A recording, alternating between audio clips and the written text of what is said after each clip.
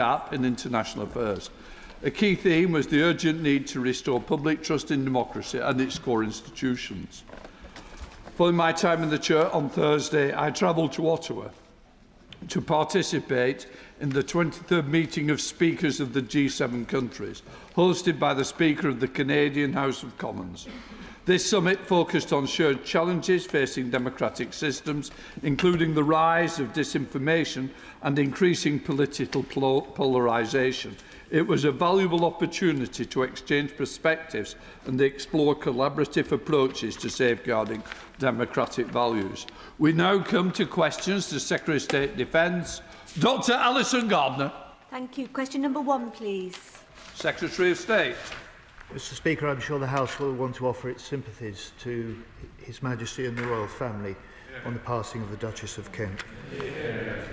With permission, Mr. Speaker, I'd like to take questions 1 and 17 together.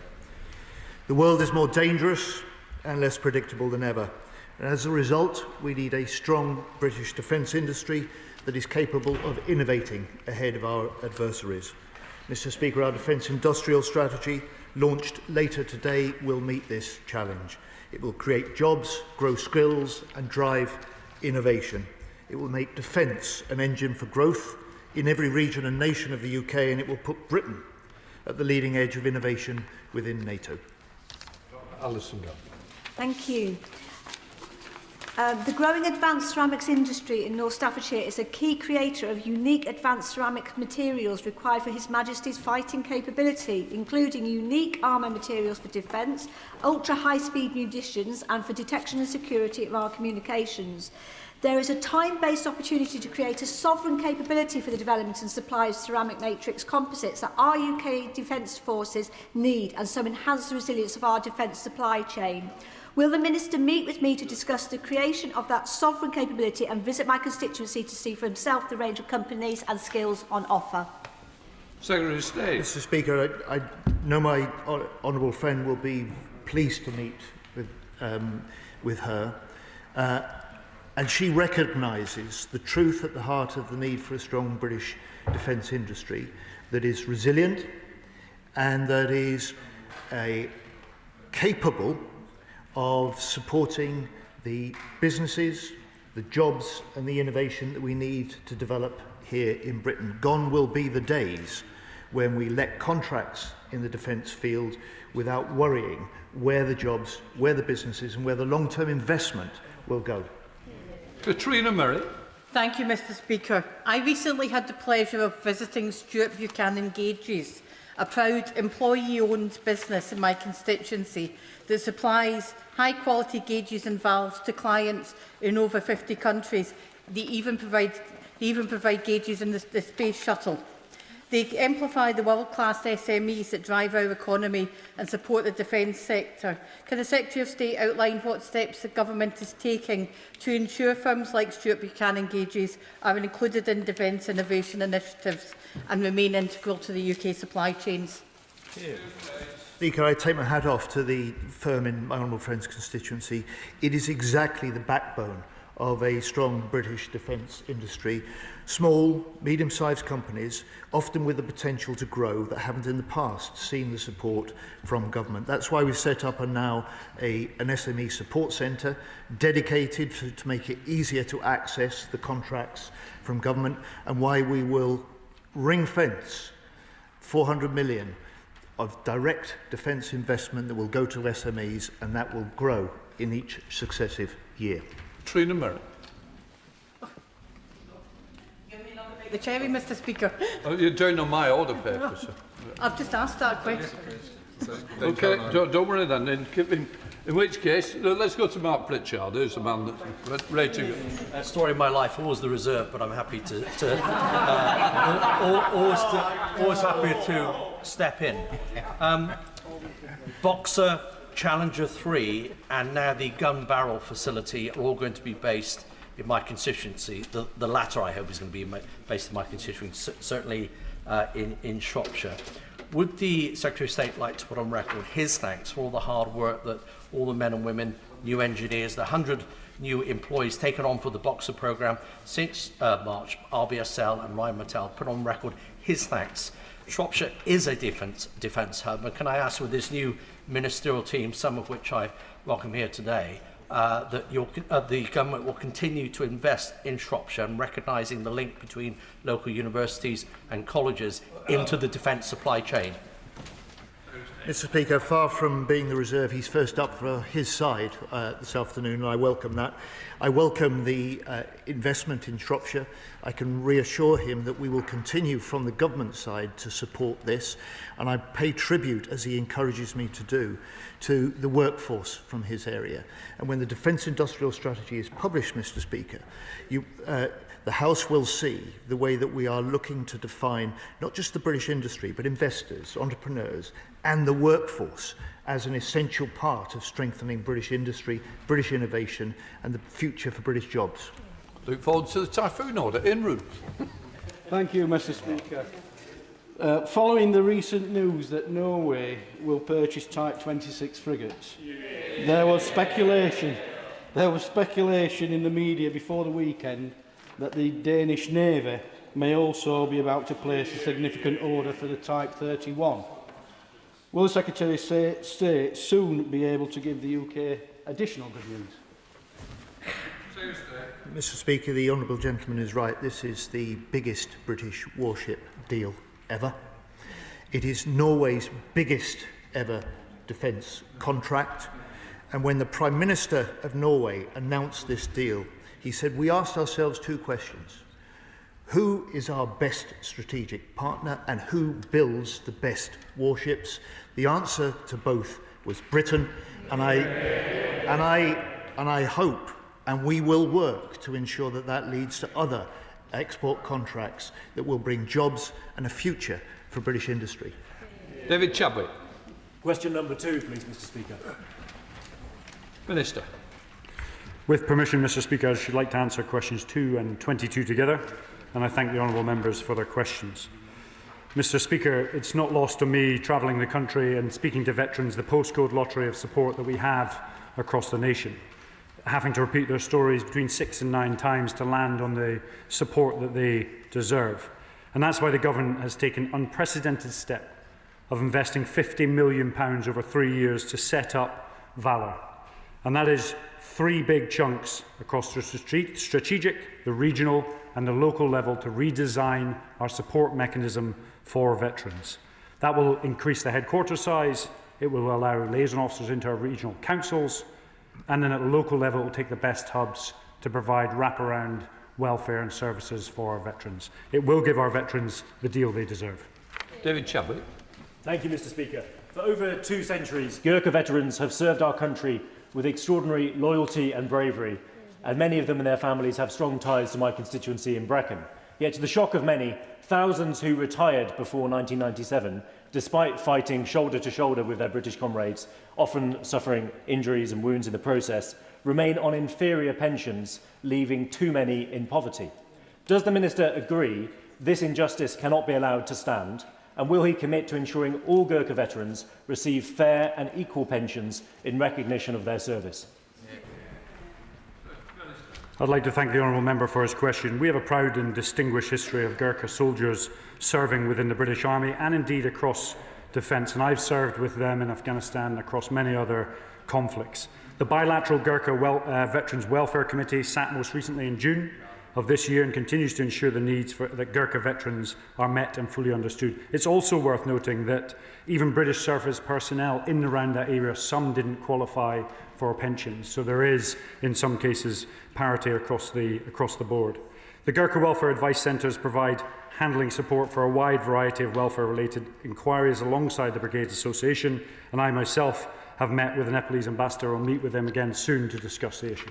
Sarah Bull. Thank you, Mr. Speaker.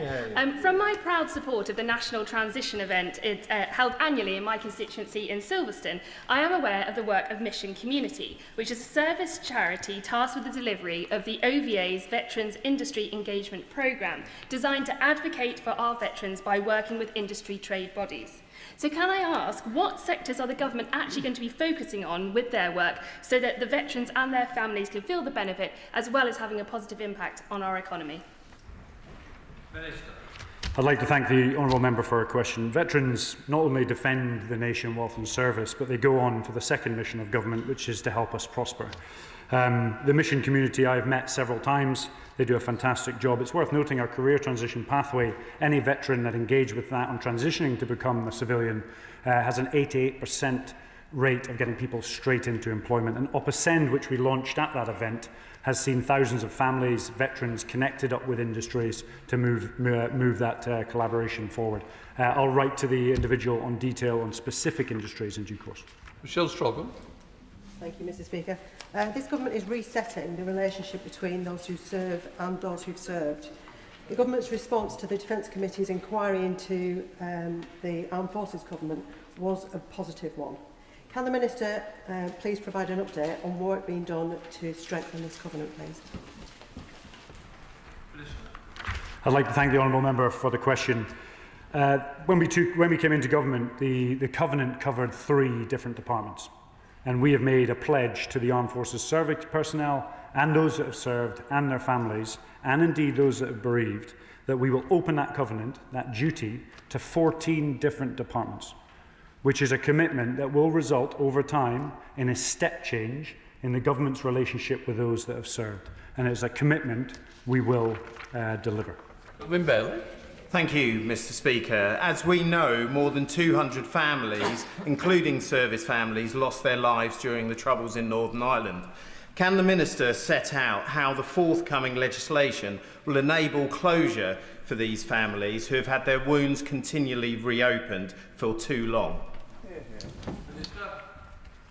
I'd like to thank the honourable and gallant friend for his question.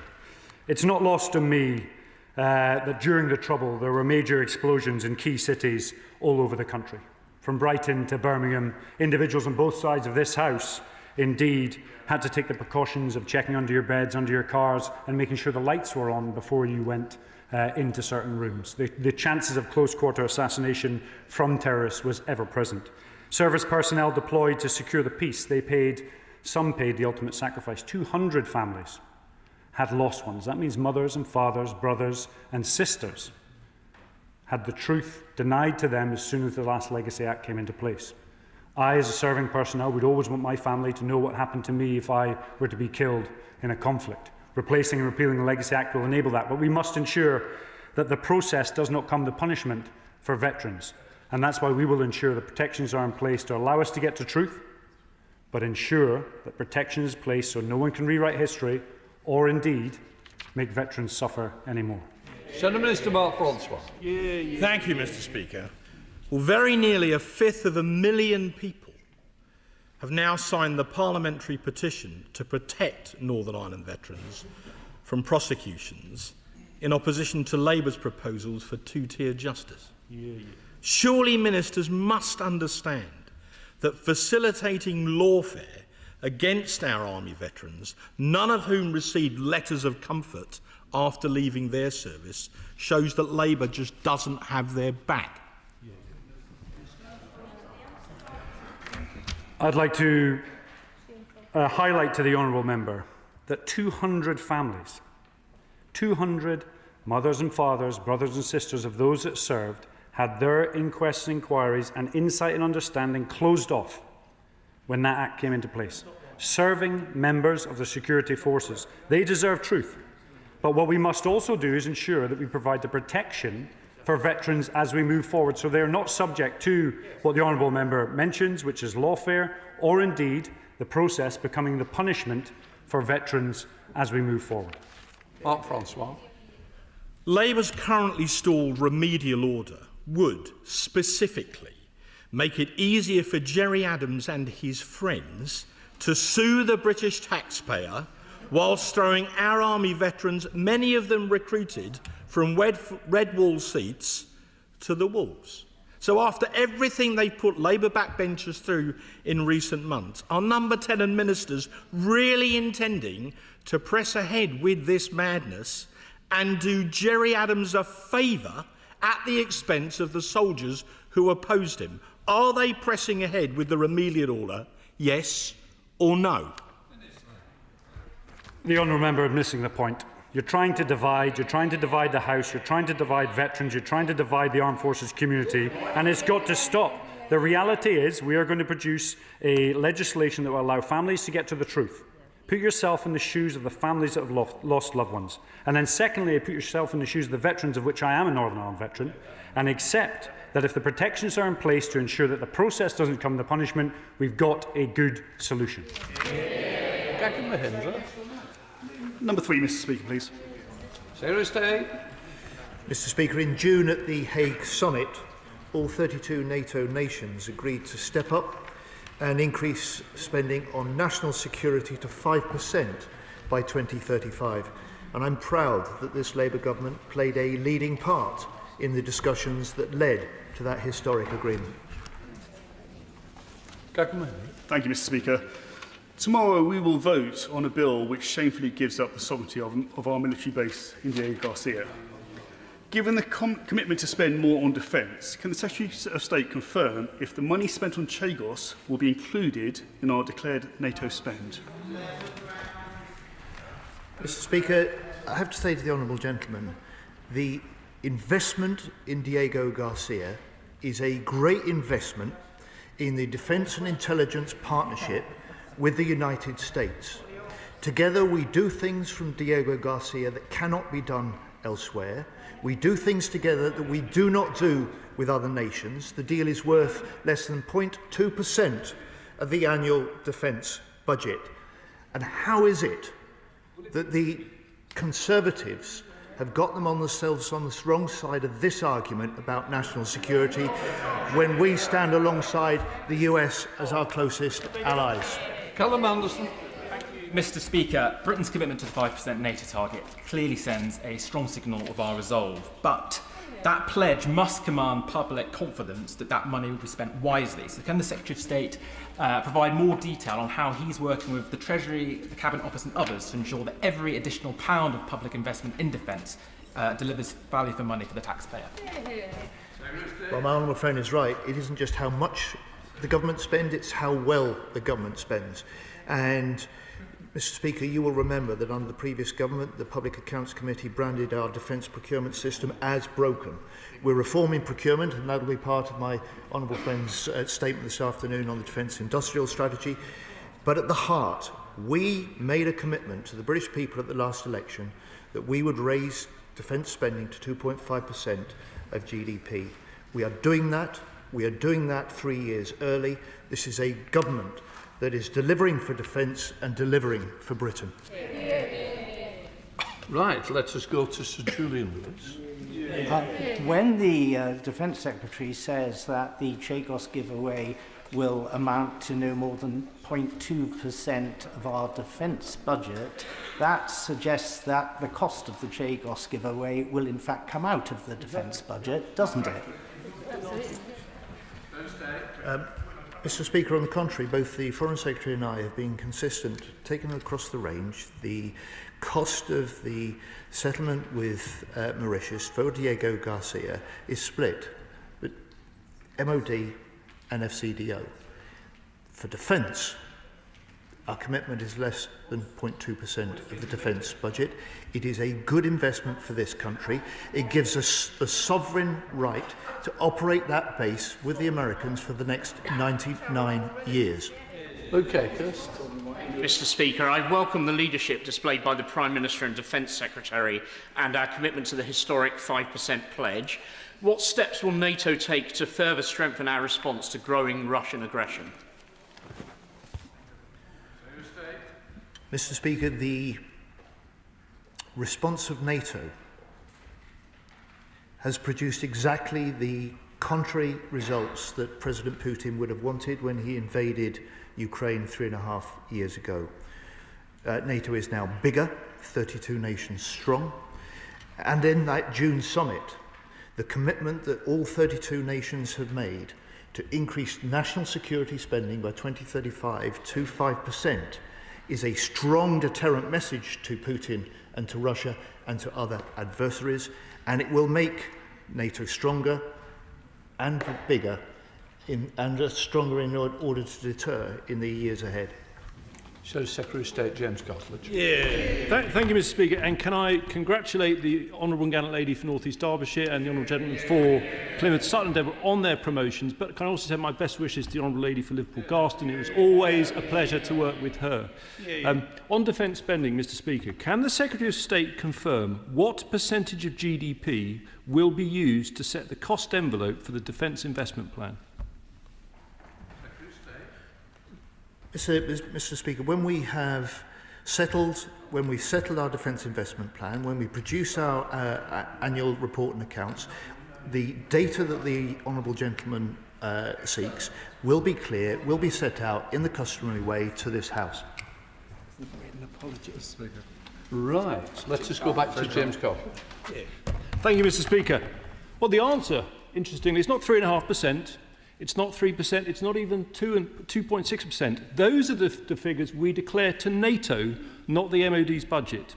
But as the then Armed Forces Minister confirmed to me last week in written answer, the amount we will spend on the Defence Investment Plan comes entirely from the MOD's departmental budget. Therefore, the actual figure for funding our future defence equipment is just 2.2% by 2027, with no funded plans to go any higher. I simply ask, given the threats we face, is 2.2% enough? It should come as no surprise to anyone that the Defence Investment Plan will be funded from the Defence budget. That's exactly what will happen. It will be funded and it will be supported by the record increase in defence spending since the end of the Cold War, supported by the £5 billion extra in the budget this year and an aim to spend 3% during the next Parliament. Mr. Speaker, these are commitments that the previous Conservative government had 14 years to make and never made. This is a government that is delivering for defence and delivering for Britain. Sarah Dyke. Question number 4, Mr. Speaker. Minister. I would like to thank the honourable member for their question. Defence as a whole has accepted 33 recommendations from the Women in the Armed Forces report, Mr. Speaker. We have 2 outstanding elements still in train: the results of an Armed Forces sexual harassment survey and the Veterans Strategy with a specific female veterans section. Both will be released in the autumn. On top of this, we have a tri-service complaint system, which I personally brought in, and the Violence Against Women and Girls Task Force to make sure that any woman can serve with safety and pride. Mr. Speaker, the Atherton report published in 2021 surveyed 4,000 female service personnel and veterans. It revealed that 62% had been victims of bullying, discrimination, harassment or sexual assault during their service. So does the Minister recognise that at a time when we are expanding our armed forces, we must improve the overall experience of women in the military, protect female personnel and help service women achieve their full potential? I'd like to thank the honourable member, and I couldn't agree more. And I'd like to highlight that we, obviously, within our Minister for Armed Forces, have an individual who has lived experience of being a female in the Armed Forces. It's really important to mention an individual that sits in the bottom of the command chain. If they are experiencing a problem, where do they go?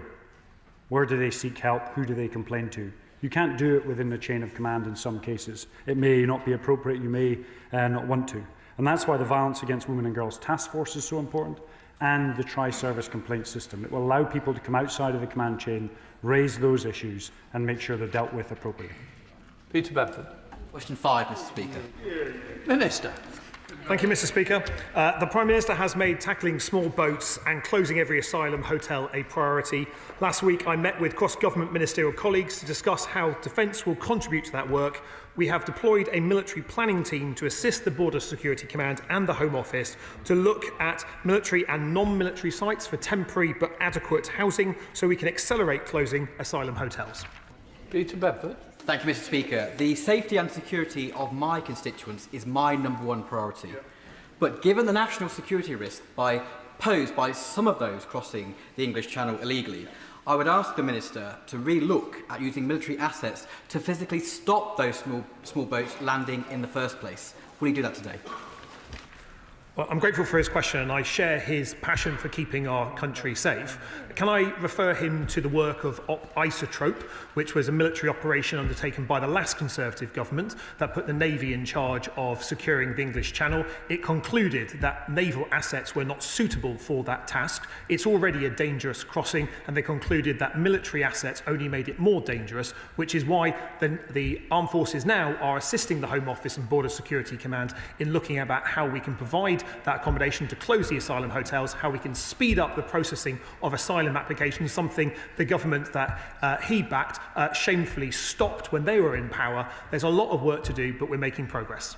Tam Singh, SA, Chair of the Select Committee. Thank you very much, Mr. Speaker. In light of the Minister's comments that he and the government are considering using military barracks to house asylum seekers, and while I thank him for his efforts to help address the small boats crisis, I personally, by providing logistical planning support, I personally do not feel that operational responsibility for this should not fall to our armed forces. The experience of Operation Isotrope under the Boris Johnson government, widely criticised by the Defence Committee previously for causing confusion, reputational risk and straining our already pressured military, serves as a clear warning. So can the Minister issue ironclad assurances to the House that any future MOD involvement within this field will be strictly limited, clearly defined and will not strain our already pressured military? Well, can I thank my friend, the Chair of the Select Committee, for his question. The Ministry of Defence is part of the cross-government response to small boats. We're stepping up our support in order to assist our colleagues in the Home Office. The Home Office remain the lead department for this, but as every government department can contribute something to this effort, it's right that the Ministry of Defence does so, but we continue to protect the nation and deliver the changes as laid out in the Strategic Defence Review. That remains our #1 priority, to keep this country safe. Sam Carr. Question number 7, Mr. Speaker. Minister. Thank you very much, Mr. Speaker, and I'm grateful for the honourable gentleman's question. As I will shortly outline to the House, as part of the launch of the Defence Industrial Strategy, this government will set out an ambitious skills package. The package will grow, retain and develop the well-paid, high-skilled workforce the UK requires to boost jobs and make defence an engine for growth in every nation and region of the country. Thank you, Mr. Speaker. Last week I visited RAF Witton in Huntingdonshire, which employs many of my constituents. Under the new Cyber and Specialist Operations Command, Witton provides a critical part of our defence intelligence. And their plans to expand the work of the base will provide significant career opportunities for my constituents in northern Huntingdonshire. And the Honourable Member for Huntingdon was there too, yes. Does the Minister agree that... Please. I don't want cross-benches relationships being broken on whose constituency or not. Sam Carr. Thank you, Mr. Speaker. Does the Minister agree that developing the defence industry in Huntingdonshire will unlock local growth and prosperity, and can they outline how we will support skills development to ensure my constituents can access these opportunities? I thank my friend for his question. He's a real champion of his constituents who work at RAF Witton, and for all those who could work in terms of the expanded opportunities that I have spoken to the member for Huntingdon about. And I'm glad there is cross-party support for the investment that this government could make. There's a real opportunity to use defence as an engine for growth, creating more opportunities for our young people in particular. And I'd be very happy to meet my honourable friend and the gentleman opposite to discuss how we can further develop this in a spirit of cross-party consensus about the opportunity at hand. Cooper. Thank you, Mr. Speaker. Charles Stuart Parnell came to this place and used British institutions against the British state. And now in Scotland we have First Minister John Swinney, who's a kind of pound shop Parnell, because although we're hearing much about defence infrastructure across the UK, the SNP government has a presumption against supporting defence industries in Scotland. What are we going to do about this? Defence sits here, not in Holyrood. Well, can I thank him? This government's approach is to create jobs and opportunity with that increasing defence budget in every part of the United Kingdom, including in Scotland. The Norway frigate deal highlights that how a UK government selling our wares and our expertise on the global stage can provide additional jobs, 4,000 jobs from the frigate deal across the UK, 2,000 in Scotland. And while the SNP government have been dithering on defence, this Labour government has been delivering. Tom Gordon. Question 8, Mr. Speaker. Minister. Well. Just like to say, it's a huge honour to be here, and I'm very honoured. We inherited a real crisis in recruitment and retention. This government is renewing the contract with those who serve, giving the largest pay rise in 20 years and allocating an extra £1.5 billion to fix forces housing and establish a new Armed Forces Commissioner. It is clear that our actions are having an effect. On recruitment, inflow continues to improve and is up 13% year on year, and applications to join the armed forces and intakes to basic training both continue to remain high. On retention, morale had been falling year on year with more people leaving than joining, but we have started to reverse that decline with 11% reduction in outflow year on year. Tom Gordon. Thank you, Mr. Speaker. I welcome the honourable member to her place. Over the last year, I've had the privilege of taking part in the Armed Forces Parliamentary Scheme. I've met with people across the UK and beyond. One of the issues that comes up when it comes to retention is that for overseas workers of Armed Forces families, they can't have access to work opportunities. There's no specific visas or agreements with other countries where our armed forces are based, meaning that they often have to take pay cuts or not relocate with their partners in the forces. Will the Minister look at this and what we can do to support workers overseas of armed forces? I thank the honourable member for raising this issue. I myself served overseas and saw this issue firsthand. Discussions with the Cabinet Office are ongoing, and I hope to update the member in due course. Good Steinby. Speaker, the brave men and women who serve in our armed forces are the very best among us. I'm looking forward to the RAF Town Show coming to Falkirk this weekend to learn more about our RAF personnel. The cumulative 10.5% pay rise for non-officers since last July and an additional £1.5 billion committed to service housing, showing that this government is committed to upholding the Armed Forces Covenant. What further actions are ministers considering to recognise and retain our armed forces personnel? I thank the honourable member for his question. As he has rightly referred to, the largest pay rise in 20 years, and I'm particularly delighted that, now we can say that no member of the armed forces is paid below the national living wage. Of course, we have a lot more to do, and I am very much looking forward to getting to work on this, and I hope to have a meeting with the honourable member to discuss that. Helen Maguire, Liberal Democrat spokesperson. Thank you, Mr. Speaker, and I congratulate the member for North East Derbyshire, a fellow female veteran, and the member for Plymouth, Sutton and Devonport in their new appointments. Reserve forces are a vital component of the British Army, and I welcome the government's commitment to increasing reserve forces by at least 20%, but the lack of a clear timeline, plan and funding is not good enough. The report by the Public Accounts Committee agrees with this and revealed that many training sites are in the wrong locations and their condition has declined. Good training sites in the right locations are vital to increasing our reserves. So will the government today share a firm timeline for completing the estate optimisation programme and securing funding for the next stages? I thank the honourable member for her congratulations and for her question. She raises a really valid point. You're absolutely right that there is more that we need to do in this particular area. I'm afraid I'm not able to provide a specific timeline here, but I will keep that question in mind and hope to update it in due course. Lenin Jones. Question number 9, Mr. Speaker. Minister. With permission, Mr. Speaker, I should like to answer questions 9, 12, 15 and 19 together. And I think the amount of questions on this issue sort of highlights the importance of the subject of cadets for both sides, indeed all sides of the House. We have highlighted in the SDR that we're going to increase the cadets by 30% by 2030 with 70 million of funding. And that's existing cadet forces, but also looking at where new cadet forces could be put in areas of social demographic requirement. And that will give kids across the country fantastic opportunities to allow them to flourish and thrive both in school and as they move to the end of education. Lillian Jones. Thank you, Mr. Speaker. As one of the first female cadets in Scotland during the mid-80s, I know I don't look old enough, I know how transformative the cadet experience can be, yet now in 2025 girls only make up a third of our cadet force. What more can my right honourable friend, the Minister, do to ensure that joining the cadets is seen as an exciting opportunity for girls as well as boys? And will my right honourable friend join me on a visit to the brilliant cadet units in my constituency of Kilmarnock and Loudon to see these brilliant young people in action? Well, I'd like to thank you very much for the honourable friend for what is a really important point. The Cadet Forces are an inclusive organisation. I've been absolutely delighted going all over the country, whether it be from Cornwall to just the summer camp I went to a couple of weeks ago to see the diversity of the cadets. It's actually far better in some cases than the armed forces. Currently we have 36% of the community-based cadets are female, 39% school-based cadets are female, and this is a positive and important trend, and I'm hopefully and encouragingly hope it's going to continue over time. Keep Barty.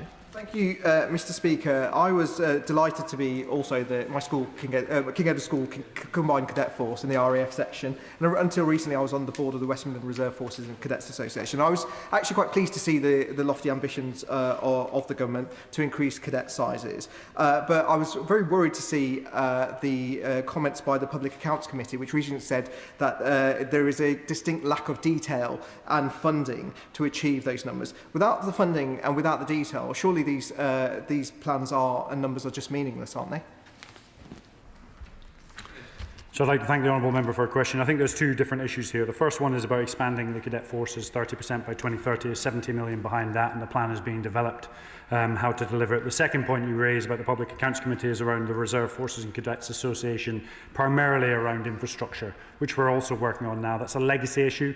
We're trying to rejuvenate it and make sure that the accommodation and indeed the infrastructure is best fit for purpose for the cadets and the reserves as we move forward. Chris Vince. Thank you, Mr. Speaker, and can I also welcome my gallant friend to her place on the front bench. Before recess, I was lucky enough to visit Harlow and District Air Cadets and see the wonderful work they do supporting young people from across Harlow, teaching them skills, teaching them the leadership skills, and also building that sense of community. Would the Minister join me in congratulating Harlow and District Air Cadets for the work they do and recognise the importance that all types of cadets, but in this case Air Cadets, make to communities like mine in Harlow, and particularly working class communities? Well, I'd like to thank the honourable member. 110%. Cadets is all about social mobility. It's about giving kids opportunity, getting them up and out, and that's what Labour is all about. The Air Cadets, from my perspective, are amazing. I went to the summer camp. They had flying, anyone from being in a year, flying planes, STEM, sports, flying drones, and it truly was absolutely outstanding. And I would like to congratulate the Harlow Cadets, Air Cadets, and hopefully at some point I'll get to visit them in due course. Josh Balverin. Thank you, Mr. Speaker. Eastbourne's mighty Sea Cadets celebrate their 115th birthday this year, but their future is being put under threat by rising energy bills that are making running the operation less and less sustainable, the same with many other cadets across the country. Will the Minister share how the government will support the likes of the Eastbourne Sea Cadets with energy bills so that they can continue their incredible impact on local young people and our armed forces more generally? So I'd like to just say that the Air Cadets are fantastic, the Sea Cadets are fantastic, and the Army Cadets are amazing. And they're all amazing. I would love to take on this issue, so please write to me with the details and we'll have a look at what we can do. But absolutely, huge admiration for the Sea Cadets in your constituency. And at some point, if my diary admit, I'd love to visit them all. Alex Brewer. Mr. Speaker. Thank you, Mr. Speaker. The Government has accepted all 62 of the recommendations of the Strategic Defence Review. Implementation of the review's recommendations is already well underway. Alex Brewer. Thank you, Mr. Speaker. With RAF Odium celebrating its centenary this year, I'm proud of the many close military ties we have in my constituency of North East Hampshire. One of the recommendations of the Strategic Defence Review is improved accommodation, and here we are letting our military personnel down. Given there is widespread agreement with the Liberal Democrats on this issue, including in the other place, will the Minister support bringing all military housing in line with the Decent Home Standards in today's Renters' Rights Bill vote? Mr. Speaker, in the last year we've taken huge steps to start to make good decades of substandard housing for military personnel and their families. We brought 36,000 military family homes back into public ownership, so we can plan exactly the sort of upgrade that she's talking about. And on the rest of the SDR, we've already announced the purchase of 12 F-35As aircraft, joining the DCA mission of NATO. We've launched our new £70 million campaign on cadets. We've stood up the Cyber and Specialist Operations Command. Today we're publishing the Defence Industrial Strategy to make defence an engine for growth. Mr. Speaker, this is a government delivering for defence and delivering for Britain. Peter Swallow. Thank you, Mr. Speaker. The Strategic Defence Review rightly highlighted the need for a whole-of-society approach to defence, including expanding the cadets by 30% by 2030. But a key part of that has to be supporting more adult volunteers to give their time to the cadets. Could I ask my right honourable friend what steps he's taking to ensure more adult volunteers are able to support our fantastic cadets? Can I say to my honourable friend, he's exactly right. Cadet forces cannot exist without the adult volunteers that support them, and they are central to our ability to increase by 2030 by 30% the number of cadet forces across this country that will give the opportunities in the future to so many young people. Jenny Riddle-Carpenter. Number 11, please, Mr. Speaker. Secretary of State. Mr. Speaker, we totally condemn Russia's air attack on Ukraine over the weekend. This is the worst since Putin's illegal invasion of Ukraine began, hitting a government building for the first time. Putin is escalating his attacks, so we must step up and speed up our support for Ukraine. Last week I announced that over £1 billion of profits from frozen Russian assets has now been put into military aid for Ukraine, and tomorrow I will host and co-chair from London the 30th Ukraine Defence Contact Group, 50 nations who will confirm together increased military aid for Ukraine. Jenny Riddle-Carpenter. Thank you, Mr. Speaker. Over the weekend, a drone attack was launched targeting a number of regions, including Kyiv and Odessa, which I had the privilege of visiting earlier this year. This is reported to be the biggest drone strike since Putin's illegal invasion began. Does the Minister agree with me that more must be done to secure a ceasefire? Mr. Speaker, I agree with my honourable friend, and she's absolutely right. This was the biggest drone attack in Putin's illegal invasion over the last 3.5 years. These are air attacks that are directed at civilian areas, civilian targets, and I saw for myself this week the damage that brings when I stood outside the bombed-out building of the British Council in Kyiv, and I saw the determination of the men and women, military and civilians alike, about their defiance and to keep fighting in the face of Putin's illegal invasion. Bill Foster. Speaker, can the Secretary of State confirm how this country and our allies will support Ukraine defending their airspace from Russian aggression? For example, will we lend them our Typhoons, or will we participate in the cross-national F-16 fighter programme, despite the fact us not having F-16s? Mr. Speaker, we have worked closely with Ukraine to develop new weapon systems, to supply the air defence missiles they require. Wherever Ukraine is fighting Putin's invasion, we will stand alongside them and we will provide whatever military aid we can. Beyond that, when we can reach a negotiated peace, we've been leading work to prepare a multinational force willing to stand with Ukraine in the peace and to secure that peace for the long term so that Russia never again invades that country. Steve Young. Question number 16, please, Mr. Speaker. Mr. Thank you, Mr. Speaker. With permission, Mr. Speaker, I shall answer questions 16 and 18 together. Through the Defence Industrial Strategy, the Ministry of Defence will strengthen the defence industrial base by supporting SMEs, fostering collaboration with industry and academia, creating jobs, enhancing export support and adopting sustainable procurement practices. These measures will boost innovation, resilience and competitiveness while supporting national security and economic growth. Yeah. Thank you, Mr. Speaker. And I welcome last week's news that Ukraine's largest drone manufacturer is investing £200 million in a new factory in the UK, creating 500 jobs. This absolutely demonstrates the strength of our partnership with our Ukrainian friends, and the confidence that international companies have in Britain's skilled workforce. What assessment has the Minister made of the impact of foreign direct investment in the UK's defence industrial base? Well, can I thank him for his question and also for celebrating the investment that we're seeing. Foreign direct investment is a really important component part of building our ecosystem for defence industries, because Britain is the very best place to invest in defence industries. With a talented population, increasing skills, increasing defence spending, and a respected military the world over, we have a huge opportunity to do even more. And when I announce details of the defence industrial strategy very shortly, I hope he'll be there to support the work as we seek to go further, using defence as an engine for growth in every part of the country. Tristan Osborne.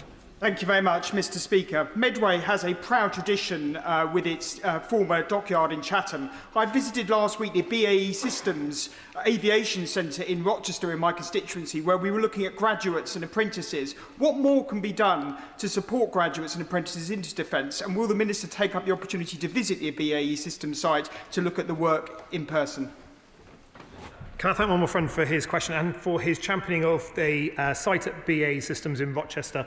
We want to see more defence companies invest more in skills. And in the defence industrial strategy that we are publishing today, we not only will make further investments in defence technical education colleges, £182 million to deliver that, but we'll be providing additional support for school-based activities and indeed university partnerships. I'd be very happy to come to Rochester to see the amazing work of the apprentices myself. Slade.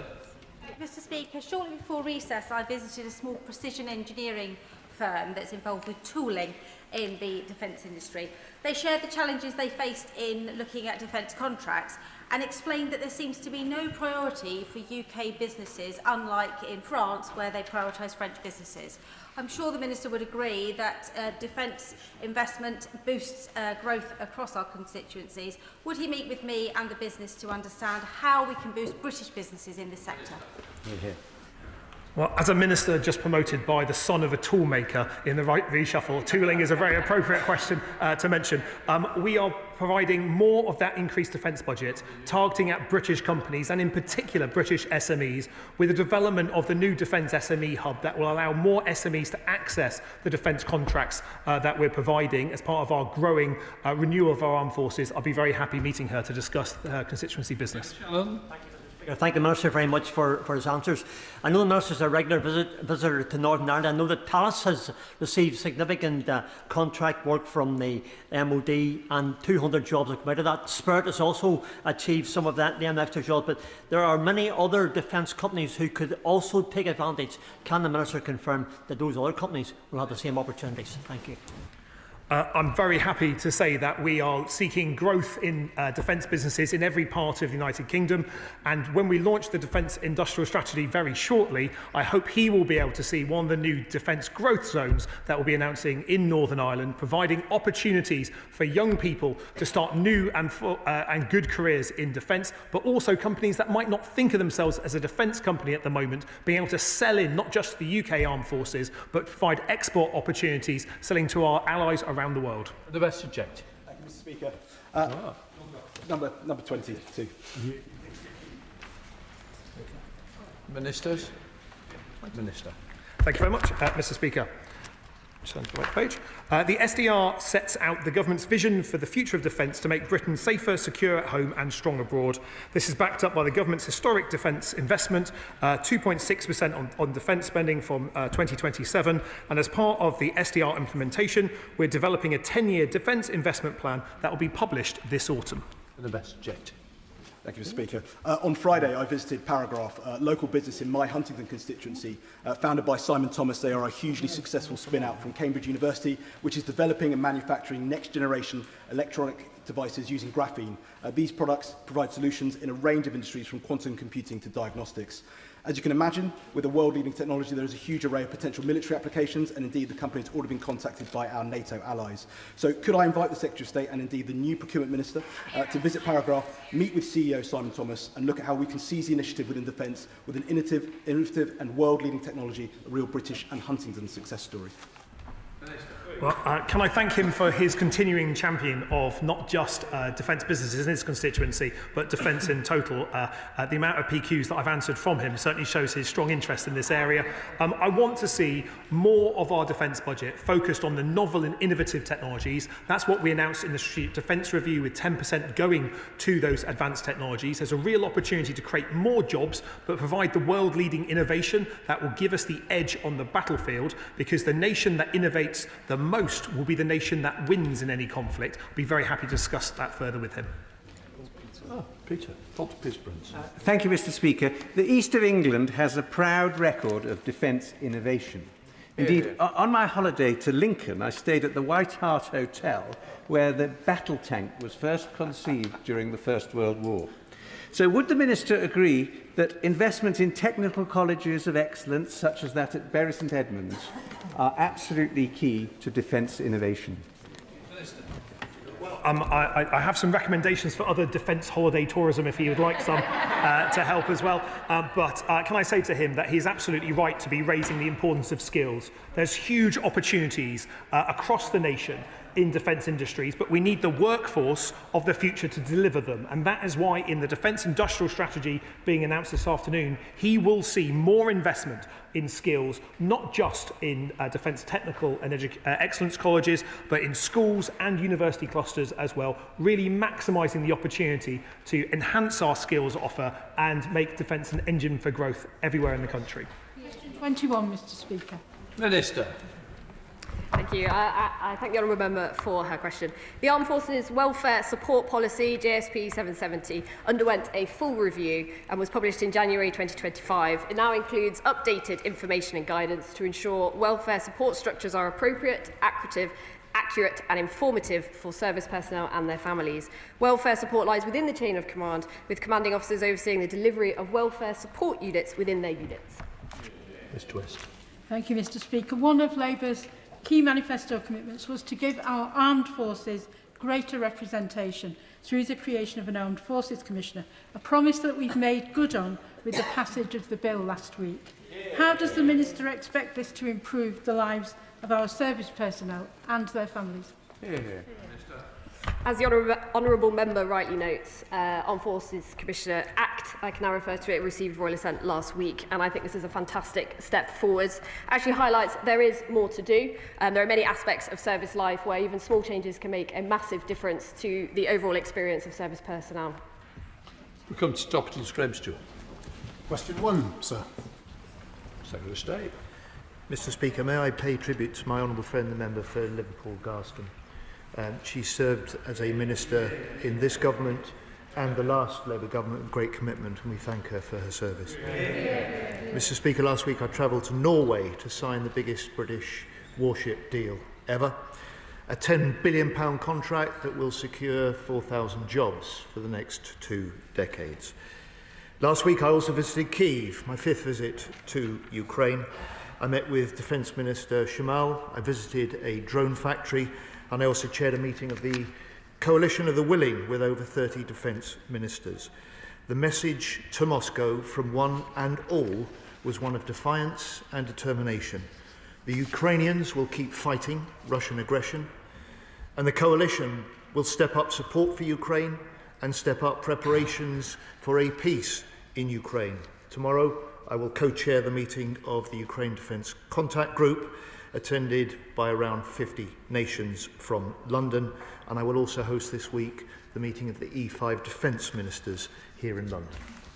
Mr. Speaker, when I meet veterans across Beverley and Holderness, particularly perhaps at Withensea or Beverley, veterans breakfast clubs, the number one issue they raise with me, and the Veterans Minister will recognise this, is the issue of homelessness among veterans. They say, what more can we do? So can I share that question with the Secretary of State? What more can we do to make sure that those who've served our country, put their lives on the line, don't find themselves homeless in later days? Mr. Speaker, with the honourable gentleman, I think every member of this House, I share the pleasure and the honour of attending such breakfast clubs with veterans in my constituency as well. He's right about the range of concerns they raise. They often do raise homelessness and homeless pressures. The important step in recognising the forces service in local authority housing priorities is our first step, and the £50 million into the Op Valor system of increasing support for veterans will play a part also. Okay. Thank you very much, Mr. Speaker. The £10 billion contract from Norway will help guarantee shipbuilding on the Clyde for many decades to come. So will the Minister join me in congratulating the workers at the shipyard in Glasgow, and will he assure me that the Government will continue to do everything it can to promote Glaswegian shipbuilding around the world? Can I thank him, but can I thank the workers on the Clyde for their professionalism? It made the collective ministerial effort across a government much easier, knowing that we have professional, dedicated and excellent workers on the Clyde, being able to build not just the Type 26 frigate, but also on the opposite side of Scotland as well, supporting the workers in Rosyth, building the Type 31 frigate as well. And across either side of Scotland, there's a huge future for British shipbuilding and hopefully more export orders as well. Sir Secretary of State James Castledge. Thank you, Mr. Speaker. Does the Secretary of State agree with me that recruitment into the armed forces must be based solely on merit? I thank the honourable member for his question.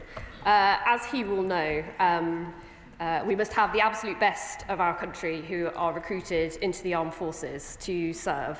As he will know, an intelligence strategy, of course, for recruitment will seek to reach every single community across these British Isles, perpetuating a narrative that women and those from ethnic minorities, many of whom have proven time and time again on service that they absolutely deserve to be a part of our armed forces, perpetuating a narrative that they are there because of some woke policy is doing them a huge disservice. James Cartledge. I totally agree. But, Mr. Speaker, isn't that why we should be concerned that the contract for the new Armed Forces Recruitment Service includes, and I quote, annual mandated performance indicators focused on enhancing equality and diversity within the workforce, annually mandated in the contract? My concern, Mr. Speaker, is this. By hardwiring these requirements into the contract, doesn't this risk distorting recruitment, as we saw with the RAF, if those targets aren't hit? Wouldn't it be better to simply scrap the red tape altogether and focus solely on getting the best people into the armed forces, irrespective of their background? I think the member has answered his own question. They are indicators. Indicators is a very different thing to targets. An intelligence strategy seeks to reach out to all communities across these islands, and does so, we need to therefore monitor how well our narratives and our strategy is succeeding. Therefore, if we are having a truly professional strategy, we have to monitor its success in reaching different communities. That's why it is an indicator. Thank you, Mr. Speaker. My questions are a little bit like buses this morning. I constantly spend a lot of time knocking on doors and talking to residents in my constituency of Harlow. A couple of weeks ago, I spoke to a resident who spoke with anguish about the challenges his son faced, a former armed service personnel suffering PTSD. I know that I've discussed this with the Veterans Minister and he's met with me on a number of occasions, but I can ask him once again to emphasise the importance that this government puts on supporting veterans that have had PTSD. And it really links in with part of the work I did in a previous role of supporting veterans out of homelessness. Sorry. Buses that you are coming across, some are quicker than others. That should have been an express one. Minister. This government takes both physical and mental injuries from service absolutely seriously. Op Courage has already seen 34,000 referrals. It's a fantastic programme that runs across the country that provides mental health service for veterans. I just encourage any veteran out there who indeed thinks they need help, please shout and seek help. It's the first step to recovery. Helen Maguire, Liberal Democrat spokesperson. Mr. Speaker, it's clear that Vladimir Putin remains hell-bent on the conquest of Ukraine whilst dragging Trump along with false promises of peace. And it's right that this government has taken steps like the recent price cap cut to hurt Putin's oil profits, but it must go further. Analysis by the Korea think tank shows that the UK sent over £500 million in tax receipts to the Kremlin by continuing to import petroleum products derived from Russian oil from third countries. So will the government commit today to finally closing this loophole, which is currently filling the Kremlin's coffers? Mr. Speaker, we are always ready to take further steps to impose economic sanctions, to close any loopholes to those sanctions, and we have a record, both under the last government and this one, of being at the front of imposing those sort of economic measures on Putin's regime. Adam Thompson. Thank you, Mr. Speaker. Like several colleagues across the House, I grew up in the Air Cadets. leaving as a cadet warrant officer having gained so much, flying aeroplanes, shooting rifles, marching in a band, and crucially, learning the self-discipline and leadership that ultimately brought me to this house. Cadets and adult volunteers that I've spoken to recently have been over the moon about our plan to increase the size of the cadet forces by 30% by 2030, but asked me to ask the Minister, with an increase in the size of the cadet forces, how can we ensure that every cadet still has the same access to the opportunities that they currently do when resources for activities are limited?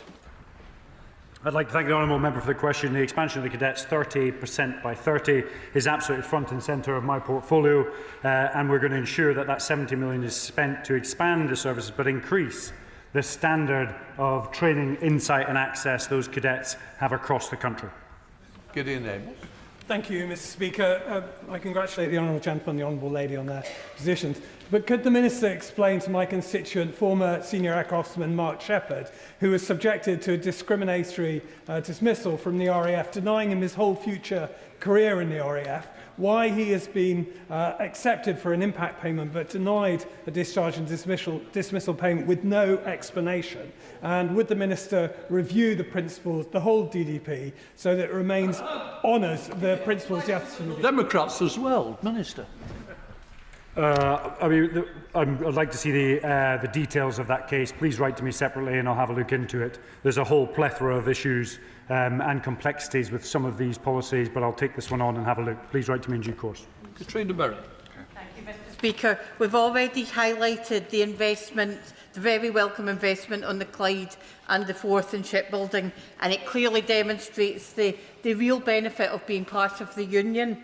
What assessment has the Secretary of State made about other potential export deals, and what steps he is taking to make sure that the MOD is making sure that they're taking up these opportunities? Can I thank her for her question? The Type 26 deal with Norway showed what is possible when we have a determined export campaign, and we're looking at working with a number of our European allies and allies further afield on export deals, not just for our larger platforms like warships, but missiles, electronic systems and a whole range of defence equipment, which will create more jobs here in Britain. Happy discussing more with her. Mark Pritchard. Thank you, Mr. Speaker. Pensions forfeiture is very rare for ex-armed forces personnel, usually reserved for serious criminal activity and convictions. But isn't it time that the small number who are shamefully fighting for the Russian Federation, either directly in Ukraine or through proxies in North Africa and Sub-Saharan Africa, who are ex-forces, armed forces in this country, have their pensions cancelled? The honourable member raises a very interesting point. Please write to me in due course with some of these examples and we'll look into it from a defence perspective. Chris MacDonald. Thank you, Mr. Speaker. Can the Minister outline how the most welcome defence industrial strategy will ensure that we have more public money spent with supply chain businesses in the UK, particularly those in the Teesside Defence and Innovation Cluster in Stockton, Billingham and Norton? Thank him for his question. There's a real opportunity to grow further the 2,000 directly supported jobs that Defence provides in the North East. Very happy speaking to him further, and can I encourage him to stay for the Defence Industrial Strategy statement, where he'll see the further investment and opportunity this government hopes to provide to every nation and region in the UK. Dave Dugan. European nation of 5.5 million people, Norway has just signed an order for £10 billion worth of the world's best anti-submarine warfare frigates, designed and built in Glasgow, in Scotland. But despite that, and despite Scotland's longer coastline, and despite the ingenuity that's been displayed in that product, none of those Type 26s will be stationed in Scotland, unless I'm wrong. Would the Secretary of State like to tell me I'm wrong, and that he's prepared to place Type 26 on station in Scotland in the future? The honourable gentleman is a defence expert, so he knows very well that the Type 26s replace the anti-submarine warfare Type 23s in Devonport, where they'll be based. But he also knows that we have quick reaction fighters at Lossiemouth. We have our Royal Navy submarine force based at Faz Lane. We have huge investment across Scotland, and will do even more. But why his government that he backs in Holyrood has dithered on defence jobs, this government has delivered extra defence jobs for Scotland and will continue to do that. Emma Foodie. Thank you, Mr. Speaker. I recently met with my constituent, Lance Corporal Sarah Bushby, only the third ever woman to receive the Military Cross. She shared with me the difficulty of dealing with complex physical and psychological effects of her service and the transformative effect of Boulder Crest Foundation on her recovery.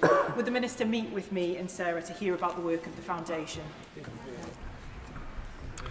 I completely empathise with that veteran. I would more than happily sit down and talk through the pros of that treatment and see if we could expand it further. Dame Caroline Damage. Very much, Mr. Speaker. Fort Blockhouse in Gosport was due to have been sold by 2024, but the deadline keeps moving. The DIO have not been at all proactive. This giant site sits empty, doing nothing for the MOD, for taxpayers or the local economy. And now First Reform and now the government are suggesting that sites like Blockhouse are going to be used to house asylum accommodation. Gosport deserves so much better. Would the Secretary of State meet me to discuss a much more innovative future for this important site? A lot of sympathy, but please, it's got to be a bit quicker, otherwise nobody else is going to get in, Minister. I'm happy meeting her to discuss the opportunities that we can use the defence estate for, contributing to growth in every part of the country, including her own. Kim Johnson. Thank you, Mr. Speaker. How will the government ensure that Camel shipbuilding expertise and workforce are fully integrated into the defence industrial strategy to both strengthen sovereign capability and support skilled jobs in the North West? I thank her for her question. There's real expertise and opportunities for our shipyards nationwide, those that support not only military vessels like the Royal Navy, but also those that spend so much of their time working on Royal Fleet auxiliary vessels, the backbone of the Royal Navy fleet. I think there's a real opportunity, not just in terms of shipbuilding, but also ship repair. I'll be very happy meeting her to discuss what the opportunities are. And with Labour conference in Liverpool soon, perhaps I can pop over and see her more. Thank you very much, Mr. Speaker. And for many veterans, hearing loss is one of the hidden scars of service. In a number of cases, that has been linked with defective 3M hearing equipment. Will the Minister use their arts of persuasion on the Prime Minister to have an independent inquiry to see the extent of this, whether any other equipment is involved, and how we can prevent it happening again? Any issue with hearing loss or any hearing loss from equipment can absolutely apply for compensation through the War Pension Scheme or the Armed Forces Compensation Scheme. And I know there's broader work going on with those specific bits of capability outside this place. Alex Beck. Thank you, Mr. Speaker. I welcome the 5 new Defence Technical Excellence colleges just announced, but we need a skills pathway right across the country. I've been working with ADS on a defence curriculum that could be delivered across colleges and universities nationwide. What plans does the Minister have to support defence learning right across the country? And will he meet with me and ADS and see if we can roll out a trial?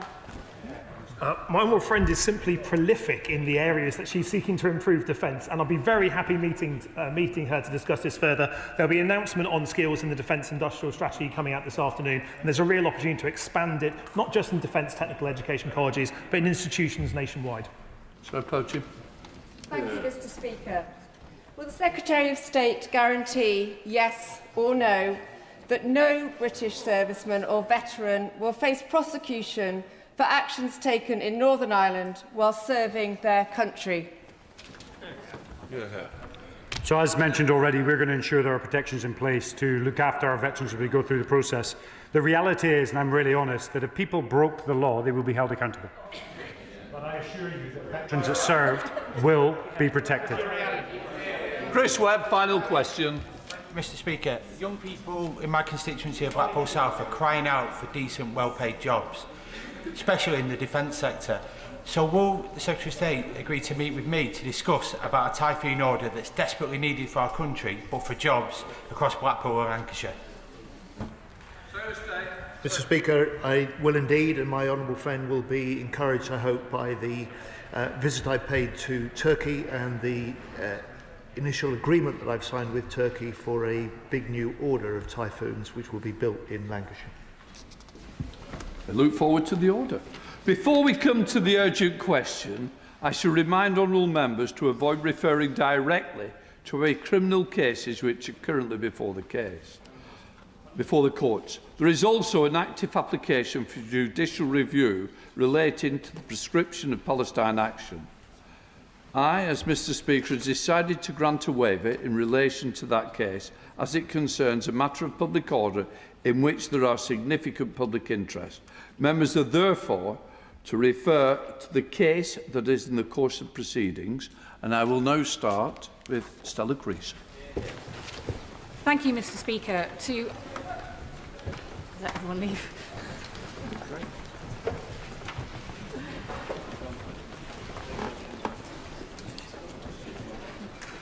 Thank you, Mr Speaker. To ask if the Home Secretary will make a statement on the prescription of Palestine action and public protest.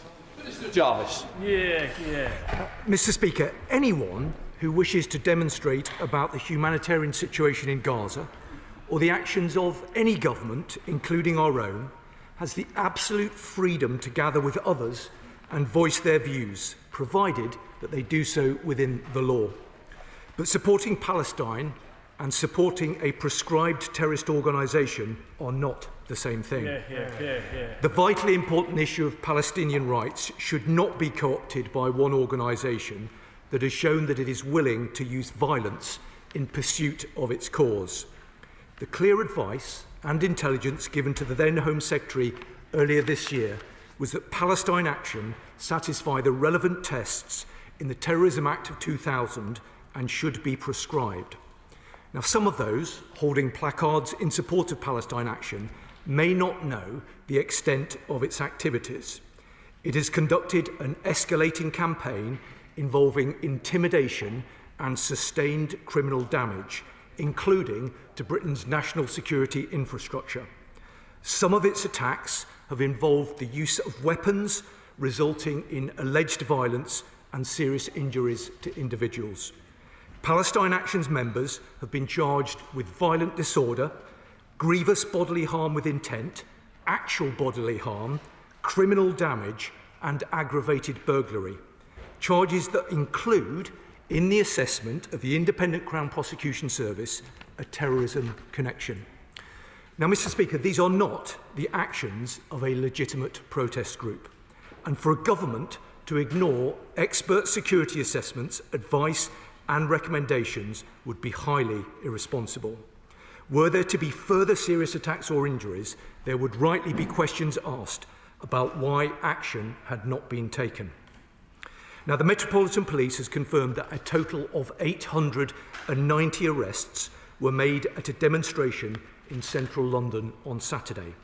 Most of these were under Section 13 of the Terrorism Act 2000 for displaying articles in support for Palestine action.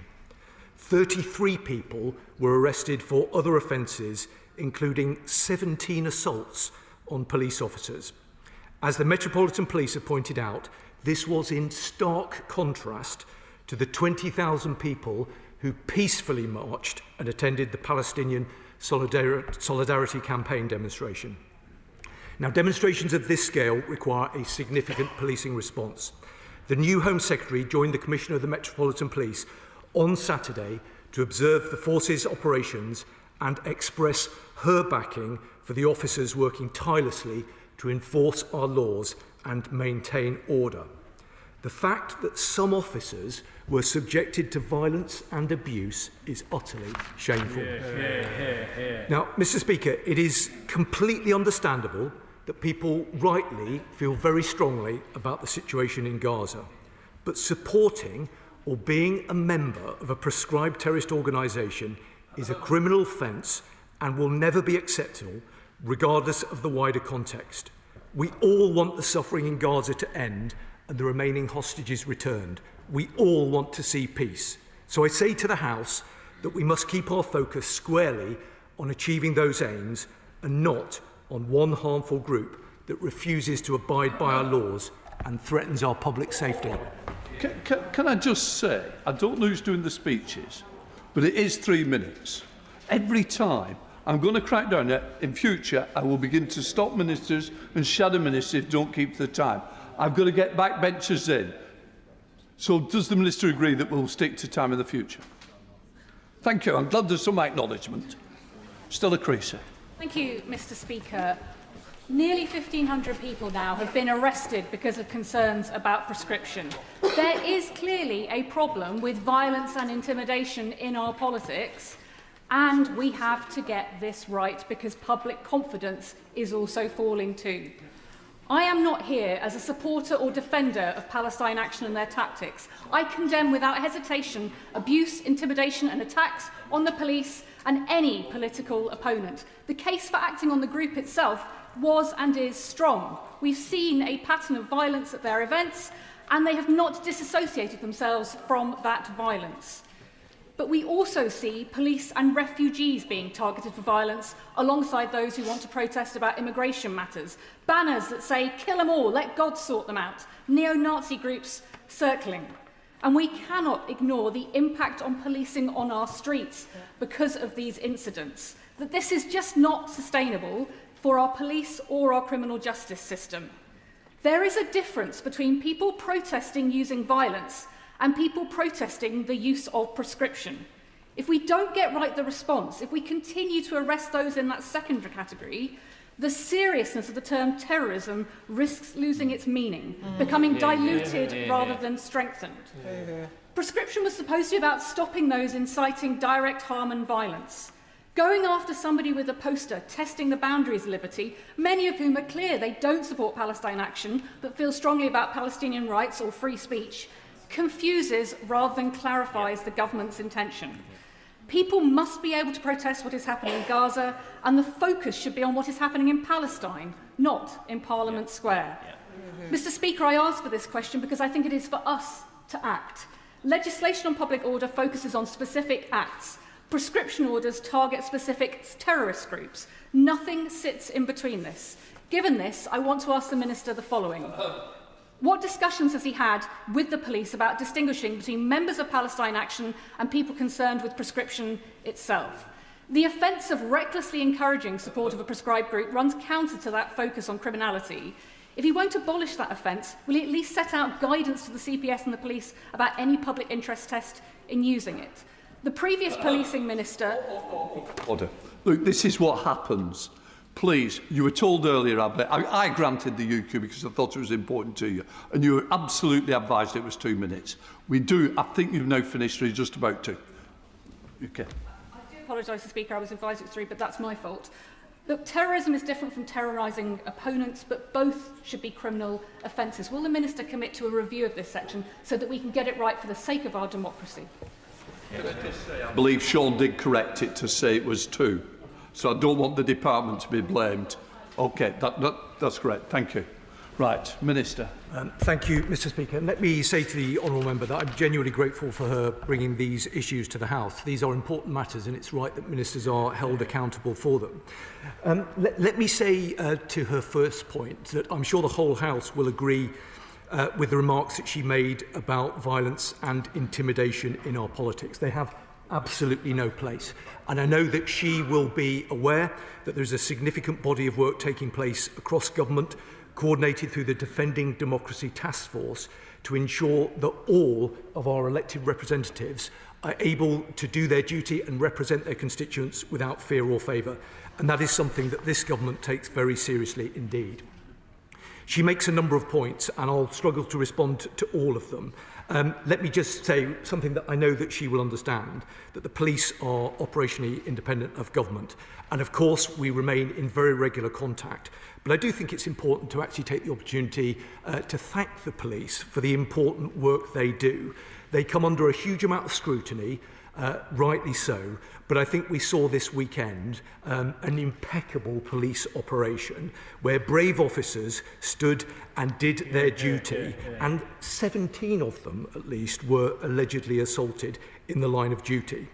I think the final thing to say to her is around drawing the distinction, which she will well understand, about the absolute right that anybody in our country has to express their concern about the desperately difficult situation in the Middle East and more specifically in Gaza. The ability to go to the streets and to join with others and express individual concern or collective concern about unfolding events, whether in this country or further afield. It's an absolute cornerstone of our democracy. And this government would never do anything to get in the way of that. And I think it was interesting that tens of thousands of people took to the street this weekend and were able to express their concern in an entirely lawful way.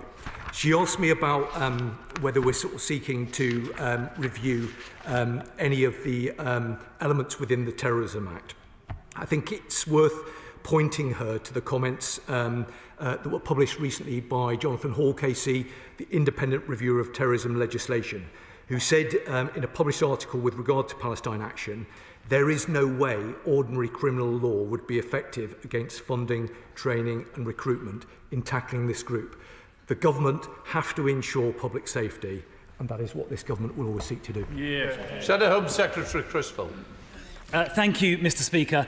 Of course, we, in common, I hope, with everyone in this House, fully support, unequivocally, the right to peaceful protest, including on issues concerning the Middle East, both the hostages who remain captive and civilians in Gaza, whose plight I know concerns us all. But in exercising that right to protest, violence is never acceptable. And Palestine Action have committed deliberate criminal damage against various premises. They've used a sledgehammer to attack a police officer, and they have deliberately sabotaged RAF planes. No matter how strongly people feel about an issue, and whatever the rights and wrongs of that issue, using violence to advance a political agenda is never acceptable. That is not how we do things in this country. We settle things through debate and we settle things through election. Now, the Security Minister has given the House assurances about the necessity of this measure. I haven't been briefed or been offered a briefing on that, but I think the Security Minister commands widespread respect across the House, and members will take his assurances seriously. I would ask him to give an assurance that the police are taking all possible preventative action against Palestine Action where they may be planning future attacks against premises or future acts of violence, including using the offence of conspiracy to commit public nuisance, under which the police have quite wide-ranging powers. I would join the Security Minister in extending my thanks to the police for the difficult work they do keeping us safe. I would finally, Mr. Speaker, use this opportunity to express my support for a protest that took place on Sunday in Parliament Square, the Campaign Against Anti-Semitism march, which I addressed. It was regrettable that neither the Home Secretary nor a senior government minister addressed that march, so could the Security Minister take this opportunity to express the government's resolve to combat anti-Semitism wherever it is found? Minister. Thank you, Mr. Speaker. Can I say that I'm very grateful to the Shadow Home Secretary for his remarks and for the tone of them. And in response to his final point, yes, let me absolutely take the opportunity on behalf of His Majesty's Government to state our absolute abhorrence against anti-Semitism wherever it rears its ugly head. And I hope he knows that this government will do everything that we possibly can to stand against the forces of racism wherever they seek to rear their ugly head. Now, I completely agree with him that violence is never acceptable in terms of pursuing a political agenda, and I'm very pleased that we're able to establish a consensus across this House in that regard. Let me just say to him, with regard to the point he made about briefings, of course, he knows that we'd be very happy to brief him. We did brief the Shadow Minister ahead of the prescription action back in July, but he knows I'd be very happy to brief him on Privy Council terms whenever he should wish. I'm also able to give him the assurances that he seeks about the work that the police are doing. He knows that as a former Home Office Minister, the police are operationally independent, but I can absolutely give him that assurance that the police will be taking all necessary measures to guard against future attacks. And I'm very happy to speak to him about these matters further, but I'm grateful for his support for these matters today. Marcus Campbell-Savers. Thank you, Mr. Speaker. As I understand it, the conviction of those simply displaying proscribed groups' names have been extremely rare unless there's been clear evidence of an intent to promote a group's more extreme actions.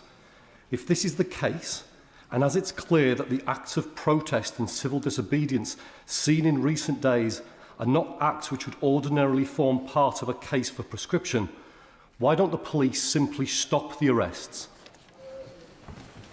Minister, sorry. Well, I do want to take the opportunity to acknowledge the difficult job that the police do. And in my experience, both recently and over a longer period of time, I think the police have done an excellent job, often under very difficult circumstances. I do think it's important that we consider proportionality. These are operational judgments that have to be made by the police, often on the ground, often under pressure, under difficult circumstances. But I also do think it's important that we consider that we would not tolerate the kind of activity that we've seen in recent days and weeks from an organisation, for example, motivated by Islamist extremism, or an organisation motivated by an extreme right-wing ideology. And similarly, we cannot tolerate that activity from Palestine Action, and this government will support the police in doing the difficult job that we've asked them to do. Liberal Democrat spokesperson Lisa Smart. Thank you very much, Mr Speaker. The right to peaceful protest is a cornerstone of a liberal democracy, but events over the weekends have set a dangerous precedent, risk having a chilling impact on free speech and legitimate protest in the UK. The arrest of 857 protesters under terror laws, following hundreds of arrests under the same powers last month, is deeply alarming. The Lib Dems warned that this would be exactly what happened when the Conservatives expanded terrorism powers in 2018. There's no doubt that those using violence, anti-Semitic abuse or hate speech must face the consequences, but these crimes are already covered by existing law. Mr Speaker, it cannot be right that simply displaying a placard in support of a prescribed organisation while peacefully protesting can result in a conviction and up to 6 months in prison. So will the Minister urgently review terrorism legislation, specifically as it is impacting the right to protest peacefully, to ensure it is proportionate and contains the nuance it so clearly needs? Minister. Well, I'm grateful to her, as I always am, for the sensible and reasonable tone in which she makes her remarks. But I have to say to her, I don't agree that the events of this weekend have had a chilling effect on our democracy. I think quite the opposite. Tens of thousands of people have come to London to exercise their absolute right to demonstrate about matters about which they are concerned. The overwhelming majority of people who came to London were able to do so in an entirely reasonable and lawful way. It is only a very tiny minority of people who haven't been able to do it in that way and have deliberately sought to get arrested. Now, she makes an entirely reasonable point to ask about necessity and proportionality and whether the government intends to review existing legislation. And I think that is an entirely reasonable point for her to raise. She's raised it previously, we've discussed it, and I know that her leader raised it over the course of the summer recess. Let me say to her that, of course, we look very carefully at legislation, but the government doesn't currently have any plans to amend the existing legislation, not least of in light of ongoing criminal proceedings relating to Palestine Action and the ongoing judicial review. It would not be appropriate to carry out a review at this time. We think that the UK's counter-terrorism legislation does strike the right balance between protecting national security and individual freedoms, including the right to the freedom of expression under Article 10 of the European Convention of Human Rights. She knows the high regard in which I hold Jonathan Hall, the independent reviewer. And she also knows that the legislative framework is subject to independent statutory oversight by the independent reviewer. The government will, of course, consider any recommendations that he seeks to make. I've advised the Honourable Lady previously to get in touch with her, and I know that I think that she has, and I know that she'll want to look very carefully at what he says about this. Rivera. Thank you, Mr Speaker. Those arrested were merely holding signs or wearing T-shirts and displaying general support for a group who don't come close to the loosest definition of terrorism. But meanwhile, political pundits and columnists seem free to discuss Palestine Action without fear of criminal prosecution. Whilst I don't think anyone should face arrest for doing so, it doesn't seem fair that people can get away with it as long as they're doing so in front of a TV camera. So can the Minister explain how the law is being applied, if it's being applied fairly, where people are allowed to show support for Palestine Action? Because it's clear that some people are being allowed to do it and not others. I know the Honourable Lady has a very long-standing interest and concern in these matters. I can give her an absolute assurance that the law is being applied fairly. I would say to her, and I know that she will agree with this, that nobody is above the law. And I think it's important to think about how we would collectively seek to respond to those behaving in a similar way, but underpinned by very different causes. Extreme Islam, extreme Islamist terrorism, extreme right-wing ideology. If people were demonstrating on behalf of those organisations in the same way that we've seen people demonstrating in support of Palestine action, I think it absolutely would be the case that people would want the police to be acting in the way that they have seen them act over this weekend. I say to her again, the law is being applied firmly, nobody is above the law, and the police need to be able to ensure that they are able to enforce it without fear or favour, and that's what I think they did over the course of this weekend. Chair of the Select Committee, Dame Curran Bradley. Thank you very much, Mr. Speaker. The burden for policing these protests is falling on certain forces more than others. We know from when we had the disorder last summer that that was the case as well. Can the Minister give some reassurance that the Home Office is providing the support that's needed to those forces to ensure that they can manage the protests, but also it does not distract from day-to-day policing? I think, Chair, the Select Committee raises a very important point. Yes, I can give her the assurances that she seeks. She's right that recent activity has provided particular burdens on particular forces. The Home Secretary and I, and of course the Policing Minister and colleagues right across government, work very closely with the police, and we will ensure that they have got the necessary resources they do for the important job that they have to do. David Taylor. Thank you, Mr. Speaker. Last August, a police officer was hospitalised after being hit with a sledgehammer whilst responding to a Palestine action attack on a business near Bristol, a fact that was absent from the debate that we had when we voted to prescribe the organisation recently. The attackers had sledgehammers, axes, whips and other homemade weapons. Would the Minister agree that this crosses the line of any legitimate protest into terrorism? Yes, I would. Kit Moulton. Mr. Speaker, the Minister has said that no one's above the law and that violence is never the answer, and I agree with him, and I know that he believes the law should be wielded with integrity. So when are we going to see prescription of violent settler groups in the West Bank, many of whom are perpetrating a reign of terror on innocent Palestinians in that part of the world, and who may be garnering support and raising funds in the United Kingdom? Minister. Well, the Right Honourable Gentleman is a very experienced member of this House and has served as a Minister in the Home Office. So I'm sorry to have to put my response to him in this way, but he will understand why I do so, that we never comment about matters relating to the future prescription. But the words that he's spoken, I know, will have been heard by colleagues in other government departments as well as my own. He makes these points with great consistency. He has raised them with me previously, but I know that he will understand that there is a very long-standing protocol across a number of governments that we don't talk about future prescription activity. Lawrence Session-Lomy. Thank you, Mr. Speaker. And I thank the Minister for his response this afternoon. And I do concur with some of the comments raised by my colleague from Walthamstow in terms of people being arrested, including my constituents, some of whom were protesting peacefully. I just wanted to come back to the issue of frontline policing and the impact. As a Central London MP, I'm seeing resources from my local police being drawn away to deal with the protests. And my constituents want those frontline police officers. They want their issues around crime on their streets to be solved. So the Minister will understand the sheer scale of concern in terms of making sure the police locally are able to get to grips with that. So just coming back from the response to the Chair of the Home Affairs Select Committee, can the Minister assure me that those ongoing discussions are happening with the police, including the Chair of the Met Police Federation, who was on The World at One today, to say that these protests are not sustainable? Minister.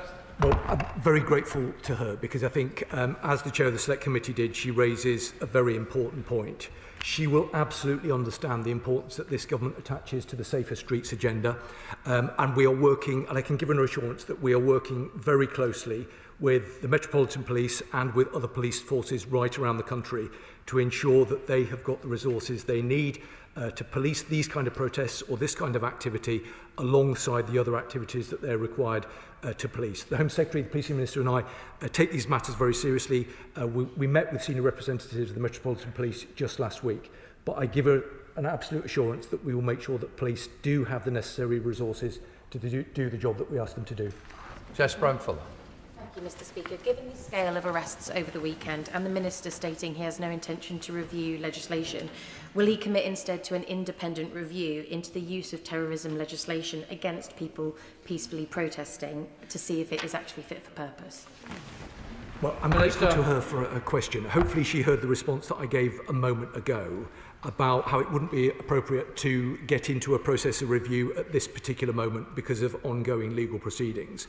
I do think that we are incredibly fortunate to have Jonathan Hall KC as the independent reviewer of terrorism legislation. He's someone who brings a weight of authority and credibility to this process. And I know that he has particular views on this, and I would invite her and other members to look closely at what he said about it. Patricia Ferguson. Thank you, Mr. Speaker. I wonder if the Right Honourable Member would agree with me that the continued mass arrests of peaceful protesters, many of whom are protesting about the prescription of Palestine action, but would not for a moment support the activities of Palestine action, is something that we should distinguish and something that we should be advising prosecutors and the police about. Not least because the furore around these arrests risks drowning out the rightful protests about the difficult situation in Palestine and Gaza that he himself has referred to. I think the Honourable Member does raise really important points. I mean, for clarity, it's an offence to display support for Palestine action, but it's not an offence to criticise the government's decision to prescribe.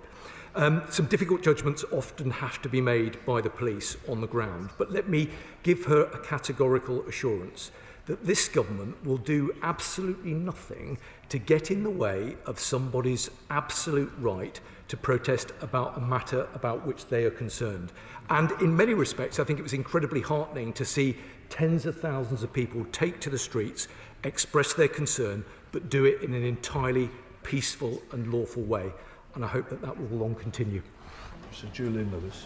As I've indicated previously, I have my doubts about whether the terrorism label is most suited to a group which is certainly criminal, certainly violent, and arguably seditious in its attacks on the assets of our military. But I have a positive suggestion to make. Would the Minister undertake fully to brief the chairman and members of the Intelligence and Security Committee of Parliament, which I used to chair but on which I now no longer serve, because if they were able to see information that he can't share publicly and to say to us that they were satisfied with the terrorism designation, I for one would find that reassuring. Minister. Well, I'm always very grateful to the Right Honourable Gentleman who speaks with a real wisdom about these matters. I can give him those assurances. We have been in contact with the committee that he used to chair. They consist of some incredibly experienced and wise parliamentarians, and we seek to take their counsel at every opportunity. So yes, we have engaged with them and will continue to do so about this and other matters. Would have done. Steve Young. Thank you, Mr. Speaker. Whilst Palestine Action waged their campaign of intimidation and went about damaging military bases with very little impact itself in the Middle East, this week the government will host President Abbas and President Herzog for discussions on a more peaceful future for Palestinians and Israelis alike. I wonder if the Minister would agree with me that, unlike Palestine Action, this government is actually taking genuine and serious steps to support peace in the Middle East. Well, I'm grateful to him for his comments, and I completely agree with them. I think that there is an absolute point of consensus in this place, and I hope much further afield, about the urgent need to secure peace in the Middle East. And this government, led by the Prime Minister and the Foreign Secretary and colleagues in the FCDO, will do everything that we possibly can to support that important process. Pete Wishart. Say to the Minister that the optics of octogenarian priests being arrested alongside hundreds of peaceful protesters look absolutely awful for this government. But in Scotland, we only had 3 arrests over the weekend, because Police Scotland seemed to deploy a much more conciliatory, community-based approach.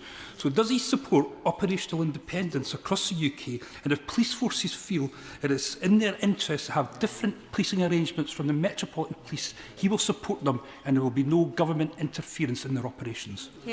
Minister. I'm grateful to him for his question today and for his engagement over the course of the summer. I can give him an absolute assurance that yes, of course, we believe in the absolute importance of the operational independence of the police, and they do have to make some very difficult judgments. But I hope that he also agrees with me that nobody should be above the law. There isn't an age limitation with regard to these particular offences, and the police have difficult judgments to make. But in the main, I think that they have acted proportionately and that they have acted without fear or favour in the best traditions of British policing. Absaham Mohammed. Thank you, Mr. Speaker. This weekend alone, almost 900 people were arrested, several of whom were from my constituency. The Terrorism Act wasn't brought in to arrest vicars, retired grandmothers and NHS consultants for holding a placard. Yet the police are now in the position where this is exactly what they are doing weekend after weekend. Will the Minister consider the views of international human rights experts like the UN Human Rights Commissioner, who has described the ban as disproportionate and unnecessary, and will he acknowledge our concerns that political decisions must be open to political challenge, otherwise we risk a massive loss of confidence in our democracy? Well, thank you, Mr. Speaker. I completely agree about the point of political challenge. That's why we're here today, to debate the decision and the policing around it. I hope that she will understand that the government have, as we always seek to do, acted in good faith. The advice that the government received was clear and unambiguous. Palestine Action is concerned in terrorism. Its members have demonstrated a willingness or intention to conduct a serious violence against persons in pursuit of their cause. Under those particular circumstances, the government has a responsibility and a duty to act. She'll know also, and I've mentioned this previously, that the independent review of terrorism legislation has been widely quoted about his response to the actions that the government have taken. And he concluded in a recent article that there is no way that ordinary criminal law would have been effective against this organisation. Dr. Andrew Morrison. Does the Minister agree that whilst in this case proscription may be finely balanced, the law must be upheld whether you like it or not, and whoever you are and wherever you are? And does he share my concern, therefore, there does appear to be some regional disparity in the interpretation put on the law in this case, as evidenced by the differences in the rates at which people were arrested across this country at the weekend? Minister. Well, I'm grateful to him, as I always am, for his question. I acknowledge the assessment that he made about the decision being finely balanced. I know that he would understand, should this or any government have taken a different approach, we would no doubt be here discussing and debating the particular reason that the government had decided not to prescribe. So these are difficult judgments, but under the circumstances that I've described, the Home Secretary did exactly the right thing in taking the decision that she did. In terms of his point about regional disparities, he will have heard the comment I made just a moment ago about the operational independence of the police. But if he sees particular incidences or occurrences that he thinks is not in the spirit of that, please would he write to me, and I'd be very happy to look at them. Alexa. Thank you, Mr. Speaker. Like so many people, myself included, looking at the famine in Gaza and the planned annexation of the West Bank with a sense of complete desperation and a lack of agency. People want to demonstrate that desperation through peaceful protest. Seeing the mass arrests of people holding placards is difficult for many of us. I understand the nature of prescription, meaning showing support is a criminal offence, but when the acts are peaceful and the cause so desperate, at the time of voting, the effect of arrest was not made clear to us. We must reflect again on the effects of prescription. When assessing whether to prescribe Palestine Action, to what extent the government take into account the rights to free expression and free association, including under Article 10 and 11 of the HCR, not of the organisation itself, but of the wider cohort who will be criminalised for expressing peaceful support for the prescribed organisation. Of course, I agree with him in the point that he makes about peaceful protest. And I can give him an absolute assurance that the Home Secretary, in taking this or any decision, acts on advice and very carefully considers a range of different factors. He is right to talk about peaceful protest. There was peaceful protest taking place in London over the course of this weekend, and that was very good to see. But it was also the case that the particular demonstration where there were significant a number of arrests. There were also 33 people arrested for separate offences, including 17 alleged assaults on police officers. None of us want to see that kind of violent activity, and we will work closely with the police to ensure that people do have the ability to protest in a peaceful way. That is a cornerstone of our democracy, but it is entirely unacceptable that anybody should seek to assault a police officer. Bobby Dean. Mr. Speaker, now I hear the distinction that the Minister is attempting to make this afternoon, but the fact remains that almost 1,000 largely peaceful protesters were arrested in London this weekend. And I'm sure that when we look back on this, we're going to conclude that it was not only a huge waste of police resources, but a chilling moment for free speech in this country. Now, given that the government seems so convinced that these people are associated with terrorism, will they commit to publishing data on how many and what proportion of those arrested will be actually charged with terrorism-related offences? Minister. I can say to him, hopefully in a constructive way, the only distinction I'm seeking to make is between those who break the law and those that don't. And we saw a very interesting comparison over the course of this weekend. Tens of thousands of people came to protest and were able to do so, were able to protest their concerns about the terrible situation in Gaza without supporting a prescribed organisation. And there is, as I said in my earlier remarks, a big difference between being able to protest in support of a cause that is legitimately held, set against expressing support for a prescribed organisation, which is a criminal offence, and the police have an absolute duty to enforce the law, and that is what they did. Andy MacDonald.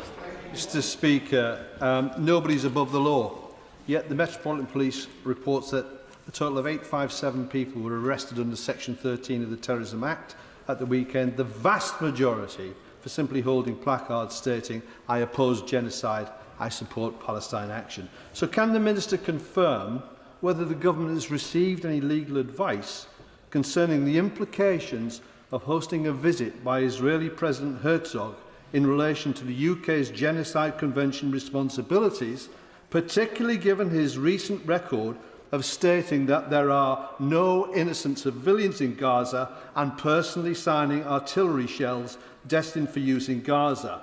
And will any visa application made by the Israeli President to visit the UK this week be rejected, or will he be subject to police investigation if he does arrive? Minister. I understand why the Honourable Gentleman has asked me the question that he has. I hope that he will understand. He's asking me about matters with which I don't have ministerial responsibility. So he will also understand that the government obviously receives a range of legal advice across a range of different departments. The purpose of this particular response today is to look at the issue of prescription and the recent protest activity. I can give him and the House an absolute assurance that this is a government that believes in upholding the law. This is a government that believes in the importance of international law, and we will work with our allies and partners to ensure that international law and domestic law is upheld. Roberts. On this day, 89 years ago, 3 founding members of Plaid Cymru handed themselves in after burning the RAF bombing school at Penaberth. Today, they and all their supporters would likely be branded terrorists for non-violent direct action. Lumping Palestine action with Maniacs Murder Club and Russian imperial movement was calculated, cynical and disproportionate. It has led to the arrest of hundreds, if not thousands, of protesters. What does he think will be the consequences now that his government looks more interested in silencing protest than maintaining policing by consent? Minister. I struggle to follow the logic of the Right Honourable Lady's question, given that tens of thousands of people were absolutely able to express their democratic right to protest over the course of this weekend. I'm sure she would have seen that, and I hope that she will understand that this government hasn't done anything that interferes with anybody's lawful right to express their concern about an issue. And just, Mr. Speaker, to pick up on one other point that she made, let me give her an absolute assurance. We didn't group the three prescribed organisations together for the reasons. She's completely mistaken. She's asked me a question. She might want to listen to the answer. There were two reasons why that decision was taken. Frankly, the first is because this is a government that has a busy legislative agenda and we need to be efficient with precious parliamentary time. But perhaps the second and more important reason is because this government doesn't look at the ideological origin of the threat. We will do what we need to do to keep the public safe, regardless of where the threat comes. That is the right approach. It is even-handed, and it was on that basis that we proceeded. Dr. Sabler. Thank you, Mr. Speaker. In recent weeks, a number of my constituents in Stroud have been arrested. Many of them are over 70, and the whole situation seems to have become slightly ridiculous. Would he agree with me, actually, that prescribing here is using a sledgehammer to crack a nut? Well, with great respect, I don't mean to be flippant. I think it's a rather unfortunate use of sledgehammer, given recent events. So, no, I don't agree with him. I think the actions of the government have been necessary and proportionate for the reasons that I've explained earlier on. And I do worry that there are a number of people who seek to express support for an organisation who do not fully understand the activities that that organisation has engaged in recent times. Richard Ford. Thank you, Mr. Speaker. Mr. Justice Chamberlain granted the judicial review on the basis that the Home Secretary had not consulted Palestine Action before prescribing it. The judge ruled it was reasonably arguable that there was a duty to consult Palestine Action before prescribing it, as reported in The Guardian. If organisations meet a high standard and a high threshold for prescription under the Terrorism Act, why should there be a duty to consult an organisation before prescribing it? Minister? Well, I hope that he understands that given that there are ongoing legal proceedings, it would be completely inappropriate for me to comment about any legal rulings or judgments that have been made.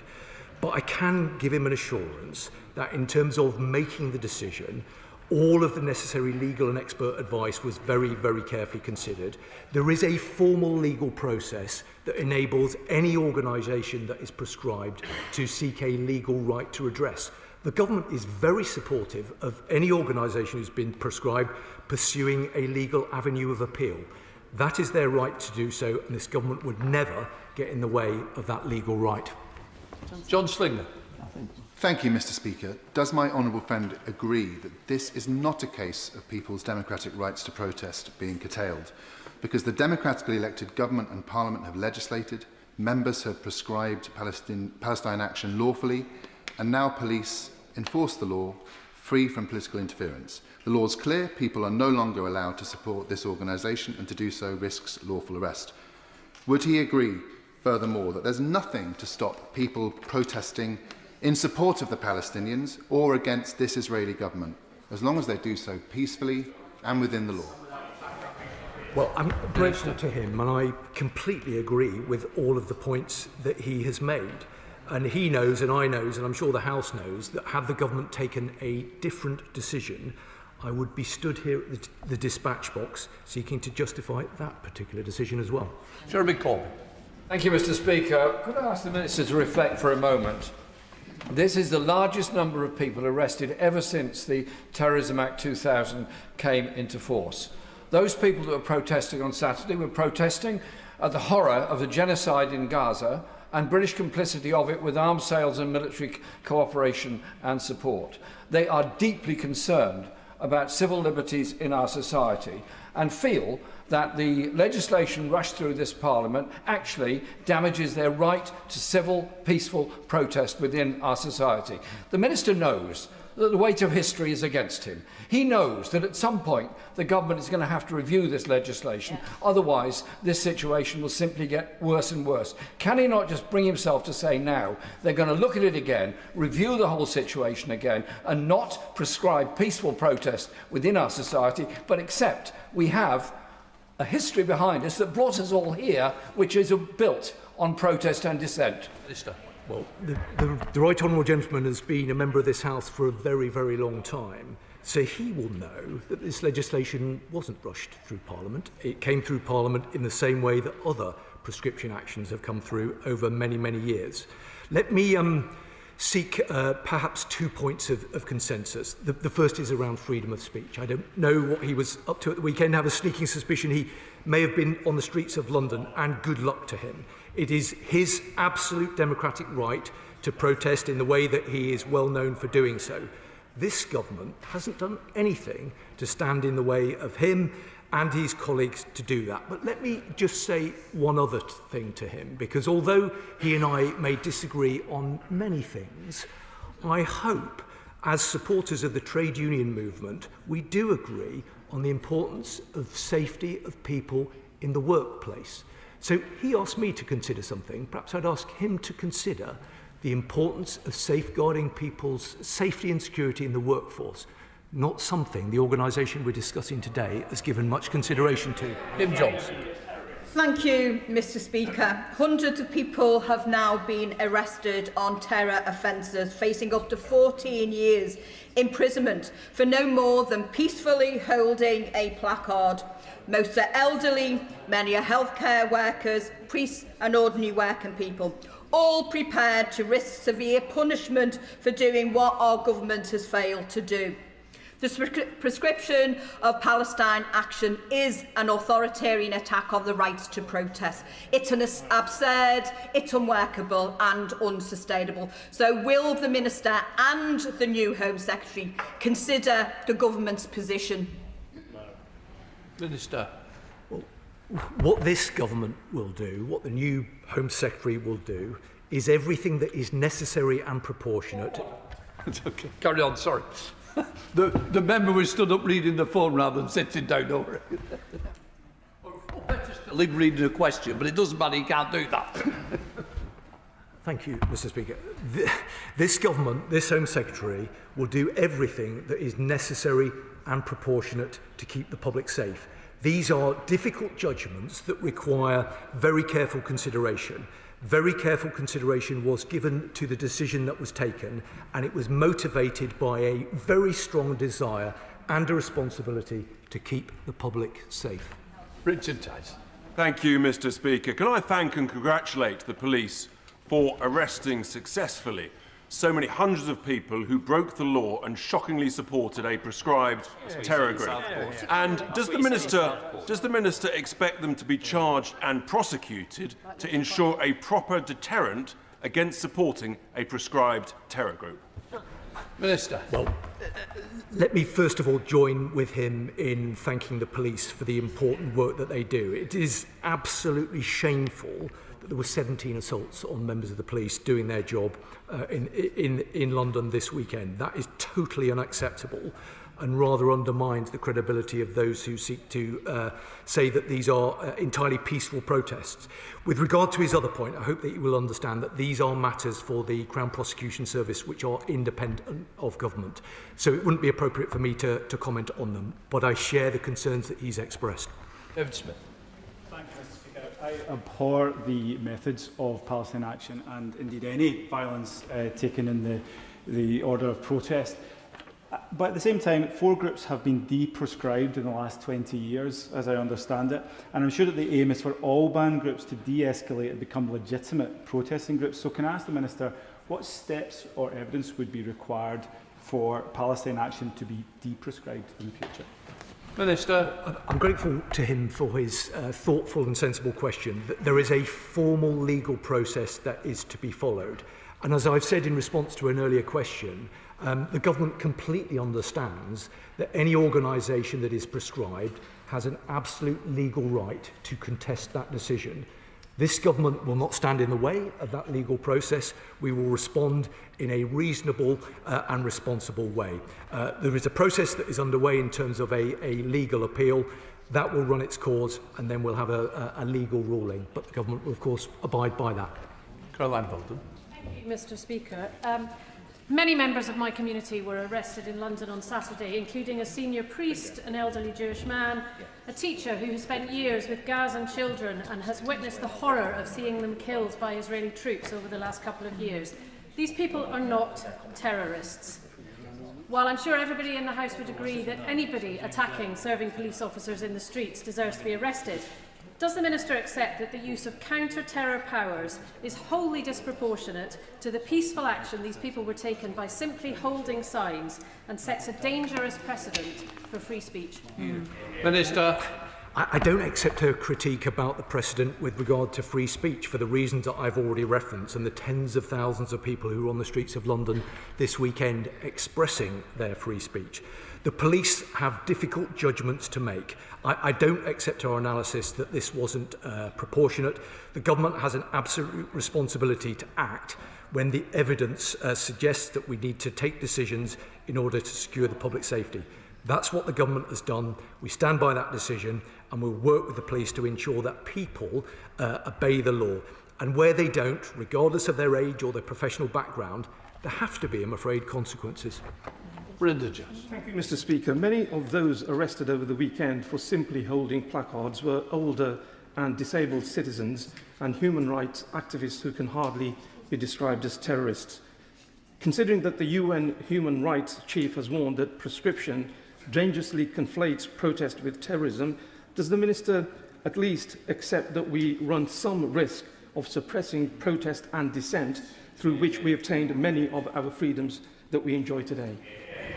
Minister. I really don't think that that is the case. At every stage of these proceedings, the government has been absolutely clear about the important right, the cornerstone of our democracy, for people to protest about matters about which they are concerned.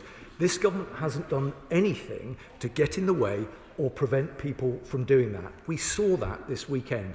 Tens of thousands of people having their say. They were able to do so in a way that was lawful and didn't require them to be arrested because they hadn't broken the law. I don't accept the analysis that some have offered that this has a chilling effect on free speech. Quite the opposite. I think it absolutely demonstrates that people can come and demonstrate in a lawful way, and the police will respond in an appropriate manner. Sarah Sultan. Thank you, Mr. Speaker. It's a shame that the Home Secretary couldn't come today to defend her government. Over 1,600 people have been arrested since this Labour government prescribed a non-violent direct action group for the first time in British history. This includes elderly people, disabled people, priests, NHS workers and the children of Holocaust survivors. The UN High Commissioner for Human Rights has condemned this prescription as disproportionate, unnecessary and warning it risks creating a further chilling effect. So will the Minister finally admit that his government got it wrong, that they have threatened and undermined our free speech and right to protest, and that they will review and immediately lift this ban? Well, firstly, the Home Secretary is meeting with our Five Eyes allies who are here for the five-country ministerial. That is incredibly important work, securing our alliances with our United States, Canadian, Australian and New Zealand allies. These are important partnerships that this government values and that this Home Secretary is investing in almost on her first full day in office. In terms of the other points that she seeks to raise, the Honourable Lady has an absolute right, as everybody does, to protest in a lawful way. There is nothing that this government has done to prevent her or anybody else from doing that. What this government has done is ensure that we are best placed to protect the public. I'm sorry that she doesn't agree that is her absolute right, but I maintain the support for freedom of speech. It is a cornerstone of our democracy, and this government will always enable people to have their say.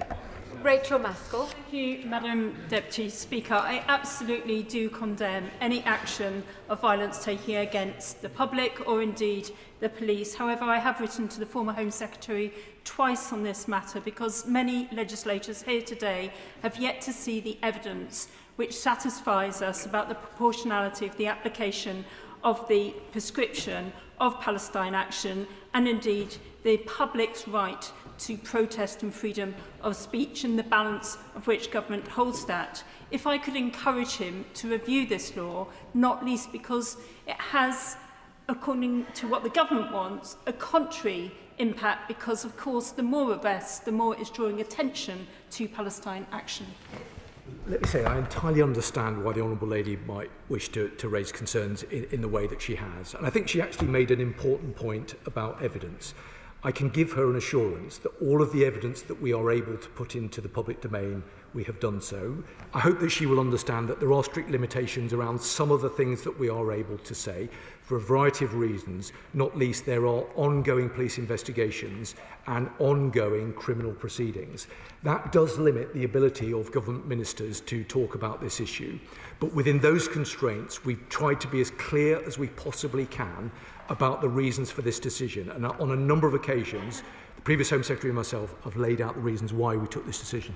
I urge the Minister to be a bit more succinct in his response. Josh Faberinde. Thank you, Madam Deputy Speaker. Hundreds of peaceful protesters have been arrested this weekend in the name of national security. But in what way does a peaceful protester's tactic of holding a banner compromise national security? And if the aim of national security is to fundamentally ensure that we can live in a free society where our democratic freedoms are protected, can the Minister not see that the mass arrest of peaceful protesters is an authoritarian measure that undermines these freedoms and does not protect them? Look, I completely acknowledge that the concerns that the Honourable Member has expressed are entirely genuine and well-meaning. I hope that he understands the importance that we attach to the rule of law. And we don't think that people should be accepted from the rule of law because they are of a particular age or because they have a disability or because they have a particular professional background. That would be entirely unfair. Nobody is above the law. The police have a difficult job to do in order to police these particular protests. I would just also gently say to him that the protests that we saw over the weekend in this regard were not entirely peaceful. 33 arrests, including 17 for assaults on police officers. I hope that none of us want to see that kind of activity in our capital or anywhere else for that matter. Thank you, Madam Deputy Speaker, and I thank the Minister for his answers today, and I fully agree there can be no place for violence in our politics. But would the Minister accept that elderly retired priests and disabled veterans would not be protesting in the way that they are if they genuinely believed that Palestine Action was a similar organisation to ISIS or Al-Qaeda? And can he provide any additional guidance or advice on how members of the public can legitimately protest against the prescription of this organisation? Minister. Look, firstly, let me say to him that the government, and certainly not myself, are seeking to make the comparison that he has offered. But what we do believe is that people should follow the law. And it is a criminal offence to seek to support a prescribed group. So the police are doing the job of ensuring that the law is enforced. I do, again, make the comparison that if it were people protesting about other organisations, about extreme right-wing, ideological or Islamist organisations, then I think certain people, certain commentators, not in this place but outside of it, would seek to view this matter in a different way. We have to be even-handed and fair, and that is what we've sought to be. Max Wilkinson. Thank you, Madam Deputy Speaker. Nobody would support the violent actions of some of the people in Palestine Action, of course. But the number of arrests is placing a huge pressure on our police. The demographic of those arrested is clearly absurd. The nature of what they're doing is holding a placard in response to the horrors that they're seeing on their televisions, and we're all in this House seeing those horrors. The previous Home Secretary says that many of the people who support this group do not know the nature of the more violent elements of it. Therefore, given the apparent imbalance of what we're seeing here, is the Minister not concerned that this creates a dangerous precedent when they're actually trying to enforce against people who are actually terrorists and have malign intent on our streets in future? Minister. As I said previously, I understand the concerns that are being expressed. Where he refers to somebody holding a placard, they are holding a placard that expresses support for a prescribed organisation. and that is a criminal offence. I do think, and I referred to the answer I gave just a moment ago, that the government is limited in terms of the detail that it can provide about the activities of Palestine Action for the reasons that I've already explained. I think if people who were considering seeking to protest and were considering seeking to provide their support for this prescribed organisation, I would just invite them to look very carefully at what that organisation has been engaged in. There has been significant reporting about some of those activities, and that might focus the minds of those who are seeking to support them in the future. Good, Adam. Thank you, Madam Deputy Speaker. Of the over 1,000 people that have been arrested, included blind veterans, elderly people, NHS workers, and even children of Holocaust survivors. Yet, Madam Deputy Speaker, this government is intent on aiding and abetting Israeli firms. 51 of them who are going to be exhibiting in London this week at the Arms Fair, alongside rolling out the carpet stained with the children of Gaza, children's blood, for the President of Israel. So why are non-violent protesters being treated with greater punishment than a government bombing and starving millions of children? And would he agree with me that if there was real justice, the government would arrest Israeli leadership and send them to the ICC? Yeah. Well, I hope very much that there is consensus across this House about the desperate situation in Gaza and the Middle East. And I hope that he will understand that this government will do everything that it can to work with partners and with allies to seek to bring a resolution to that desperate situation. He referenced the age of protesters. I just say to him that the law has to be applied fairly and universally. And therefore, if someone is of a particular age, that doesn't enable them to break the law in the way that it wouldn't enable someone of a younger age to do. Thank you, Madam Deputy Speaker. With over 800 people arrested this weekend, prescribing Palestine Action clearly has not worked as intended. Will the government urgently review our terrorism legislation to ensure those who legitimately protest in favour of the Palestinian cause are not treated as terrorists for simply wearing a T-shirt or holding a placard? Minister. Well, I would refer him to the remarks that have been published recently by the Independent Reviewer for Terrorism Legislation. Manuela Pattugella.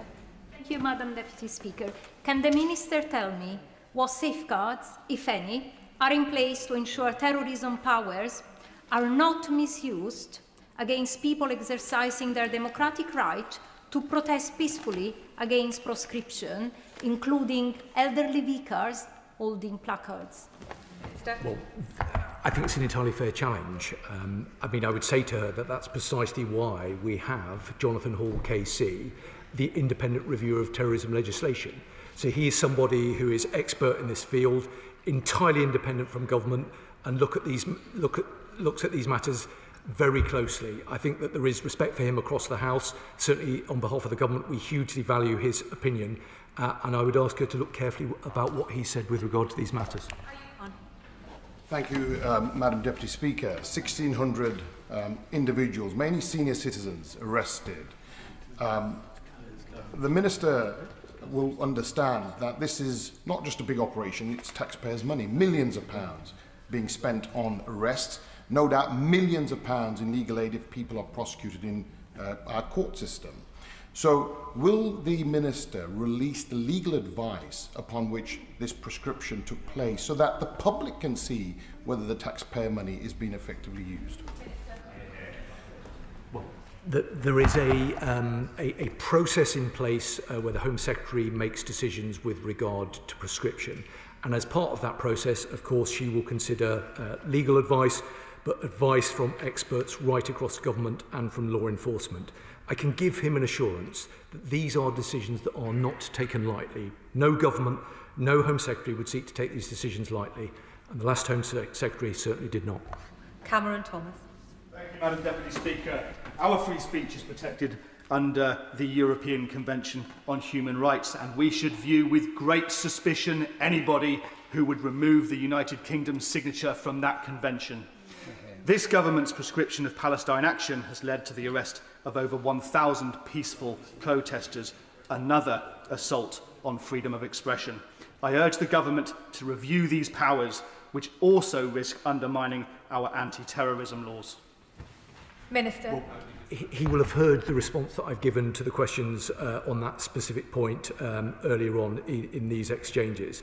I would also just gently say to him that there were 17 police officers who were assaulted over the weekend.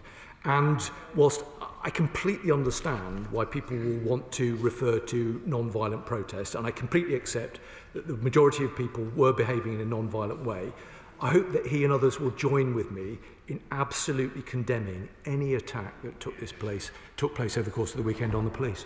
Final question, Jim Shannon. Thank you, Madam Deputy Speaker. Can I thank the Minister very much for all of his answers? And I was and am pleased to see steps been taken to ensure that those protesters who were outside the realms of peaceful protesters and who were demonstrating support for a prescribed organisation were dealt with in terms that line up to the law.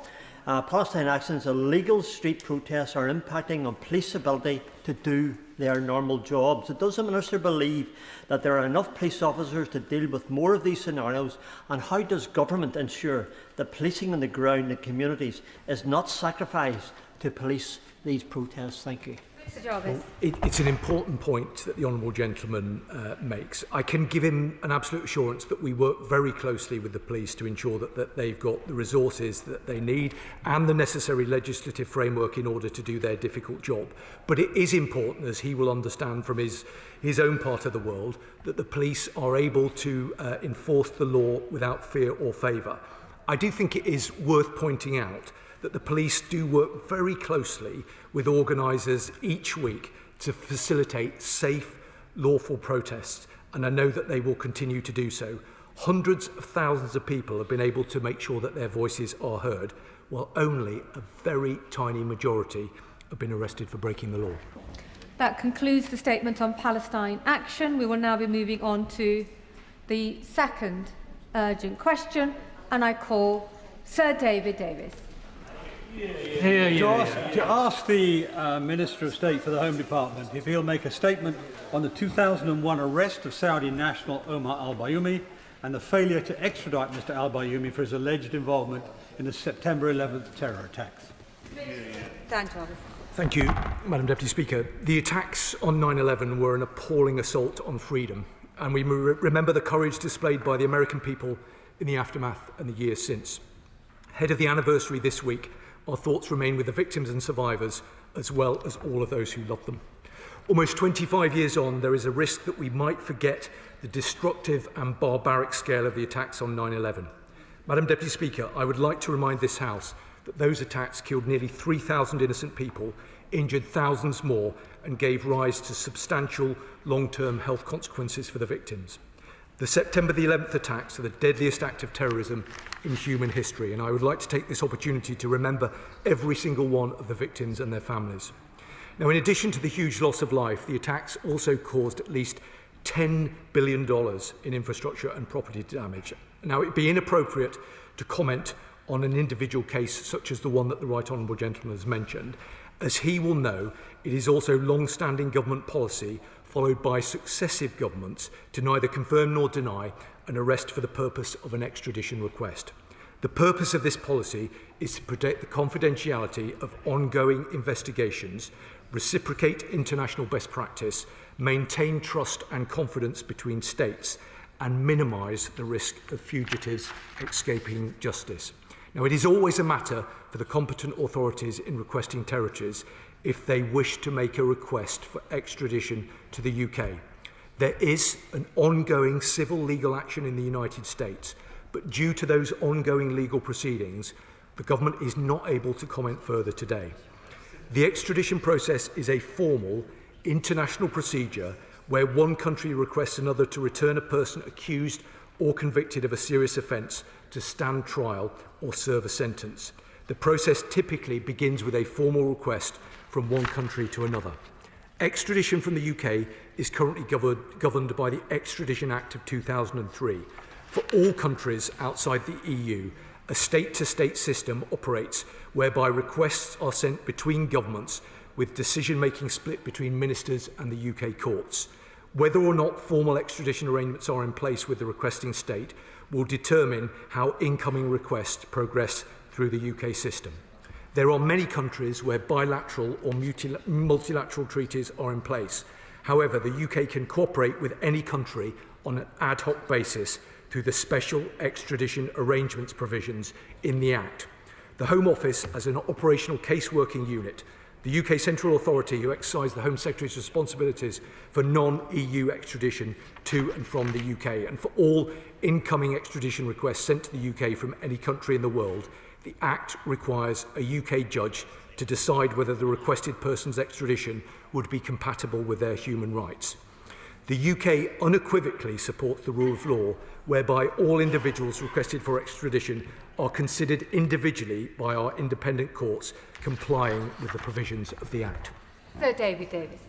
Madam Deputy Speaker, yesterday's Sunday Times revealed that in the aftermath of 9/11, the Metropolitan Police were forced to release Omar al-Bayoumi, believed to be a Saudi intelligence agent accused of supporting the hijackers, because the FBI withheld evidence. Arrested in Birmingham 10 days after 9/11, al-Bayoumi was taken to London to be interrogated by Met counter-terror officers. The FBI declined to provide those officers with vital evidence of al-Bayoumi's involvement in 9/11. This included a hand-drawn aircraft diagram, trajectory calculations matching the Pentagon attack, and an address book with the attacker's code name, a code name that bin Laden himself did not disclose until a year later. The FBI's refusal to disclose this evidence prevented al-Bayoumi's extradition to the United States. FBI records show that in 1999, al-Bayoumi met with two officials from the Saudi Ministry of Islamic Affairs. Those officials were assessed to be part of a network of individuals connected with the facilitation of two 9/11 attackers. A separate 2017 assessment by the FBI's Arabic specialists concluded Mr al-Bayoumi was a co-optee of Saudi General Intelligence Presidency, that's its Secret Service. Madam Deputy Speaker, a full investigation by the Intelligence and Security Committee is needed, investigating why the FBI clearly avoided extraditing Mr al-Bayoumi, and also exactly what the involvement of the Saudi government was, in particular its Ministry of Islamic Affairs and its Secret Service. It's nearly 25 years, as the Minister said, since 9/11. We've extradited in that time many innocent people to America, but we've failed to extradite someone who deserved to be sent over there. We need to get to the bottom of this, in part because we must learn the lessons of this, so we don't see this terrible atrocity happen again. All right, here. Jarvis. Thank you, Madam Deputy Speaker. Well, let me say to the Right Honourable Gentleman, who I know applies a huge weight of judgment and consideration to these matters, that I completely understand why he sought to bring this matter to the attention of the House today. I completely understand why he sought to do that. I hope, though, that he understands that I am very limited in terms of what I can say by way of response. Now, he will remember, because I don't think he'll mind me saying he's been around for quite a long time, that in 2001 we were operating under the 1989 Extradition Act. Now, as he inferred, the Sunday Times has reported that key documents were not considered in 2001 when Mr Omar al-Bayoumi was subject to investigation in respect of the 9/11 bombings in the United States of America. The Sunday Times article suggests that the US did not pursue extradition in 2001. Now, he will understand that there are legal proceedings ongoing in the United States, and that means, Madam Deputy Speaker, that I am not able to say any more about it at this point, and I hope that the Right Honourable Gentleman and the House will understand the reasons for that. I call the Shadow Minister Crisfield.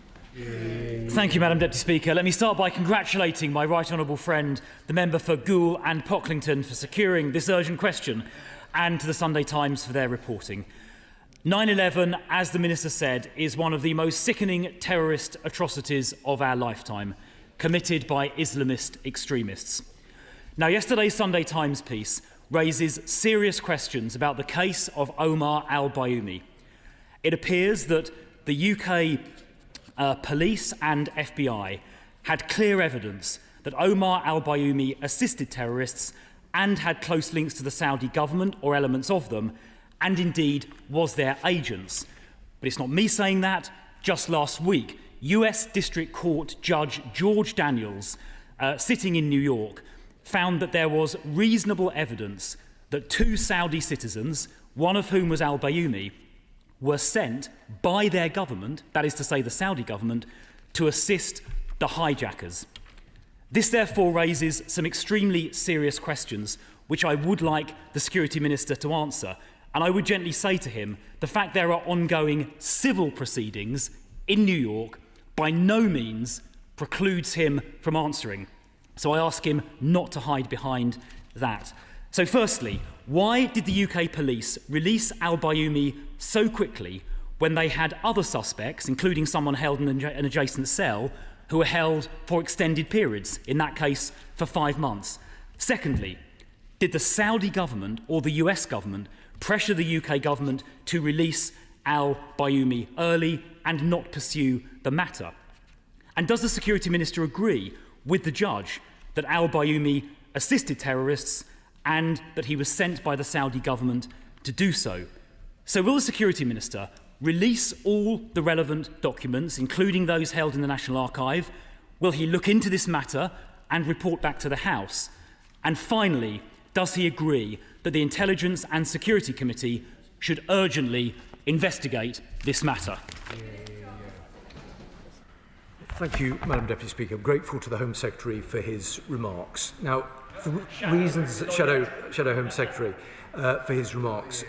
He's understandably referenced the article in yesterday's Sunday Times, and I accept that it raises a number of important questions that are absolutely worthy of scrutiny and are deserving of the attention of this House. I give him an assurance that the Government and the Security Minister, I will look very closely at the matters that have been raised in the context of this debate.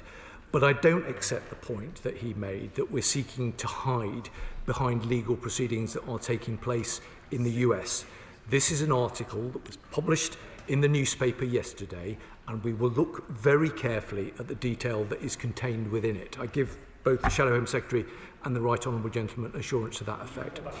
He made the point also, and again I think it was a reasonable point, about the Intelligence and Security Committee. He will know, as an experienced member and a former minister, it isn't for me to direct the activities of the ISC. They are an independent committee, and it is very much a matter for the chair and the committee to decide what it is that they wish to pursue. But knowing the chair as I do, and he will be well known to members right across this House, I'd be surprised if he didn't want to take a look at it. Liberal Democrat spokesperson Ben Maguire. Thank you, Madam Deputy Speaker. I thank the Minister for his update, and I echo his tribute to the victims of the appalling 9/11 attack. However, given recent revelations about Omar al-Bayoumi, his alleged involvement with Saudi intelligence services, and his links to the 9/11 hijackers, a number of pressing questions remain unanswered. The first of these is, why were British investigators not given access to all of the evidence that the FBI held, including the Capitol Hill video and the aircraft sketch? Who in the UK government was briefed about Bayoumi's arrest at the time, and why is there no clear record of ministerial oversight? Did the Saudi authorities make representations to the UK government regarding Bayoumi's detention, and if so, did this ultimately influence the decision to release him? And finally, and most importantly, what safeguards are now in place to make sure crucial evidence from foreign intelligence agencies cannot be withheld from British counter-terrorism investigations? Well, thank you, Madam Deputy Speaker. I'm grateful to him, not least because he rightly raises the very important point of always seeking to remember and reflect on the sacrifice and the loss of the victims and the survivors of terrorism. He's right. We must never forget that victims and survivors of the horrific terrorist attacks that have scarred communities both here and around the world must be remembered, and we must reflect on that sacrifice. That is something that this government takes incredibly seriously, and in that spirit, that's why we recently consulted on the creation of a national day for victims of survivors of terrorism. It's vital that this is a day that reflects the voices and the experience of those who've been directly impacted by terrorism offences. Now, in terms of his subsequent remarks, he's raised a number of detailed questions, and I'm not going to be able to respond in detail to all of those for the reasons that I have already outlined. But what I can say to him is that we'll look very closely at the matters that have been raised. I hope that he sees there are particular reasons why we're not able to get into the detail of that today, but I give him and the House an assurance that we will look very closely at them. Mitchell. Thank you, Madam Deputy Speaker. My right honourable friend did the House a service today in raising this important matter. But there are, Madam Deputy Speaker, wider issues associated with this extradition treaty with America. The House will recall that the extradition treaty was set up when Sir Tony Blair was Prime Minister to address terrorism. But it has in recent years controversially been used for a much wider remit, which has from time to time looked as though it was seeking commercial and national advantage. That suggests, Madam Deputy Speaker, that the time may be right to review the extradition treaty. And will the Minister look carefully and consider whether now is the time to do that? I'm grateful to the right honourable gentleman, and I agree with him. This is an important matter, and I agree with him also that there are wider ramifications from the issue that the right honourable gentleman has been raised. Whilst not committing to a formal review in the way that he has described today, I will commit to him and to the House that we will look very carefully at the issues that have been raised and the points that he has made, and I will endeavour to come back to him and others as soon as possible. Lewis. Does the Minister accept that ever since the nationality, the Saudi nationality, of the vast majority of the 9/11 hijackers became known, there has been deep suspicion about the role of the then Saudi government in the atrocity that took place? Can he confirm to what extent the government believes that the nature and attitude of the Saudi government has changed over the past 24 years? Well, I hope the right honourable gentleman will understand that if on this occasion I want to look forward rather than looking back. And the United Kingdom government hugely values the relationship that we have with Saudi Arabia. I myself visited relatively recently. They are important regional partners, and we want to work as closely and constructively with them as we possibly can. Dr. Andrew Morris. Thank you, Madam Deputy Speaker. 67 Britons died in 9/11. Does the Minister agree with me that we owe it to them, their memory and their families to get to the bottom of what does look very fishy from reports over the weekend in respect to how this individual was handled? Will he assure the House that the police at the time had operational independence, which he referred to in his response to the previous UQ? And does he understand that the British public are deeply sceptical about the stance taken by the Kingdom of Saudi Arabia, particularly since the 2018 murder of Jamal Khashoggi is still very much at the forefront of their minds? Well, in terms of his final point, I'd refer him to the response that I gave to his right honourable friend just a moment ago. But I do agree with him about the importance of this matter. That particular day will be ingrained in the minds of, I think, all of us. And I certainly remember exactly where I was. The world changed, and my own life changed alongside it. So I absolutely share the concern that he has about these matters. And I completely agree with him about the point he made with regard to having a responsibility for the UK victims of that horrendous terrorist attack. And for those reasons, I give him an assurance of the seriousness with which we take these matters. Final question, Jim Shannon. Deputy Speaker, can I thank the Minister very much for his update and for his answers as well. Does the Minister not agree that our obligation to expose international terrorism, to support our allies in the fight against those responsible for the 9/11 bombings is incredibly clear? Indeed, every step must be taken to ensure that anyone on British soil understands that we will never, ever be a shield to terrorists. What steps will the Minister take to ensure that every possible step is taken to ensure that this man is questioned and held to account if, in fact, he is guilty? Well, I'm grateful to him, as I always am, not least because he speaks with great authority on matters relating to terrorism. I've had the privilege of discussing it with him on many occasions. He raises very important points. I think all I can say to him is to reiterate the importance that this government attaches to ensuring that we keep the public safe, to working with our international allies to defeat international terrorism. This government will do everything that we need to do to stand against the terrorists to stand with those who are affected by their destructive activities. That's the end of the UQ, and I'll give the front benches a few moments to shuffle over.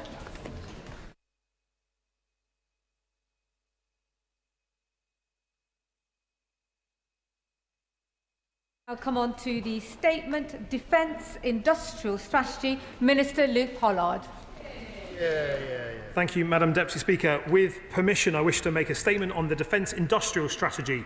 Today, we fulfil another manifesto commitment by publishing our plan to strengthen our security and grow our economy.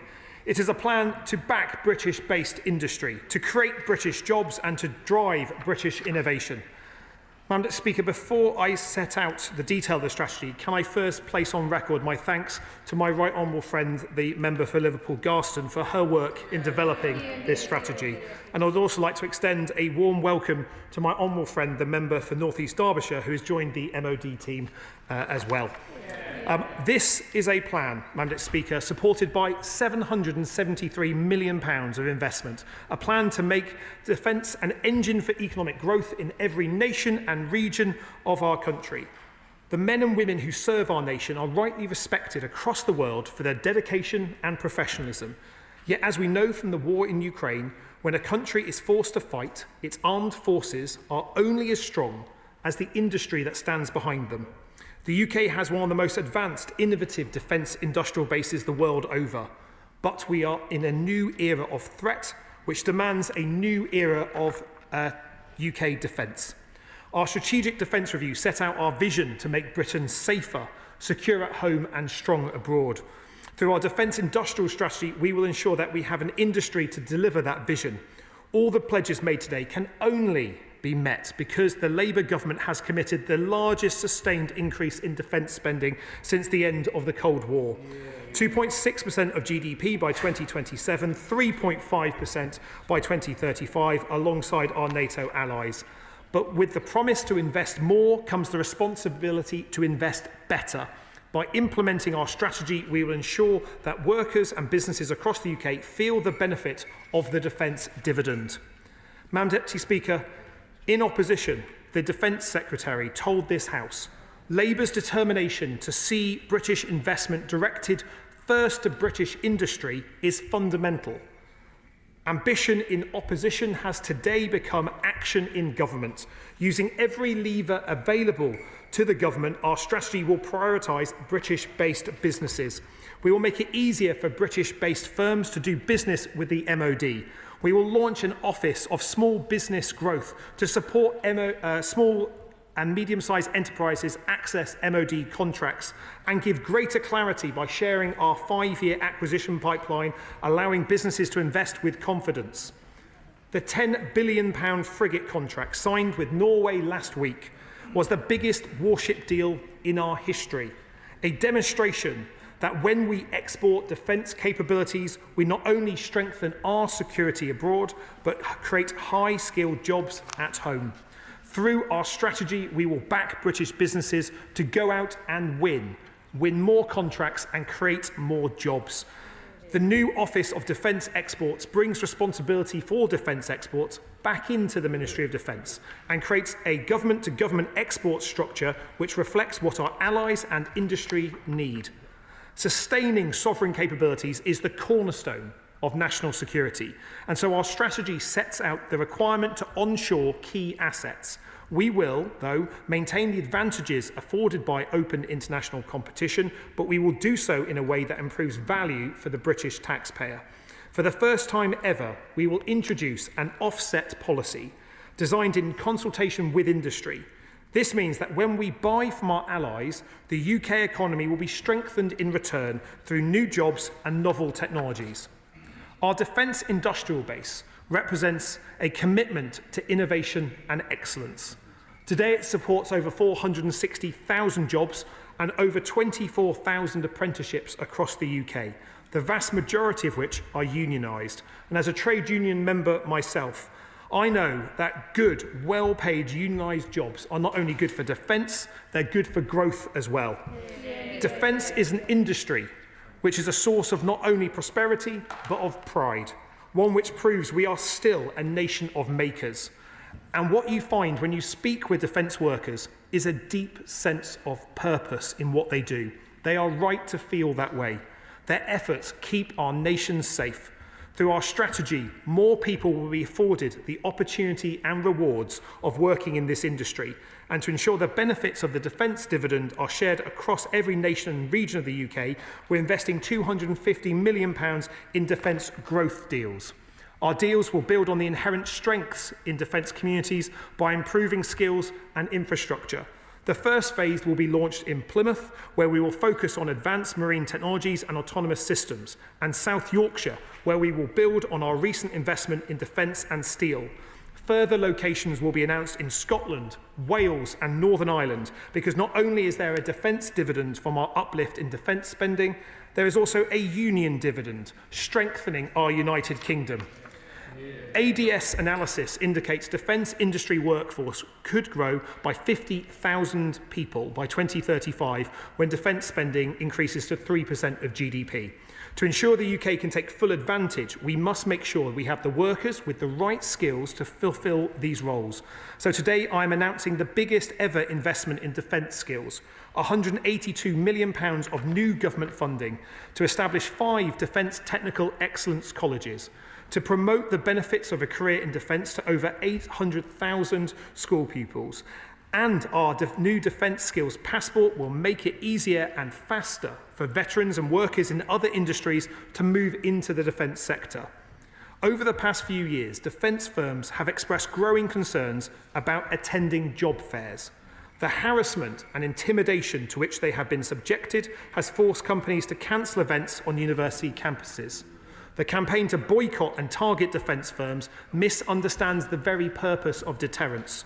We know the full measure of freedom and security in Britain because of what the defence industry does. So this strategy will help it attract the talent it needs by creating a dedicated presence on the UCAS website, a new defence apprenticeship and graduate clearing system, and a defence university partnership and alliance to strengthen careers in the sector. The war in Ukraine reminds us that innovation is the central pillar of deterrence. To ensure we meet our objectives of better capability and increased growth, we're committed to spending at least 10% of our equipment budget on novel technologies. The newly established UK Defence Innovation is backed by £400 million of ring-fenced investment and has the authority to reallocate funding and resources, ensuring a focus on priorities and value for money. Today's strategy outlines how we will employ UKDI to rapidly produce technologies which give our armed forces an advantage.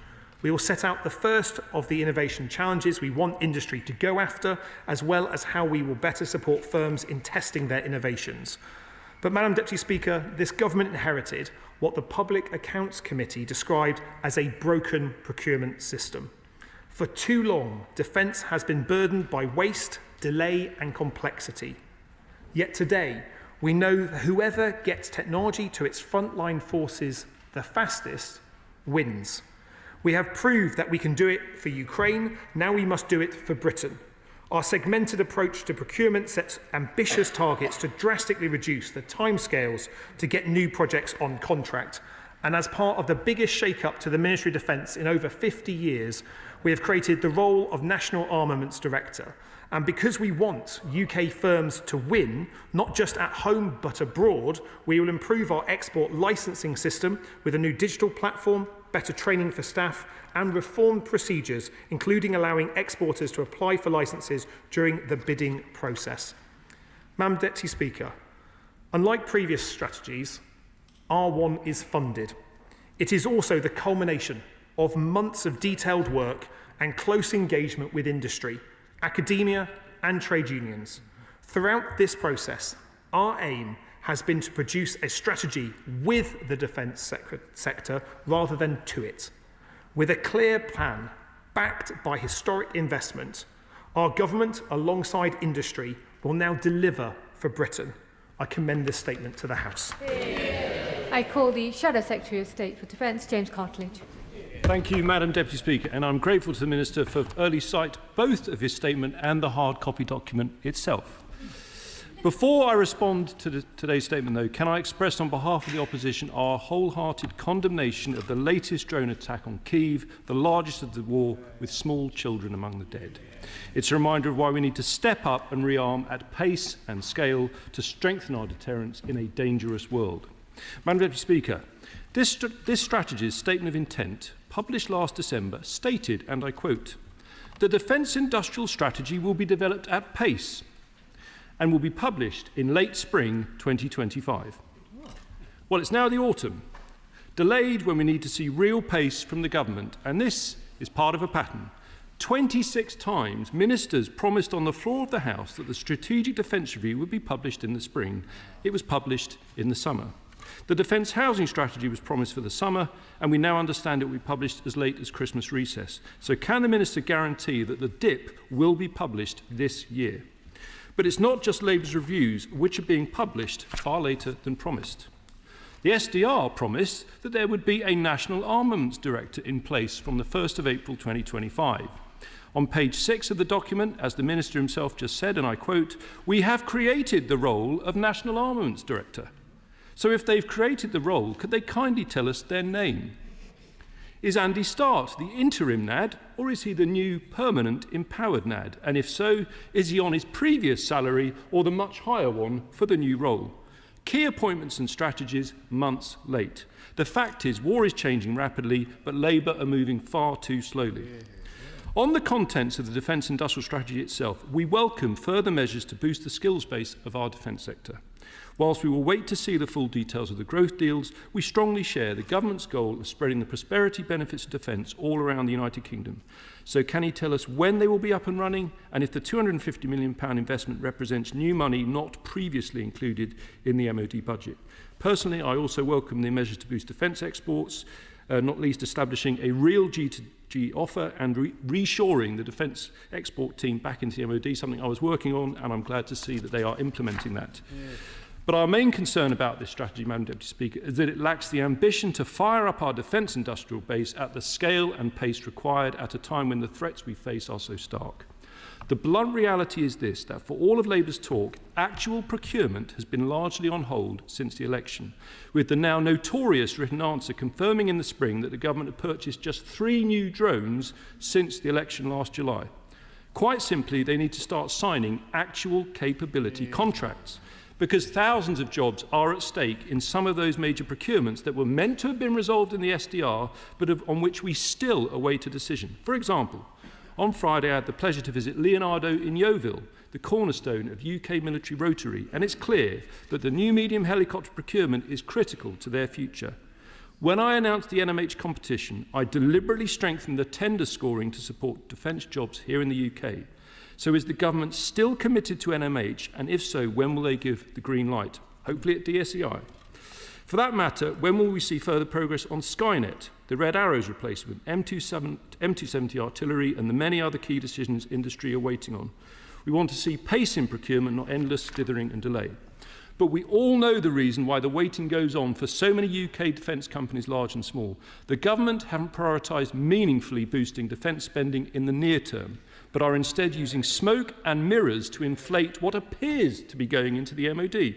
For example, reclassifying the intelligence budget into defence so that they can claim to be spending 2.6% by 2027, when the reality is that the MOD budget, that which actually funds the equipment plan, will be just 2.2% of GDP in that same year.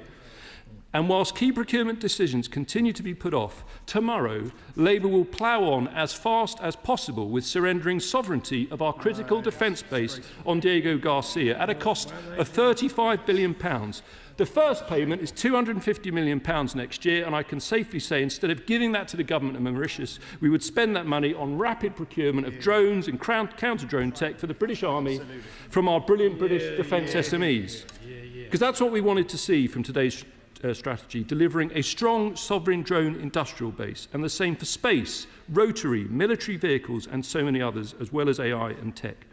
Warm words delivered late are not enough. We need to see a real-world ramping up of the defence industrial base with serious investment, not smoke and mirrors, prioritising UK defence companies, and rapidly boosting our ability to deter the rising threats we face. Thank you, Madam Deputy Speaker.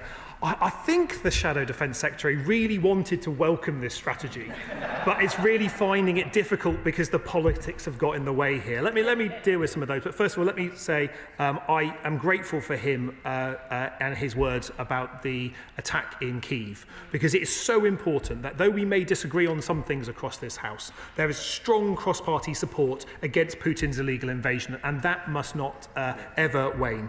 But let me politely suggest to him that the mess that we inherited on defence procurement is one that he was in charge of when he was in government. So it is a bit cheeky, I like cheekiness generally speaking, for him to raise these questions. The platforms that he asked about should have been sorted under his government, but never were. And he knows for sure that the investments we will make will be in the Defence Investment Plan that will be published later this year. He also knows that the National Armaments Director, we have appointed Andy Starr as the interim NAD, recruitment is well advanced, but it is so important we get the right person for this role, and we will continue to do that. He asked about the defence growth zones. This is new money to do so, and he also knows that we have signed 900 deals for contracts since the election when it comes to defence procurement, and we will sign more on the back of the Defence Investment Plan later this year as well. He accuses us of dithering and delay. Madam Deputy Speaker, I fear that is political projection from the failures of his time in government. Because we have a clear increase in defence spending, a clear strategy published today that directs that increased defence budget at British companies, that backs British SMEs, that creates the skills that our industry needs. I know that he wants to back it. I know he's passionate about drones. That's why I know that he will back our doubling of funding for autonomy and drone systems in the SDR.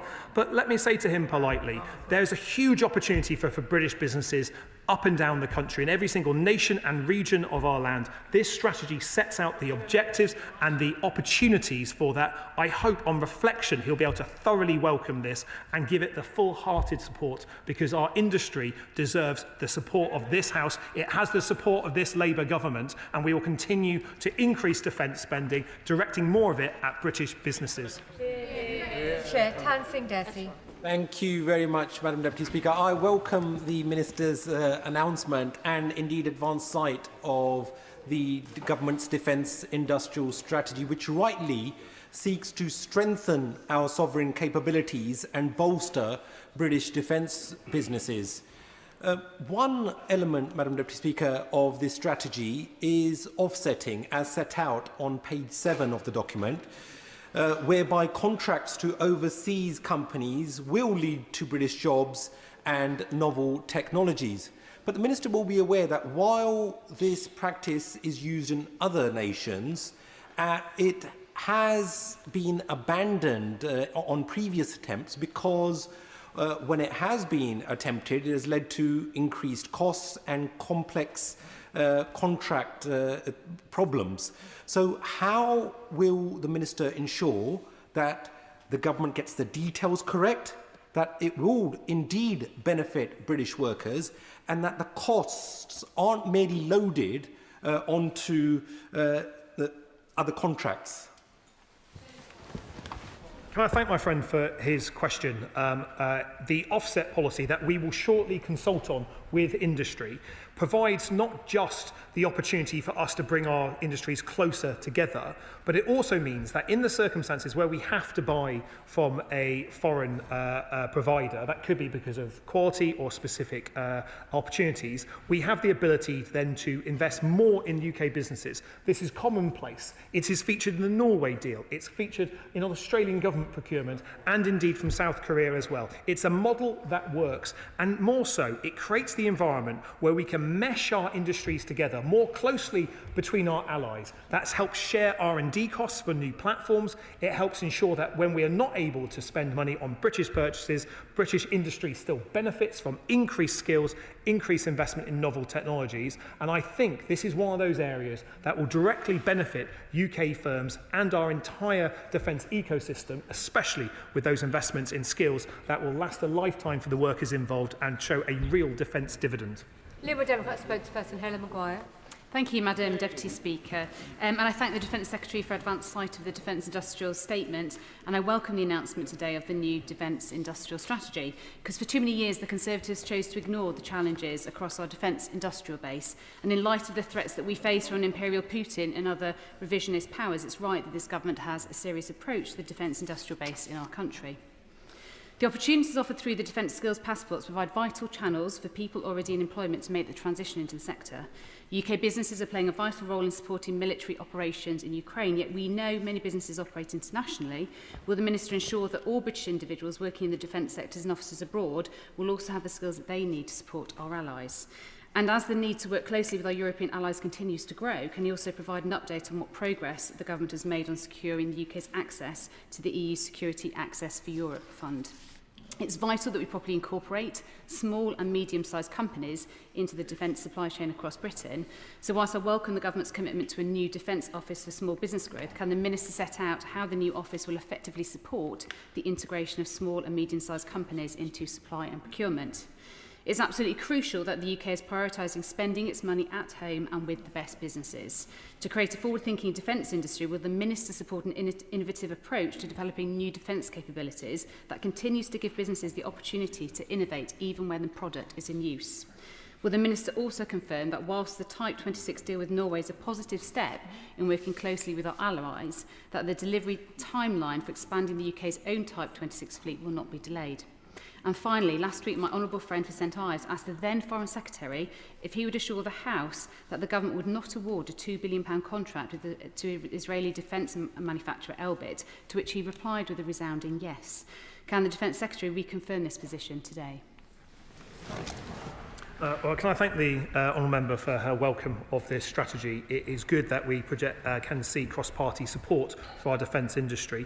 Can I welcome her words around the support that we provide to Ukraine as well. And I think the lessons we're learning from the war in Ukraine is that we can procure faster, better and more effectively using increased freedoms. That's precisely the lessons we're seeking to apply from our work supporting our Ukrainian friends to support the UK armed forces as well. Negotiations on UK participation in SAFE are led jointly by the Cabinet Office and the Ministry of Defence. We will seek to continue those conversations. It needs to provide value for money for the British taxpayer and opportunities for British businesses, and I'm confident those will be productive discussions. The SME office that we're seeking to create is one way of helping those small businesses that feel they have an innovative project for defence but struggle with the labyrinthine bureaucracy, the real confusion about who to go to. So to have a one-stop shop that enables people to access those contracts and navigate it will be a real boost for SMEs selling their products into the Ministry of Defence. And she's right about the need for spiral development. It's something that in reducing the contracting times, we also need to be alive to the fact that the technologies that we'll be procuring need to be spiral developed at pace, not have a legacy system which then gets spiral development many years later. And in relation to her two final questions, the Type 26 deal with Norway is a superb boost for shipbuilding on the Clyde. We are in discussions with our Norwegian friends. In fact, they have already started around the build slots, but the Royal Navy will continue to receive our Type 26s in the 2030s as planned. And when it comes to the recruitment contract that she mentioned, no decisions have been made on this. The intention is to make a decision in February 2026, but I've heard what she has said in relation to that. Patricia Ferguson. Thank you, Madam Deputy Speaker. On Thursday, I had the pleasure of visiting BAE Systems in my constituency with the Prime Minister and to speak to many of the apprentices there who are looking forward to a very long and secure future with their jobs. I wonder whether my honourable friend can tell us whether the model that is used at Scotstoun with the training academy is one that can be considered for integration into the defence academies, and whether Glasgow might be one of the locations for such an academy, presumably following discussions with the Scottish Government. Well, Can I thank her for her championing of the work that takes place at Scotstoun? Both in Govan and in Scotstoun, we have an incredible workforce building the world's best anti-submarine warfare frigate, and I'm very glad that they're getting such a lot of attention since the Norway deal, because they deserve it. The Skills Academy that BAE have built on the Clyde, as well as the Skills Academy they've built in Barrow for the submarine build work, is best in class. It really provides an opportunity to skill people up for a lifetime of opportunity, and they're precisely the type of investments we want to see more defence companies make. But I'll take her question here as an early bid for one of those colleges, but I look forward to continuing work with her and other Glasgow MPs on how we make the most out of that Type 26 project. Deputy Speaker, the Swedish Archer self-propelled gun is in the process of replacing the AS-90 and will itself be replaced by the German remote-controlled howitzer 155 system. Is the Minister able to say when the in-service date of the howitzer will be, how much UK componentry will be in it, and how many UK jobs does he anticipate being generated by it?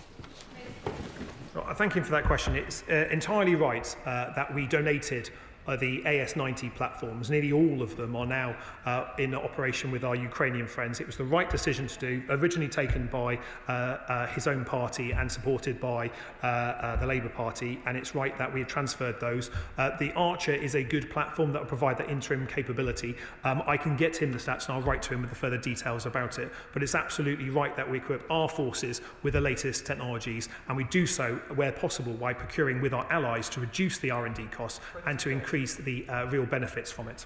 Next speaker. Thank you, Madam Deputy Speaker. I welcome the Defence Industrial Strategy today. In Aldershot and Farnborough, we have a strong ecosystem that includes home of the British Army, Standing Joint Command, the home of Kinetic, and a hub of amazing SMEs on Cody Technology Park. So I'm really pleased to see the government acknowledging my community's role in putting the UK at the cutting edge of defence innovation in this strategy. And I'm pleased to see the regional investment through the growth deals. What assessment has the Minister made of quick win places like Aldershot and Farnborough that are already delivering for the government on defence, but with the right extra support and a brief from government could do even more? Oh, can I thank her for her championing her local businesses, not only as the home of the British Army, but as an incredible base for innovation and advanced technologies. I think there's real opportunities to grow this sector further in her constituency and across the UK. That's what the Defence Industrial Strategy seeks to do by directing more of that increasing defence budget at British-based firms, but also investing in the skills that's required. And certainly with a constituency as hungry and as ambitious as hers is, we're going to need even more skills. And so that's where the investment in FE colleges, in schools and university partnerships is so essential in providing those skills. But I'm happy meeting her to discuss this further. Anderson. Thank you, Madam Deputy Speaker. I first want to congratulate the Minister on his promotion. I've just returned from the US with the NATO Parliamentary Assembly, where we reviewed disruptive technology from AI to quantum and seen how it has a chance to change the defence industrial base. What consideration of that fast-moving technology has been put in this defence industrial strategy? Minister. Well, can I thank him for his question and for championing novel technologies. Defence innovation, the £400 million that we've allocated to that organisation, is designed to champion those disruptive high-end technologies. But we also be clear that we want to spend 10% of our equipment budget on those advanced pieces of technology. But we also need to support the wider R&D ecosystem, which supports that. So that's why we're also making announcements in the strategy about supporting our university partnerships and the research partnerships that deliver it. Certainly between some of the US projects that rely in many cases on British technology as well, there's a real strong ecosystem to learn the lessons from Ukraine and to maintain that technological edge. Real opportunities for UK businesses to do so more, and the more links we have with our US friends in terms of those advanced tech and R&D, the better. Thank you, Madam Deputy Speaker. So I welcome the government's commitment to support for Ukraine, to our security and to our regional economies. The North East sends proportionally more of its young people into the armed forces than any other region in the country, and yet the Ministry of Defence spends less with our businesses and industry than any other region, despite our fantastic high-value advanced manufacturing. We haven't been offered a defence growth deal, it appears. Would he agree to meet with me and the stakeholders to address this question urgently? The member for Liverpool Garton had agreed to do so. Will he undertake that commitment?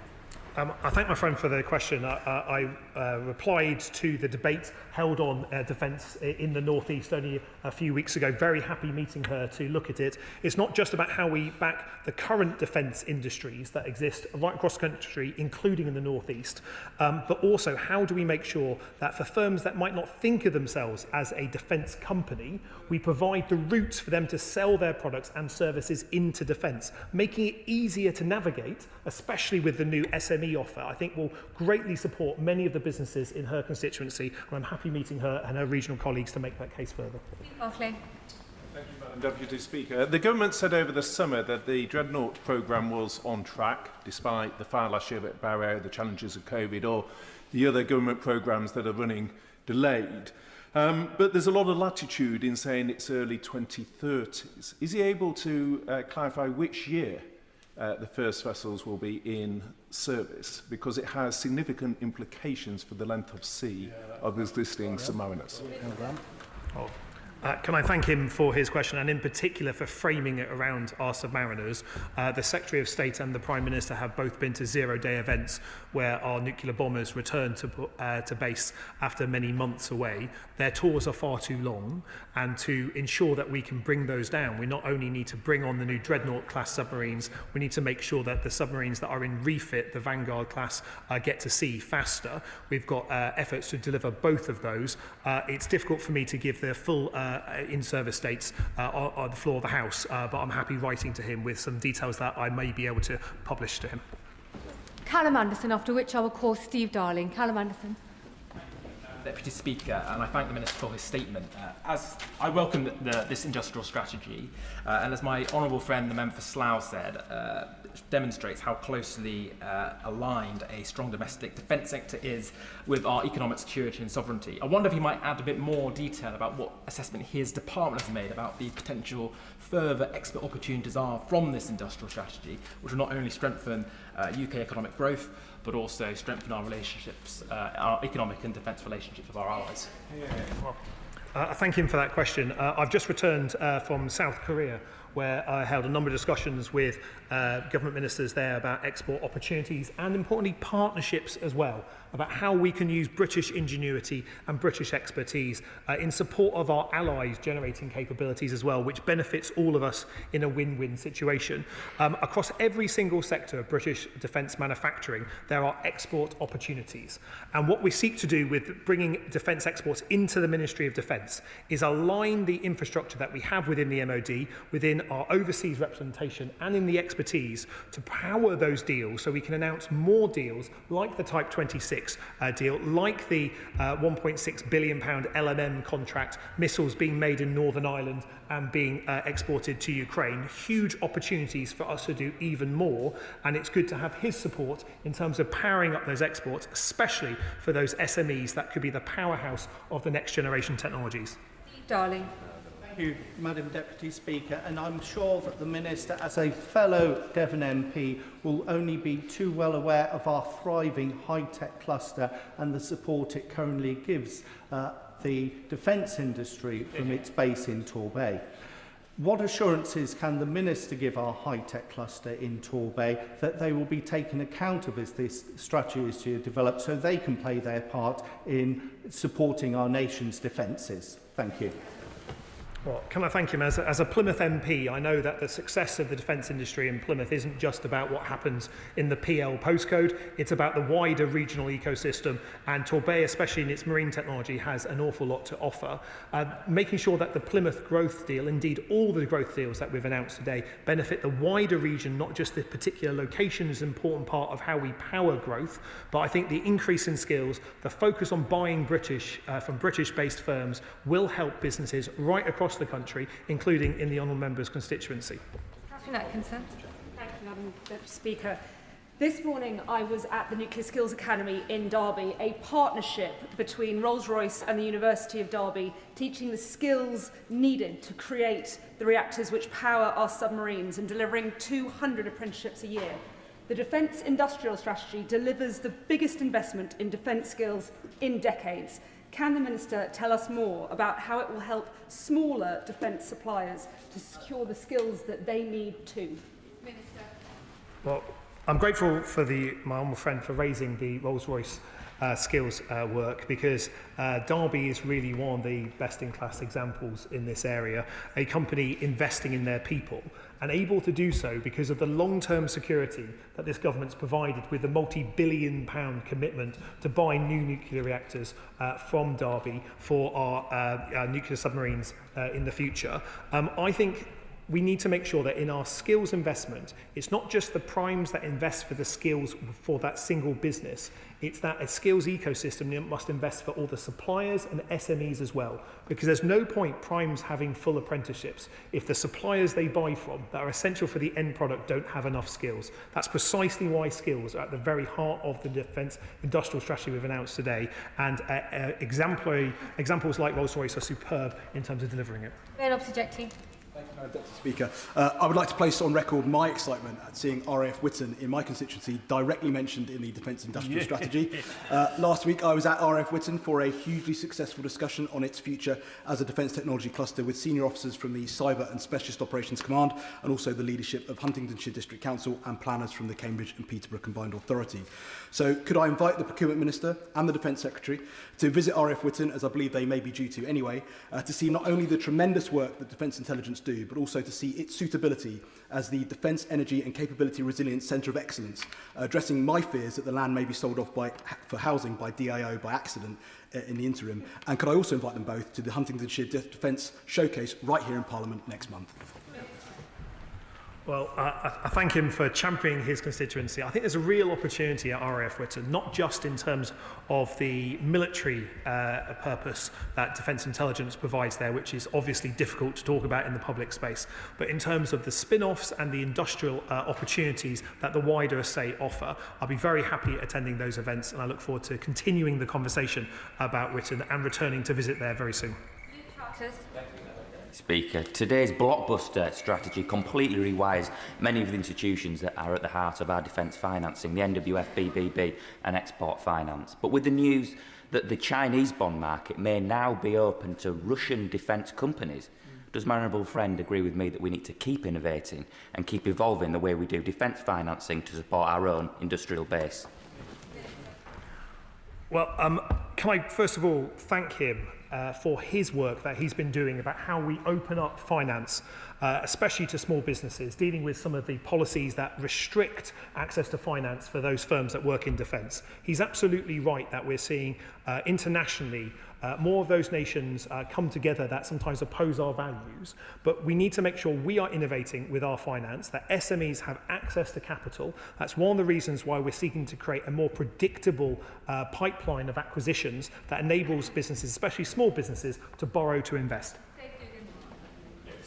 Lucky we'll get a per capita share of this £250 million in the growth deal, which is barely twice what the SNP Scottish Government have invested in the Skills Academy in BAE alone. But the omens aren't good, because Scotland is routinely shortchanged in defence expenditure. The London Government spending more in the south east of England than it does in Wales, Scotland and Northern Ireland put together. The Minister's own region seems set to benefit, and Yorkshire, I'm not sure where the union dividend is between Portsmouth and Yorkshire. So seeing as he's holding the pen writing the cheque, presumably the cheque will hopefully not bounce, will Scotland at the very least get its per capita share of that £250 million?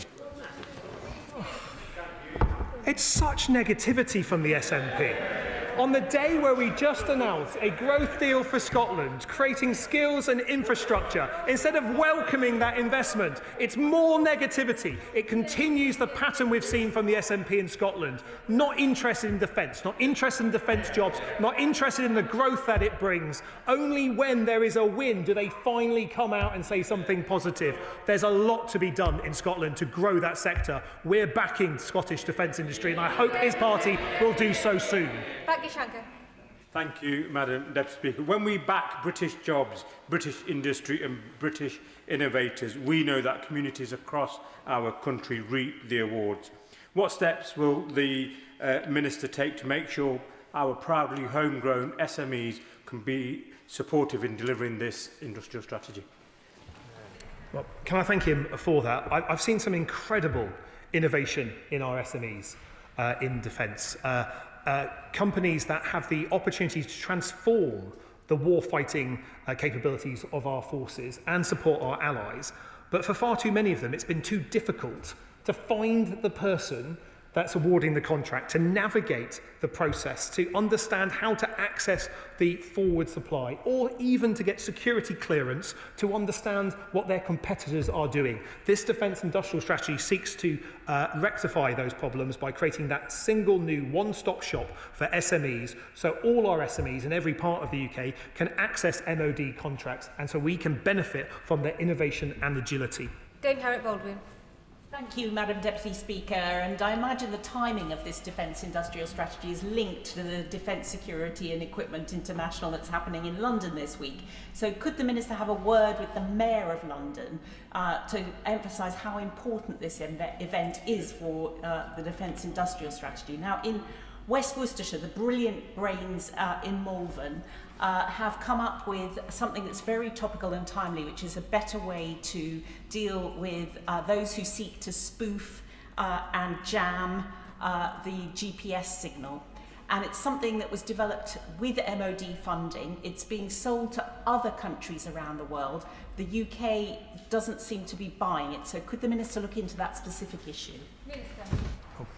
If the right honourable lady writes to me about that issue, I'll certainly look into it. And can I say that this morning I was on the bridge of HMS Mersey, one of our offshore patrol vessels, moored outside the Excel Centre in East London as part of the DSEI conference.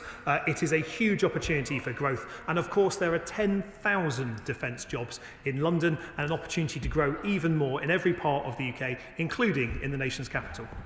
Anna Geldard. Thank you, Madam Deputy Speaker. I welcome the Minister's statement and congratulate him on his new role. It's fantastic to see that Plymouth has been named as one of the defence growth deals. This is very positive for South East Cornwall. Our close ties with workers crossing the Tamar River daily using the Tamar crossings, and autonomous naval vessels training in our local Cornish waters. In fact, 23% of Babcock's Devonport workforce live in South East Cornwall. So will the Minister outline how the positive impacts of this announcement will be felt throughout the region and assure me that local housing and local transport improvements will be considered critical to the successful delivery of this important deal? Well, can I thank my neighbour for the advocacy? The Plymouth growth deal, just as all the growth deals that we've announced today, will help the wider region in each location, not just the specific location, in terms of building a skills base that will help the suppliers as well as the primes in those locations. But it's not, she's right, it's not just that we need to look at skills, we need to look at housing. And the Barrow model, for instance, is a good one for us to look at, because Barrow needs to grow bigger to build the submarines that the Royal Navy needs. And to do that, it's not just about the shipyard, though investment from this government is going into it. It's about housing, it's about education, it's about health in that community. That's precisely the model that is being followed for other locations across the UK, including in the South West. Can I ask members to be short and the Minister to be even shorter? Richard Ford. Speaker. Over the summer, I joined the Chief of the General Staff and visited Supercat at Dunkeswell in Devon. I learned there that to keep supply chains active, manufacturers need continuous orders that keep British-made capabilities sharp. I'm pleased to hear that Plymouth is going to enjoy a cut of the £250 million pledged for defence growth deals, but can the Minister let us know about the next order of the incredible Jackal 3 high-mobility transporter? Well, as the honourable gentleman knows, the Jackal 3 is made in Devonport in the constituency that I represent. It is a good platform. We'll be making further announcements about orders across a whole range of land vehicles, which companies across the UK will be able to bid into. But the work at Jackal 3 continues with the long wheelbase variants being produced at the moment.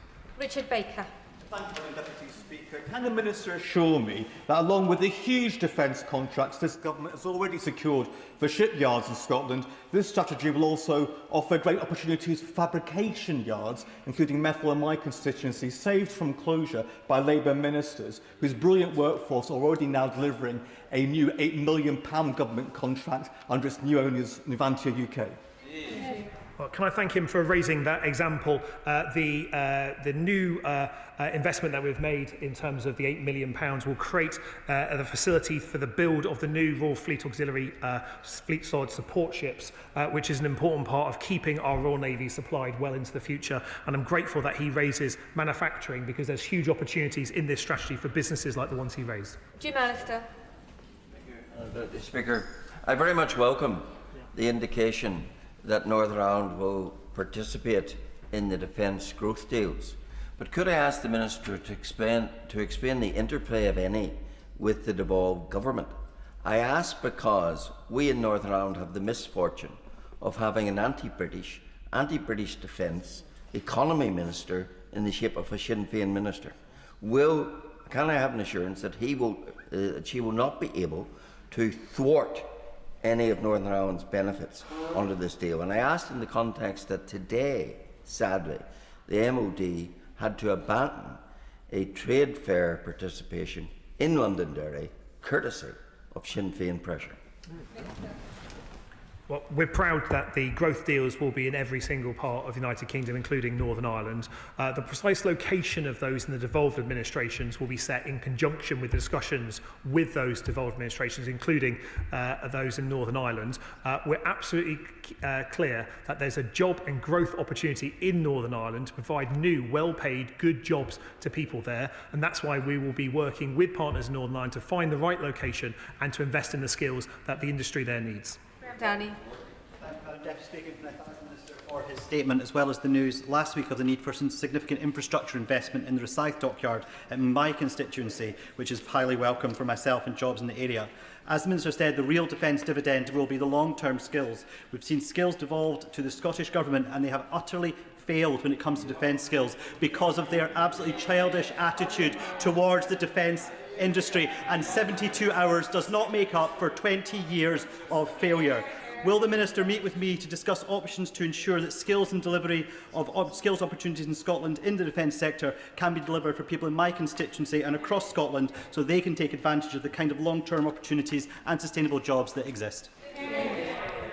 Well, Scotland's got good representatives on this side of the House that value defence jobs in Scotland, that value those people that work in those jobs and that see growth opportunities. I know that in terms of the work that takes place in Rosyth, in the honourable gentleman's constituency, there's huge opportunity, not just in terms of the submarine recycling work, the build of the Type 31 frigates, but the supply chain opportunities for other platforms as well. We will continue to invest in Scotland, and I hope we can find, after the Scottish Parliament elections, a new partnership between the Scottish Government, whoever may form that, and the UK Government, so we have less politics and more focus on growth. Ian Lewis. Sir Julian Lewis. Now that the killer in the Kremlin has reinstated the serious prospect of all-out war on the continent of Europe, does the Minister accept that this places a premium on national autonomy in our procurement process? So in future, with procurement issues, will they make it clear to what extent we could proceed with acquiring the necessary munitions irrespective of what was happening to the allies with whom we might normally be cooperating? Well, can I thank the right honourable gentleman for his customary thoughtful question in relation to this. He will know of our intention to build 6 new munitions factories, including a new energetics factory, precisely because there is a shortage and there's concerns around supply and resilience. He will also know that we are seeking to onshore a number of capabilities, and the Defence Industrial Strategy deals with a number of those capabilities, especially around national security, which we want to see enhance our sovereign capability, and I encourage him to read that part of the strategy shortly. Donald. Thank you, Madam Deputy Speaker. This defence industrial strategy shows that we finally have a government that takes our British defence industry seriously. A foundation of domestic orders enables British businesses to compete effectively for export orders. Could the Minister outline to me the nature of the support from UK defence innovation that our defence and defence-adjacent SMEs might help to commercialise their technology? And I hope he'll consider Teesside in the North East for a future skills academy and any future growth zone deals. I thank him for his advocacy for his community. There's certainly opportunities in every part of the country, including on Teesside, for defence companies and companies that are not selling into defence currently but have an opportunity to do so.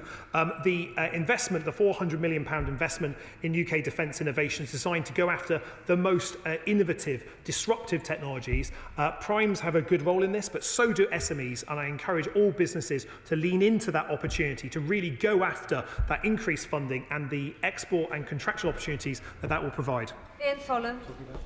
Madam Deputy Speaker, the Minister has made a number of announcements today about skills in the Defence Industrial Strategy, which is much appreciated, but can he explain how they will integrate with existing skills frameworks, and also whether the industry will be given the flexibility to develop new courses at the wartime pace that the SDR referenced? The gentleman is exactly right. The work that ADS is doing, for instance, on their new curriculum is really interesting and exciting. There's a real opportunity to go after the skills challenges nationwide, because we need to make sure to give our men and women in our armed forces the kit they need, and to export to our allies, we need to invest more in skills. It's something that we have underinvested in as a nation for far too long. That changes with the Defence Industrial Strategy today. McAllister. Mr. Speaker, I welcome the Minister's statement. The Defence Industrial Strategy will strengthen our security and grow our economy. These reforms will boost jobs in communities such as my Western Bartonshire constituency, which is sandwiched between the £250 million investment in Fastlane and the £10 billion contract with Norway, guaranteeing shipbuilding on the Clyde for years to come. Will the Minister agree to meet with me, together with the leader of my local authority and the Chief Executive of Western Bartonshire, to explore the opportunities for bringing further defence investment and employment to Western Bartonshire? Very happy meeting the honourable gentleman and Councillor Rooney, his local authority leader. There's real opportunities looking at some of the sites, especially considering the investment in nuclear technology that we have in his part of the world. I know that he's seeking engagement with the Department for Business and Trade about the locations in Western Bartonshire, and I'm very happy meeting him to discuss it further. Dr. Caroline Johnson. Thank you, Madam Deputy Speaker. Madam Deputy Speaker, the Minister in his opening remarks mentioned the importance of the Strategic Defence Review to the industrial strategy. When that strategy was announced to Madam Deputy Speaker, you'll remember that some unions and some organisations and some businesses were given preferential access to it. But the Minister has consistently refused to say who and when.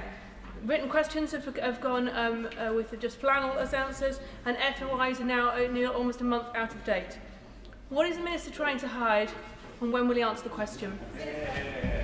On a day where she could be celebrating the work of SMEs in her constituency, where she could be talking up British growth, she's here again with a complaint. There is a clear process we followed with the SDR on the predication of the previous administration. We've followed a clear plan today to brief the opposition to make sure it's clear. We're backing British businesses. I wish she had taken that opportunity to do so here as well. Mehdi. SMEs like Affinity at RAF Valley in my constituency offer apprenticeship that equip young people with the crucial engineering skills. It's vital that the Defence Industrial Strategy's new clearing-style system for apprenticeship work with local SMEs and colleges to expand these opportunities. Can the Minister clarify how this system will operate in Wales, where apprenticeship is devolved? I thank the Honourable for a question. It's precisely why we're seeking more engagement with devolved administrations around defence. Defence is a reserved matter, but skills is devolved. So we need to form a new partnership between the different governments across the United Kingdom, including in Wales, because the skills around RAF Valley are really very impressive. There's huge opportunity for growth, and if we get this right, we create more good, well-paid jobs in her constituency and across Wales, an opportunity that this government is going to seize with both hands. Madam Deputy Speaker, I'm delighted that the face of procurement is changing and that hopefully we will see a telescoping of the time between the flash of inspiration and the bang of kinetic effectors, as they say. The neutral vendor framework for innovation is very important in part of that, but will the Minister give me some assurance that the Business and Trade Committee's recommendation that we have metrics so that we can measure outputs and not simply inputs can be brought forward? Can I thank him and agree with him? I'm a big fan of a data-led dashboard, and the Ministry of Defence will be producing those because we need to have a greater data-led approach when it comes to procurement, a clear focus on prioritisation, going after those areas that have fallen behind, something that the last government, I'm afraid, failed to get after. That's our new approach to how we're going to do this. I've already met with the chair of the committee he mentions, and I look forward to meeting him further to discuss how we can take on board the recommendations to make sure we get this system right.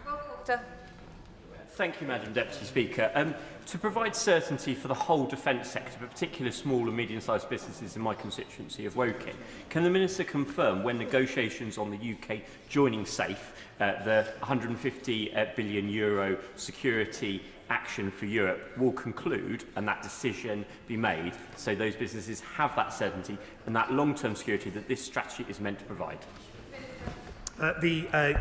EU-UK reset deals signed by the Prime Minister recently opened the door to those discussions around SAFE. The Cabinet Office and the MOD are jointly working on those discussions to make sure they happen properly. We need to make sure we achieve value for money. We need to make sure that it builds and supports those UK businesses selling products into our European allies. There's huge opportunity here. We're going to continue those discussions. I don't want to set an arbitrary deadline to do so, but those discussions are ongoing, and I hope that the Cabinet Office and the MOD will be able to come back with good news in due course. Swan. Madam Deputy Speaker, and can I welcome the Government's announcement of a dedicated procurement hub in Northern Ireland to support our SMEs, although I do note that no location has been announced in Northern Ireland.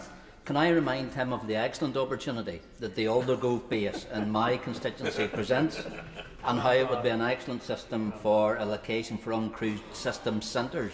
So would the Minister meet with me and the leadership of Antrim and Newtownabbey Borough Council to further develop that opportunity? There is no better champion. I have met with the Honourable Gentleman a number of times when he has spoken about his constituency. I agree with him that there's real opportunity in Northern Ireland for defence investment, and I look forward to the continued discussions with the Northern Ireland Executive and with local communities, members of Parliament, councils, to make sure we find the right locations for the investment and that Northern Ireland gets that defence growth deal that we've announced today and gets it soon. Madam Deputy Speaker, and can I thank the honourable gentleman for the statement today. I'm really excited about the emphasis on skills that the statement has made. I also note the ambitious timetable to try and get these 5 academies created by the end of 2026. So in the spirit of the cheekiness that he says that he admires, can I encourage the honourable gentleman to pop over the constituency border from Aldershot to Surrey Heath to find a constituency that would be ready and an expedient site for one of those future academies, a site that already has Sandhurst Military Academy, Pirbright, but which is also the historic home of Chobham Armour. So defence is part of our history and our heritage, and I hope it's also part of our future. Thank you. I will take that as a strong early bid, but happy talking to the Honourable Gentleman about how we maximise skills in his constituency. Final question, Jim Shannon. Thank you, Madam Deputy Speaker. Can I thank the Minister very, very much for the incredibly good news that he, the Minister and the Labour Government have delivered today in this chamber. Every one of us across this great United Kingdom of Great Britain and Northern Ireland will relish the idea of jobs coming our way.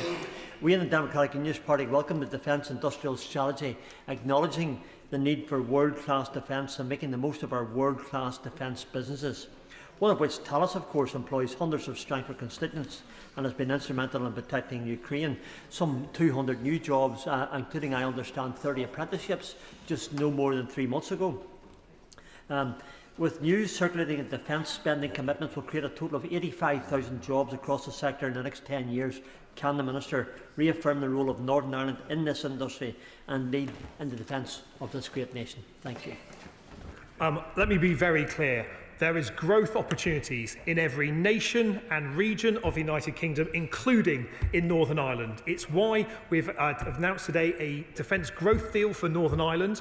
It builds on the incredible skills that we already see in defence companies in Northern Ireland, and this government, we were very proud to announce the £1.6 billion contract for the LMM missile that will be built in Northern Ireland, that will be used to shoot down Russian drones attacking our allies in Ukraine. It's precisely how we can make defence an engine for growth, as well as supporting our security objectives. The workers in Northern Ireland should be very proud of the work they are doing. I know I certainly am. At the end of the statement on defence industrial strategy, point of order, Peter Prinsley. Thank you, Madam Deputy Speaker. The member for Clacton, at a congressional hearing and in written evidence, has suggested that the US government explore possible trade consequences in response to the UK's Online Safety Act.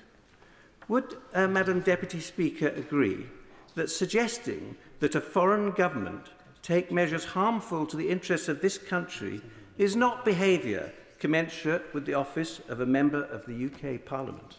Indeed, would she agree with several members of the constituents of Clacton who've described the member's statements as treacherous? I am grateful to the honourable member for giving notice of his point of order. I take it he has notified the member for Clacton that he intended to refer to him in the chamber. He's nodding in the affirmative. The chair is not responsible for anything that honourable members say outside the chamber. That in itself will be a full-time job. But the honourable member has put his point on the record.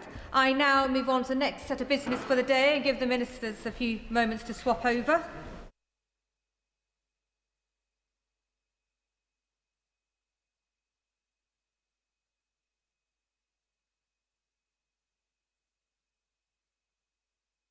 Now move on to the Renters' Rights Bill. Programme motion to be moved formally. I beg to move. The question is as on the order papers. May in that opinion say aye? Aye. On the contrary, no. The ayes have it. The ayes have it. The clerk will now proceed to read the orders of the day. Renters' Rights Bill. Consideration of Lord's Amendment. Now. I must draw the House's attention to the fact that Lord's Amendments 39 and 68 engage the Commons financial privilege. If either of those Lord's amendments are agreed to, I will cause the customary entry waiving the Commons financial privilege to be entered in the journal. We will begin with a government motion to disagree with Lord's Amendment 11, with which we will consider all other amendments and motions as listed on the selection paper. I call the Minister to move the motion to disagree with Lord's Amendment 11. Minister. Thank you, Madam Deputy Speaker. I beg to move that this House disagrees with Lord's Amendment 11. Madam Deputy Speaker, this government was elected with a clear mandate to do what the party opposite failed to do in the last Parliament, namely to modernise the regulation of our country's insecure and unjust private rented sector and empower private renters by providing them with greater security, rights and protections. Our Renters' Rights Bill does just that, and it needs to receive royal assent as quickly as possible so that England's 11 million private renters can benefit from its provisions. Before I turn to the amendments before us, I want to thank Baroness Taylor for so ably guiding the bill through the other place and put on record my appreciation to all those peers who contributed to its detailed scrutiny. Madam Deputy Speaker, as you will know, the government made several important changes to the bill in the other place, with a view to ensuring it will work as intended and in response to legitimate concerns raised about the implementation of specific provisions. In the interest of time, I will update the House only on the most apposite two. The first concerns the date from which a tenant is required to pay a new rent in instances where the first-tier tribunal has set a new rent amount following a tenant's challenge to a proposed increase. Madam Deputy Speaker, the government was elected on a clear manifesto commitment to empower tenants to challenge unreasonable rent increases. It is essential that we deliver on that commitment, not only to protect tenants from undue financial pressure, but also to prevent rent hikes from being used as a form of backdoor eviction once Section 21 notices have been abolished. However, in recognition of the fact that there is inherent uncertainty as to the volume of rent increase challenges that will be brought when the new tenancy system comes into force, and as a safeguard against a scenario in which the first-tier tribunal is overwhelmed by a sharp increase in challenges, Lords Amendments 6, 7 and 8 introduce a new delegated power that would enable the backdating of rent increases following determinations by the tribunal in respect of new rent amounts. I want to reiterate what Baroness Taylor made clear in the other place, namely that it is not the government's intention to make use of this new power unless and until it is considered necessary to avoid lengthy delays for genuine cases to be heard. If used, it would be subject to the affirmative procedure to allow appropriate parliamentary scrutiny. In addition to introducing this important safeguard, the government also concluded that there is a compelling case for the use of an alternative body or mechanism to make initial rent determinations. Subject to a final viability assessment, we intend to establish such an alternative body or mechanism as soon as possible and will confirm further details in due course. The second important change that the government made in the other place concerns insurance to cover potential damage from pets. As honourable members will be aware, the bill was originally introduced, mirroring provisions in the previous government's Renters Reform Bill, enabled landlords to request such insurance in instances where a tenant had requested a pet. In response to concerns expressed by several peers that the insurance industry appears unlikely to provide suitable financial products at the speed and scale required, and that the reasonable request of tenants to keep pets might be hampered as a result, Lords Amendments 10, 12 and 13 removed the provisions in the bill which made landlord consent to request to keep a pet conditional on the tenant taking out or paying for pet damage insurance. I'll happily give way to the honourable gentleman. Given way, just last week I had a similar question was asked back home, and even remembering that the legislation back home is not covered by here. But the issue for those who have animals, almost every person that I know who has an animal in a flat or an apartment or a property always looks after the property like it was their own. And the issue of animal damage doesn't come up, but it does come up the odd time. Is it not better, and I think maybe the Minister is saying that, is it not better to have an obligation rather than legislation to ensure that the tenant does cover any damage by a pet, because most tenants will be accountable for their pets no matter what? As ever, Madam Deputy Speaker, I thank the honourable gentleman for that intervention, and he makes a good point. There is evidence to suggest that pet damage is in many cases not extensive or a particular issue. Where pet damage occurs, we think, as I will come on to make clear in response to the relevant Lords Amendment, that the provisions in the 2019 Act that allow for tenant deposits to be changed in response to such as we've got the delegated powers to make that happen, but I'll set out further detail on that particular issue in due course. Madam Deputy Speaker, I'll now turn to the amendments made by peers in the other place. While we welcome the scrutiny and challenge provided and are willing to make sensible concessions in some areas, most of the amendments in question serve to undermine the core principles of the bill, and for that reason we cannot accept them. Let me make clear precisely why in each instance where that is the case, starting with Lords Amendment 53. This dramatically broadens the scope of possession ground 4A so that it encompasses not only full-time students living in HMOs, but also non-typical students. For example, older students with families undertaking postgraduate studies who may live in self-contained 1- and 2-bed properties. Ground 4A exists precisely because the government recognises the unique nature of the student rental market and is determined to ensure that the annual cycle of student lettings continues accordingly. However, Ground 4A was deliberately designed to ensure that the benefits of the new tenancy system introduced by the bill were not denied to non-typical students. We believe restricting its use to HMOs or dwelling houses in HMOs strikes the right balance, and I therefore urge the House to reject Lords Amendment 53. Turning next to Lords Amendment 64, which introduces a new ground for possession for the sole purpose of allowing a landlord to regain their property to house a carer for themselves or a member of their family living with them. Everyone in this chamber, Madam Deputy Speaker, recognises the vital work that carers do to support people to live independently and with dignity. However, while the government is profoundly sympathetic to the needs of those who require care, I'm afraid we cannot support this amendment for two main reasons.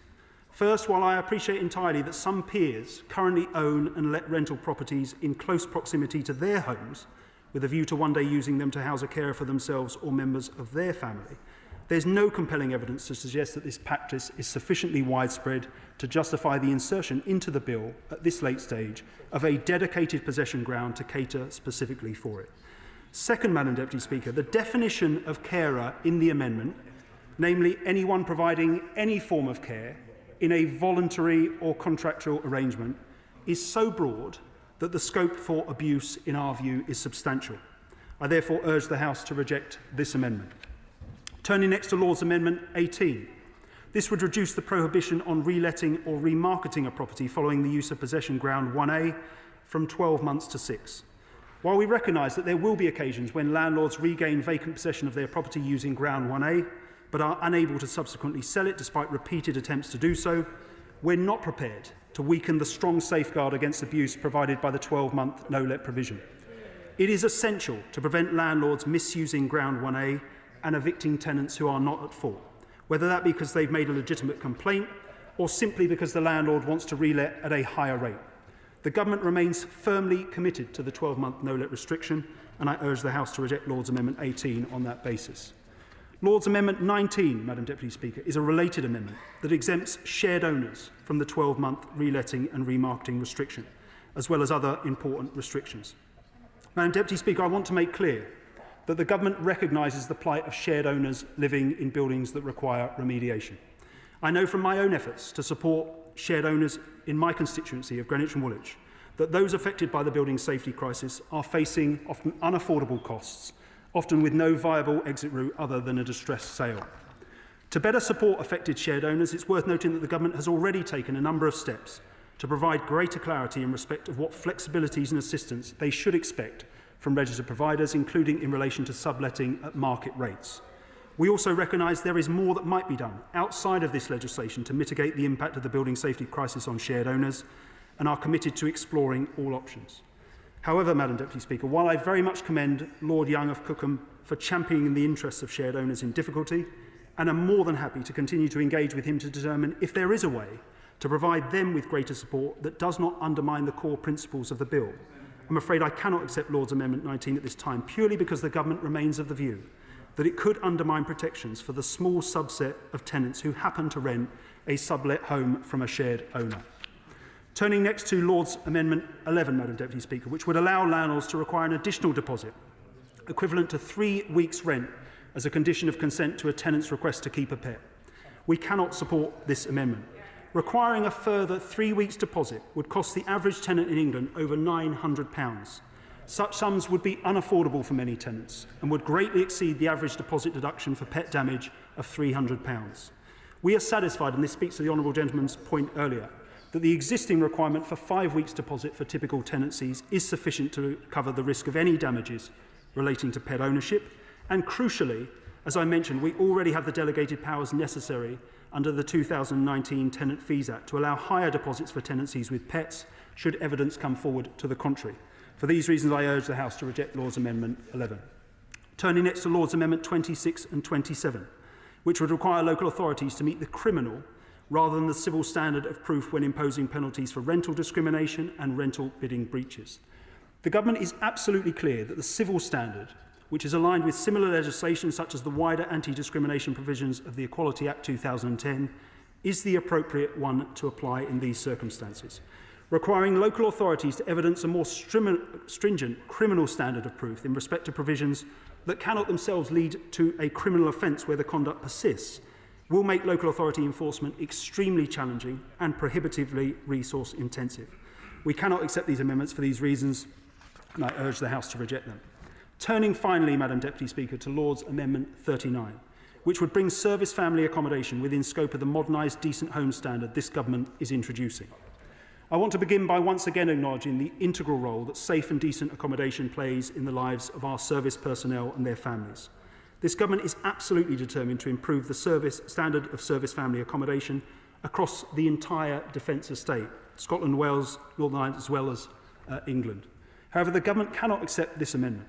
As has been debated at length at various stages of the bill, the Ministry of Defence are absolutely clear that subjecting secure defence sites to local authority inspections, as this amendment would do, is unworkable due to access and security constraints. In any case, as we've made clear many times, the MOD already applies the Decent Homes standard as a benchmark, has gone further with its Decent Homes Plus standard for service family accommodation, and has committed to complying with AWAB's law requirements and to mirror any timescales to deal with damp and mould in their key performance indicators. As the House will know, Earlier this year, the MOD announced an additional £1.5 billion investment in SFA as part of a £7 billion commitment over the next 5 years. And in the coming months, the government will publish a defence housing strategy, setting out clear renewal standards and further steps to improve accommodation for the men and women who serve our country. Importantly, Madam Deputy Speaker, those renewal standards will apply to the whole UK defence estate, ensuring that the different nations of the UK are not subject to different decency standards, as would be the case under Lord's Amendment 39. While we believe there are very strong reasons for objecting to that amendment, I do appreciate fully that peers want certainty that all service accommodation will be brought up to the requisite standard. With a view to providing greater confidence as to the government's clear intentions in this area, I can confirm today that the Ministry of Defence will lay before Parliament and publish on gov.uk an annual report on the standard of service family accommodation in the UK. I hope that the transparency and accountability that annual reporting will facilitate will provide sufficient reassurances of the government's commitment to the commendable objectives that underpin Lord's Amendment 39, but for the reasons I provided, we will not be able to accept it today. Madam Deputy Speaker, I mentioned at the outset that the government is willing to make sensible concessions in some areas, and that is the case in relation to Amendments 55 to 57, which would expand Ground 5A to allow landlords to evict their tenants to house self-employed workers and other types of workers engaged in agriculture. Peers also agreed to Lord's Amendments 58 to 62, which would expand Ground C in order to allow landlords to evict a wider range of workers rather than just tenants who are employees. Having reflected on our position, we've tabled amendments in lieu which narrowly expand Ground 5A to allow agricultural landlords to evict assured tenants in order to house both employees and non-employed workers engaged in agriculture. We believe this small technical change will support the government's clear intention to ensure that the agricultural sector can continue to function effectively without compromising wider security of tenure. I'm pleased that both Lord Carrington and the National Farmers Union have indicated their support for these changes. To conclude, Madam Deputy Speaker, this bill has undoubtedly been improved as a result of the scrutiny that it has been subjected to, but the government is not prepared to allow its core principles to be undermined in the way the various amendments before us do. I urge the House to support the government's position, and I look forward to the remainder of the debate. The question is that this House disagrees with the Lords in their Amendment 11, and I call the Shadow Secretary of State, James Cleverly. Madam Deputy Speaker, thank you very much. The UK needs a vibrant and fluid private rental sector, and we need it to deliver communities that are happy and cohesive, and we need it to deliver fairness, we need it to deliver stability, and we need it to deliver security for families. And I've been looking at the government's position on this bill, and I pay tribute to the honourable gentleman, right, honourable, the honourable gentleman, for the work that he has done on this. I mean, he deserves to be right honourable. He's been doing the hard yards, load of work on this. I'm sure he was disappointed that he didn't get to leave the department. Congratulations to the new Secretary of State. I have no doubt the opportunity will come in the near future anyway. So I would just say be patient for the moment. The problem is with this bill, Madam Deputy Speaker, is, and I have no doubt it is full of good intentions, it is poorly thought through and counterproductive. I'm assuming it's poorly thought through. It's entirely feasible that actually the measures within this bill are well thought through, but designed to undermine the private rental sector. So it's either inept by accident or on purpose. I'm going to go with inept by accident because that is more in keeping with the government's actions in this department. This bill is clearly a mishmash of backbench hobby horses that the front bench don't have the authority or the courage to put to bed because it is entirely counterproductive in its measures, something which has been recognised and highlighted by their lordships in the other place. This bill risks driving private landlords out of the sector, reducing the supply of private rented accommodation, pushing up rents for those people in the private rented sector. And through limiting the supply, it also means limiting the options for tenants in the private rented sector and leaving them worse off. Yep. And we do not need to look very far geographically to see what happens when governments get this wrong. In Scotland, fixed terms were abolished. Rent controls were imposed, regulations tightened, and what did we see? What was the result, Madam Deputy Speaker? Fewer landlords, shrinking supply, and the fastest rises in rents in the UK, where Edinburgh and Glasgow are facing steeper rent rises than in London, in ineptly Labour-run London. And the Labour government here in Westminster is about to make the same mistake again. Yeah. Because the benches opposite, the government benches, are, for whatever reason, obsessed with fixing what is already a highly successful sector. The private rental sector has got the highest satisfaction levels of any tenure types, more so than social rented sector, more so than owner-occupiers. Gentlemen. Thank you for giving way.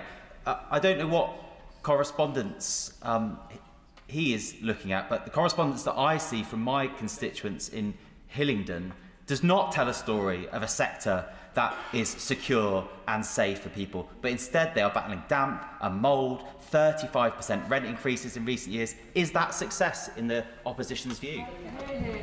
The honourable gentleman makes the classic statistical error of taking his inbox and assuming that is representative of all the people within a sector. Has it not occurred to him that perhaps the people who are happy in their private rented accommodation don't tend to write to their MPs saying, apropos of nothing, I just want to let you know that I am happy. And I have it on good authority from my good friend and colleague that actually he is not doing a terribly good job of championing the social rented sector in his own constituency. So he seeks to deny the private rented sector, simultaneously denying people the social rented sector. I'm not sure where he thinks people in his constituency should actually live. But the point is, Madam Deputy Speaker, this is a mishmash of incoherent proposals that is designed not to improve the private rented sector.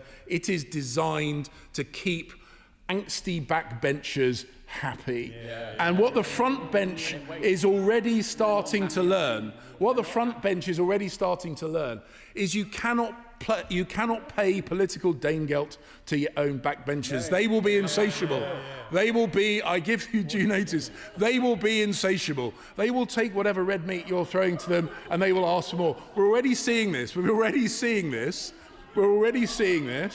Madam Deputy Speaker, with the proposed changes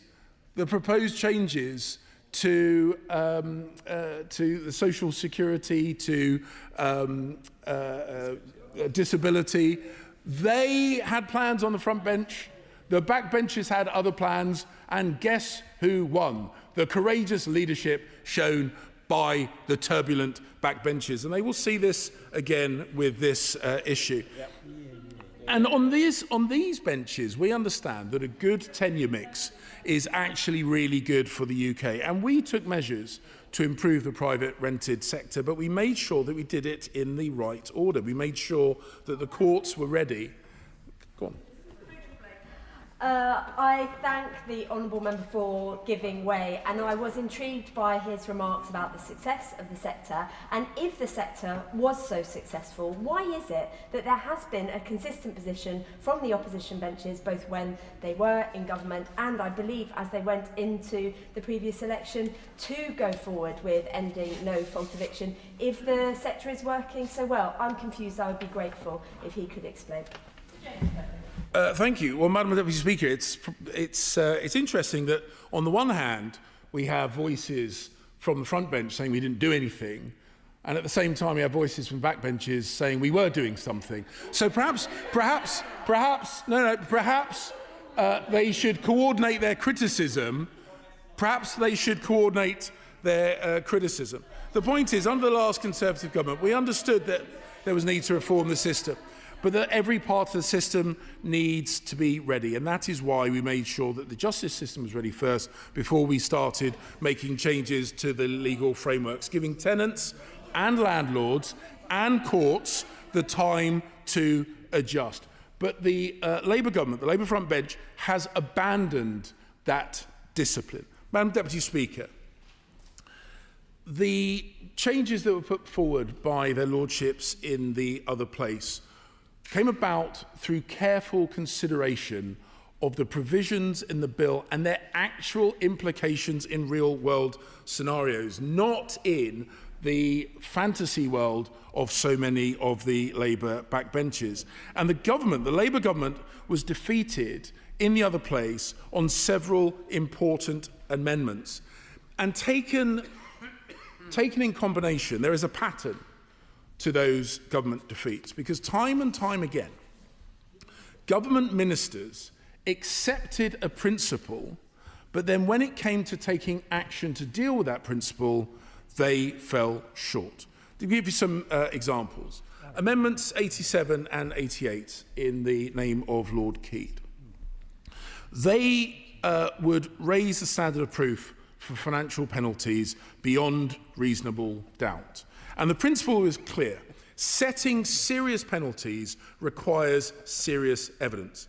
The noble Lord Keane made the case powerfully in the other place, and yet the government still refuses to act. And in doing so, introduces both landlords and councils with a huge degree of uncertainty. And uncertainty is toxic to the provision of homes in this sector. So making these changes will reduce the housing supply. The honourable gentleman made mention of Amendment 5 in the name of the noble Baroness Scott, which would extend Ground 4A to all student homes, not just those with 3 or more bedrooms. And this is another example of where the government accepted the principle and the need to act in that in the student rented sector, it is important that the tenures match the academic year to give landlords in this sector a credible chance of matching the tenancies with the academic year. They establish that as a principle. They agree with that as a principle, but then set about excluding 1 and 2 bedroom properties, as if students are never accommodated in 1 or 2 bedroom properties. And seeing as the backbenchers were keen to personalise examples, my own son, who is a student, is currently accommodated in a 2 bedroom flat. So why would the landlord of that accommodation be outside scope, where the landlord of a student property with 1 more bedroom would be within scope? And the idea that somehow we can't work out who is or is not letting to students is a nonsense, because students, of course, have their own council tax category. It is often the case that they can only get student accommodation and enjoy the benefits of that student discount for council tax by proving they are a student. So it is a really easy cut-off to say all student accommodation can fall within scope. So they accept the principle but then fail to address the issue. Again, accepting the logic but then doing nothing about it. Amendment 53A, in the name of the noble Lord de Clifford. This is about making sure that tenants who have pets and they want to rent with pets, and the landlords who want to rent to people with pets can both have a degree of security. Again, the government accepts the principle that pets are likely to cause more damage to rental property than tenants without pets. They accepted that principle when they put forward the idea of a special insurance product to cover such damage. If they didn't believe that tenants with pets were likely to cause more damage, they wouldn't have gone down this road of exploring an insurance product specifically for pets. But they did. So they established the principle, and then when it became clear the insurance products were too difficult and the sector wouldn't bring them forward, they basically said, oh, actually, you know what, we're just going to ignore it. Again, recognising a challenge but doing nothing about it. The amendment puts forward a sensible and credible additional deposit to protect against the higher likelihood of damage from a pet. And I should declare an interest, Madam Deputy Speaker. I should declare an interest. I have pets. I have pets. I rent a property. I have my pets in that property, and I recognise you need to keep a close eye on my terriers because they love digging. And sometimes they dig in the garden, but they're not quite so disciplined not to attempt to dig in the carpet in the house as well. And I recognise that. And I recognise that as a tenant, you need to take additional responsibility, but I also recognise that it is totally legitimate for landlords to want to seek additional protection. Yeah. The government bench recognises, but then does nothing about it. Amendment 21, again, in the name of the noble Lord to Clifford. This is about creating the framework whereby a landlord can evict a tenant in order to create space for someone who would then go on to care for them. And the reasoning that we had from the government benches just now, I thought was really quite shocking. The idea that the only people who might be interested in putting this forward were the members of the other place, the implication being that they have these large properties and it is all about self-interest. The argument was they're only a small cohort, they're only a small number of people that this might be relevant to, and because they're small in number, we can ignore them. An interesting political philosophy that small groups of people can be comfortably ignored by governments. That's certainly not the politics that I want to... Go on, give way. I thank the right honourable member for giving way. Earlier on, when he responded to my honourable friend, and he was saying that he didn't need to pay any attention to the people who were contacting him and the people who were in his inbox, was he not exactly advocating for saying that because it's a small number of people, we shouldn't listen to them and we should accept these amendments so that this can be watered down? Is he not arguing both sides of the same coin on this? If the honourable gentleman is going to criticise what I say, he should at least listen to what I said. What I said was that extrapolating out... No, get it right first time. Get it right first time. Extrapolating out from a member of Parliament's inbox is not a good way of gauging the full spectrum of opinion within a cohort of people. At no point did I say, and I would never say, and no one should assume that we ever should ignore the people that write to us. And I'm pretty certain that he wouldn't. I certainly don't, and it's absolutely not what I said. But the point I'm making, Madam Deputy Speaker, is the government's argument was there aren't that many people, and frankly they're all posh, so we can ignore them. That was basically the framing of their argument. Tell that to the extended families, typically of ethnic minority origin, who often live in close proximity to each other, and there will be communities like this all across the country where perhaps the elders of that family have rented properties which have tenants in them, but they envisage, because those properties are near where they live, at some point in the future, members of their extended family perhaps could move into those properties in order to provide care for them. And disregarding this, diminishing this as an idea just because it is something that the front bench accuse only the posh members of the other place doing, I think is rather distasteful. Yeah, go on. The right honourable gentleman failed to address the second concern the government has about this amendment, the substantial risk of abuse that will flow from the definition of a carer.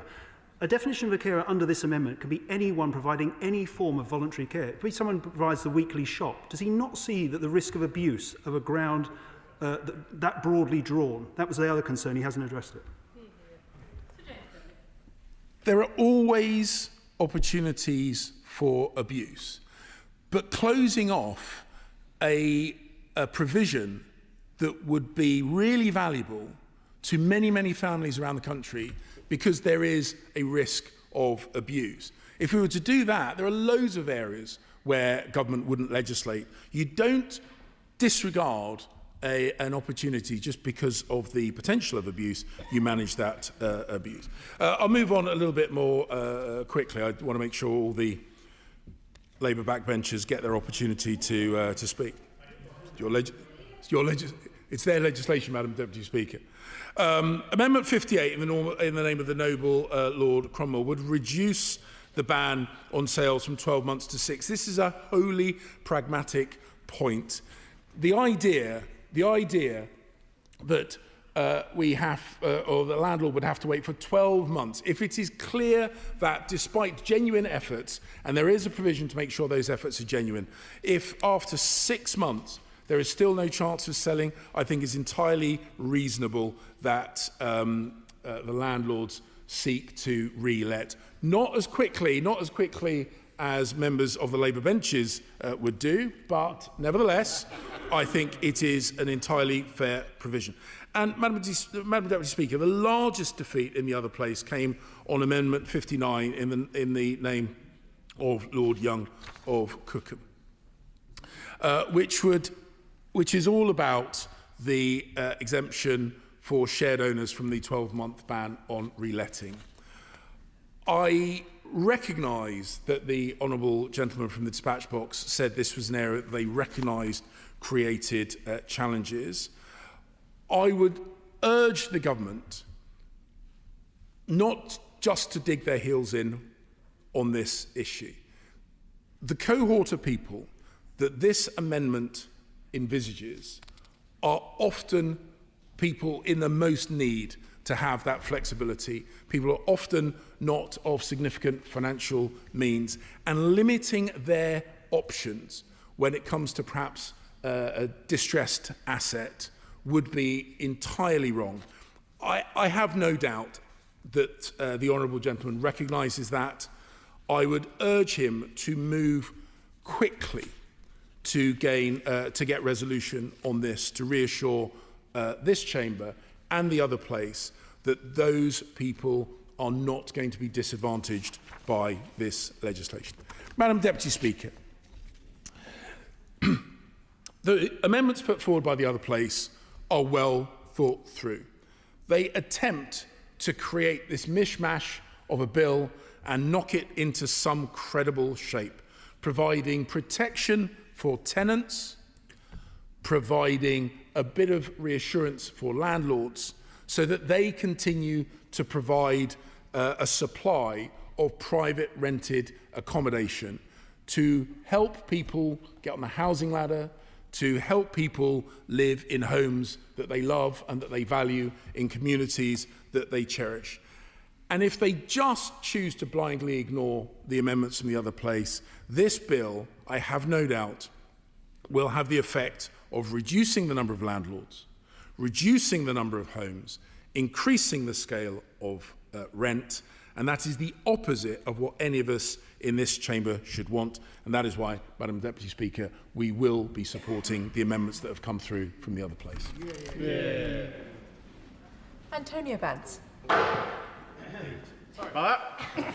Thank you, Madam Deputy Speaker. And once again, I stand here proud to speak in favour of this groundbreaking legislation that finally gives some balance back between the landlord's right to profit from an asset and the renter's right to a home.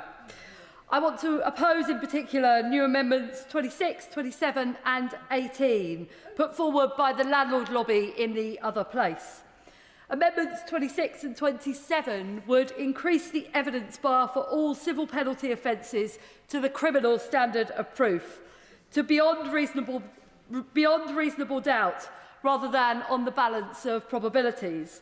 This will gut the ban on discrimination against housing benefit recipients and the ban on refusing to let to families and the ban on bidding wars. These measures will be almost unenforceable if this amendment stands. Now, discrimination is notoriously hard to prove, and we all know that early interactions between a renter and a prospective landlord are often not in writing. So proving beyond reasonable doubt that a prospective renter was prevented from letting a property because they might be a benefits claimant, because they might have kids, would be extremely challenging. And proving bidding wars the same. Councils already struggle to pursue civil penalty cases because of staff time and the resource involved in gathering evidence to support the case. And introducing this new, higher bar of evidence in these already challenging cases would make them almost unenforceable. It would also be out of line with other legislation, such as the Equality Act 2010, which only require the civil standard of proof. If we don't oppose these amendments today, these unlawful practices will continue unchecked and renters will continue to face homelessness as a result. I also want to oppose new Amendment 18, the reduction of the restricted period from 12 months to 6 months. Now, the Nationwide Foundation found that 1 in 5 landlord sale evictions in Scotland did not end up in the sale of the property. It is so clear that this changed period would make it far too easy for landlords and agents to claim that they are selling the property only to relet it at a higher rent shortly after. Let's leave no loopholes for rogue landlords. A no-let period with financial penalties for breach provides a clear and significant deterrent against such behaviour. But 6 months is too short to deter abuse, especially for landlords with large portfolios. 12 months is an effective deterrent against unlawful, dishonest eviction, and we should keep it. As I come to the end of what I want to say today, Madam Deputy Speaker, I want to make one plea to the Minister, who I am so glad to see in his place still, and I welcome the new ministerial team and thank the members of the former ministerial team for their work on this bill so far. We must get on with this. As soon as this brilliant, groundbreaking bill receives royal assent, let's get a commencement date in and let's make it no more than 3 months so that renters know on that day, 3 months further along, no one can throw them out of their home just cause. Every month of delay, every month that goes by is another 1,000 families removed from their homes by bailiffs following a no-fault eviction. 30,000 households have lost their home to a no-fault eviction in the year since we took power. It is time to get on with it. So to everyone who rents their home, this government and our party will always have your backs. Liberal Democrat spokesperson Gideon Amos. Thank you, Madam Deputy Speaker, and I'm grateful to the Minister for presenting the Government's position on the Lords Amendments, and indeed as he was in presenting Government's position on the 92 amendments we put down in committee. I was only regret that in doing so he was rejecting all 92 of them. I was going to congratulate the Secretary of State on his position, but he's escaped in time. I will come to those amendments because some of them were ones on which the other place took a different view. But I'd also like to declare my interest in a registered provider of social housing. For a generation cut off from the dream of home ownership, who finds that after half a century of flogging off council houses, over 4.5 million sold off since 1980 by successive Conservative governments, for the thousands of families who now need them, there are now, in effect, none left. That's why Liberal Democrats have a vision to restore hope to millions who aspire to a decent home by building our target of 150,000 social and council rent homes per year, backed up with a commitment of an extra £6 billion per year on top of the Affordable Housing Programme budget, funded by fairly reforming capital gains tax, so that more people benefit from relief, but those who make bigger gains pay more. Alongside that, we want a new generation of rent-to-own homes so that people can get onto the ownership ladder. It's the biggest and most ambitious programme since council housing was invented by Lloyd George and Addison back at the beginning of the 20th century. But that's also why we have long campaigned for an end to no-fault evictions and for longer and more stable tenancies for tenants. The government has put both those key measures in this bill, and that's why we support it and we want to see it enacted. Tenants have lived with insecurity and fear that if they speak up, they might lose their home for far too long. When it comes to the Lord's amendments before us, however, some improve the bill, while some, however, would weaken it. Amendment 11, requiring tenants to pay over pet deposits, would pile on new financial burdens, putting the right to own pets out of reach for those already struggling. It is not in the spirit of this bill, and therefore we cannot support it. Similarly, Amendment 18 would cut the prohibition on reletting unsold properties from 12 months to 6. That might sound like a neat compromise, but in practice, it would give cover to any rogue landlord looking for an excuse to evict. A 6-month ban would be far too short to give tenants the protection from abuse that they deserve. And then there's Amendment 26, which seeks to raise the bar for enforcement by moving the burden of proof from from civil to criminal. That sounds like technical. Right honourable friend, give way. I will happily give way. Thank you, and I'd like to thank my colleague for giving way. In Torbay, we have almost 50% more people who rent in the private sector than the national average.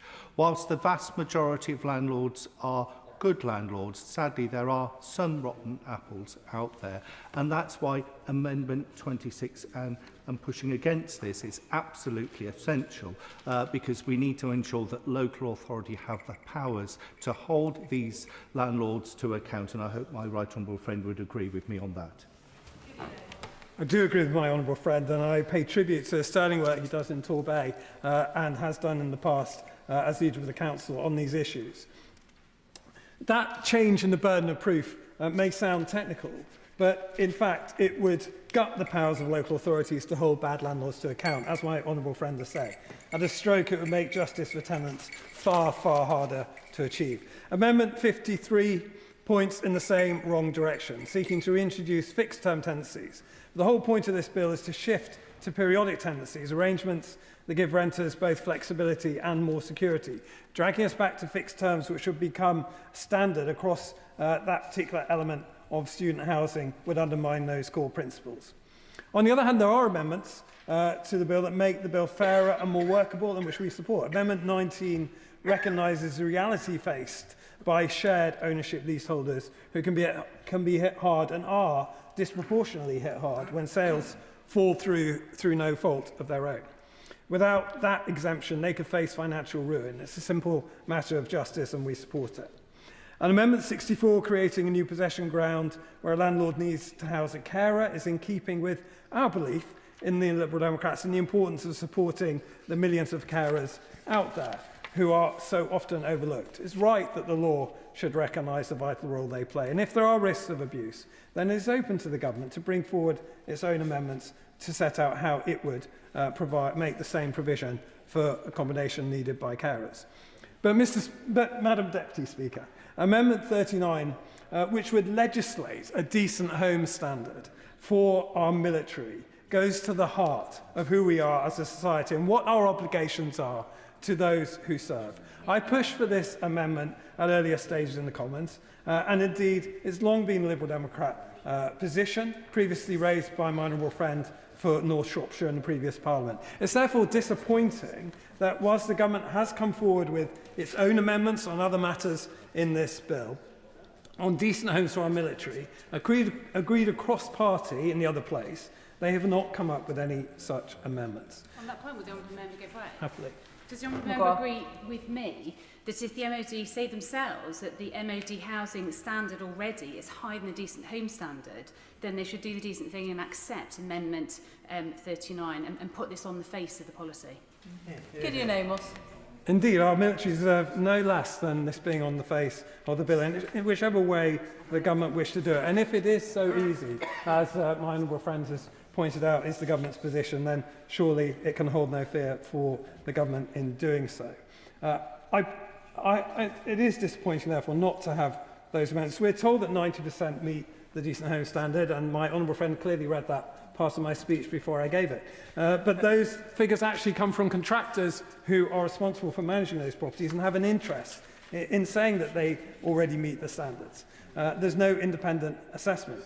And the Defence Select Committee, Madam Deputy Speaker, painted a very different picture, didn't it?